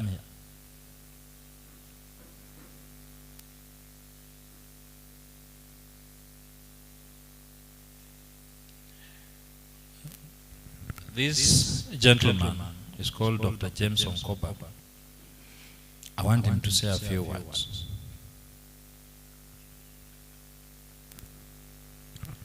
I'm a man of just one word, not few words. Good afternoon. You are so tired, eh? I know that. You are my people. This is where I work. We have a regional office at the County Commission. Then we have staff at the County Commission. Room number 40. We represent the South Rift region.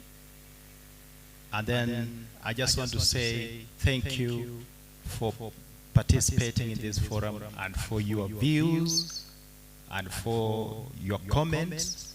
I know and I believe they will be taken positively. Thank you so much. Blessings to you. My name is James. Barikiweni sana. When you find him in his element, he will tell you, my name is James. If you ask James who, he will tell you, just James. So he's a just James. Now, for people in the South Rift, the person that takes care of you is Dr. James Onkoba. You do not have to come to Nairobi for services. We have online services, and if you're having trouble with online services, Daktari can guide you within the Rift Valley here. You don't have to come to Nairobi unless you have other further business that you want to pursue there. Then you beat two birds, one stone. There being no other further business, I wish to request Bernadette Nzomo to give us a vote of thanks. I wish to request the MC, the DJ, to have the national anthem on the ready. And I also wish to request participants to please give anyone with a green kofia the feedback forms. There's a feedback form that you are given as you are coming in. Anyone with a green kofia, please hand over the feedback forms to them. And I want to profusely, from the bottom of my heart, thank you for a very vibrant session. I recognize that the hall was tiny, but this is the best we could get. When the county government builds better halls, we will use them for future engagements.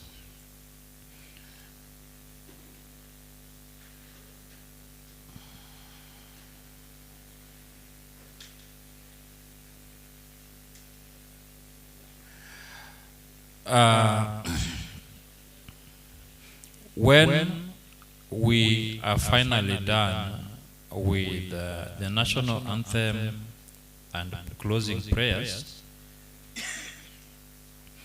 we have some refreshments outside. We will move in a single orderly fashion and get our refreshments from outside. Our crew outside there will be able to guide you accordingly. and then guests can leave at their own pleasure.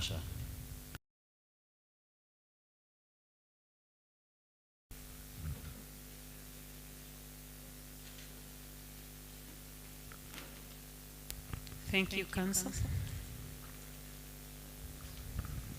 And a very good afternoon to us. Good afternoon, Nakuru. Good afternoon. We wish to give our appreciation on behalf of the Executive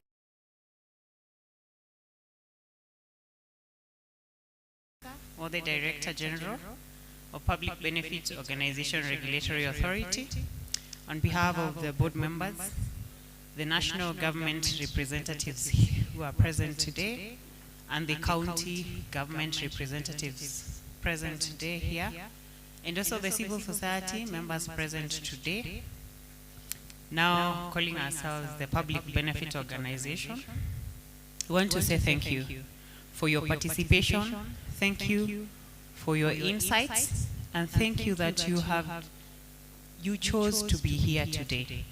And also we want to appreciate our partners who partnered with us and everybody who has taken part in this process to make it successful and up to.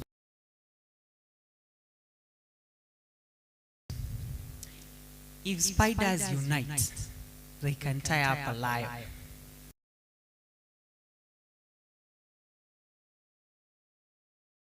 Organization, unite together. We will make sure that you are not, like the earlier speaker said,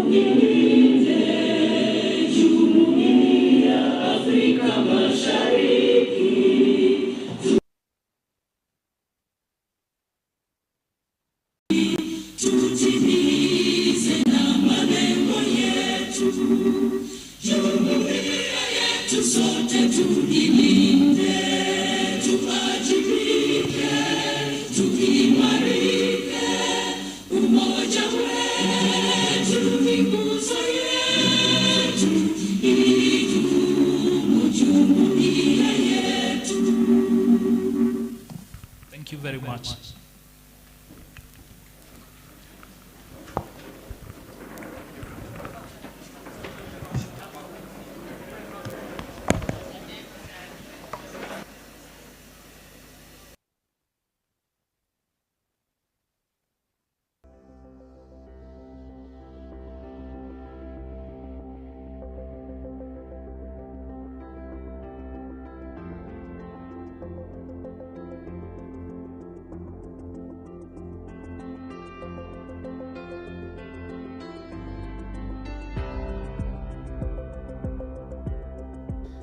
The Public Benefit Organizations Regulatory Authority, formerly Non-Governmental Organizations Coordination Board, is a state corporation established under Section 34 of the Public Benefit Organizations Act for 2013 and is broadly responsible for the registration and regulation of the PBO sector in Kenya. It is domiciled in the Ministry of Interior and National Administration. As set out in Section 42 of the PBO Act, the authority is mandated to register and deregister public benefit organizations in accordance with the Act, maintain a register of public benefit organizations registered under the Act with precise sectors, affiliations, and locations of the activities, interpret the national policy on public benefit organizations so as to assist in its smooth implementation and observance by the government ministries, departments, and agencies at various levels, receive and review annual reports of public benefit organizations, advise the government on the activities public benefit organizations and their role in development within Kenya, issue forms, instructions, model documents, facilitate information sharing and networking between public benefit organizations and the government, institute inquiries to determine if the activities of public benefit organizations do not comply with the Act or any other law, provide advice and training to public benefit organizations, and do anything incidental or conducive to the performance of any of the preceding functions. The authority's top decision-making organ is the board, which consists of a chairperson appointed by the president and members drawn from government and PBO and private sectors. Decisions of the board of the authority are implemented by the Secretariat, the executive arm of the organization, which is headed by the Director General. In an effort to improve service delivery to the PBO sector and other stakeholders, the authority has decentralized its services by operationalizing regional offices that's in Eldoret, Garissa, Kisumu, Mombasa, and Nakuru. Even though the PBO Act was passed in 2013, it was not implemented until May 14, 2024, following a directive by President William Samoei Ruto. The President, while addressing the 2024 United Nations Civil Society Conference in Gigiri, Nairobi, that's on May 10, 2024, announced the government's decision to implement the PBO Act fully with immediate effect. Politicians, those in government, those in the opposition, civil society, non-governmental organizations, into one space that then can figure out what is the future that befits all of us. Further, in recognition of the indispensable capacity of civil society sector in promoting education and awareness, inclusion, participation, and mobilizing collective action, we committed to operationalizing the Public Benefits Organizations Act.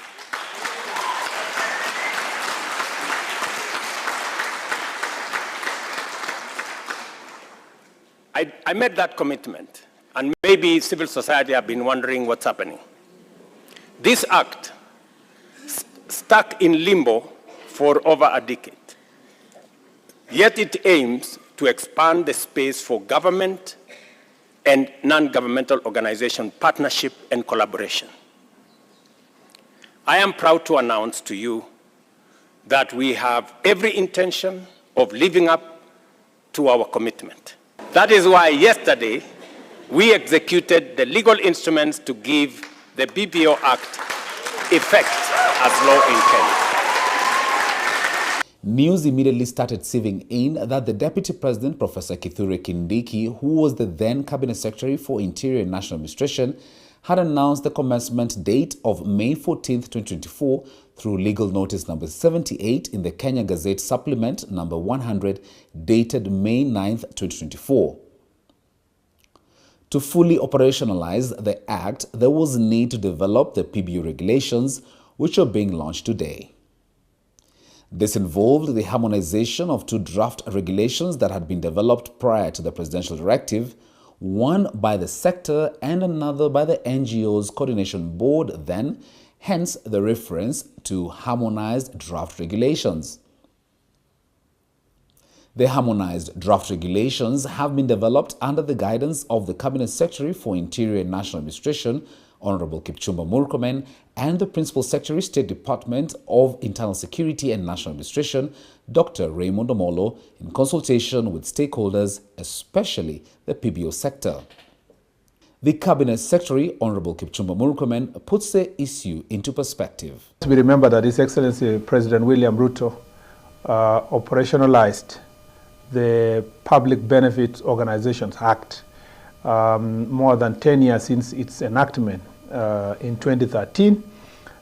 His Excellency, in recognition of the work that is done by the civil society and the non-governmental organization, and in recognition of our constitutional rights on fundamental freedoms and rights, declared that the Public Benefits Organization Act must be operationalized to enable the institutions established thereunder to benefit fully from the robust legal regime that was put in place in consultation with non-governmental organizations and civil society. This act should have come into effect immediately in terms of all the sections of the act, compliance by the organizations, but from the request of the public and recognition of the fact that the regulations are not in place, I recently gazetted an extension of these regulations up to June 2026.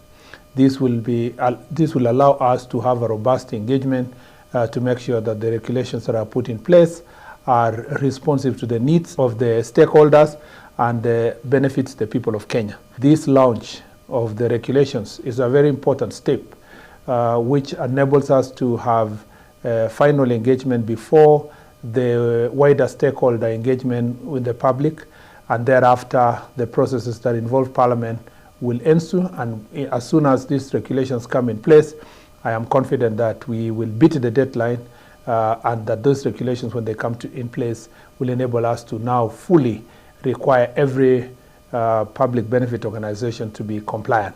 And as a ministry, we are very, very cautious and careful to ensure that we are abiding by our constitution and we are protecting non-governmental institutions, civil society, and all public benefit organizations that are undertaking various responsibilities together with government and others also independently checking what the government is doing.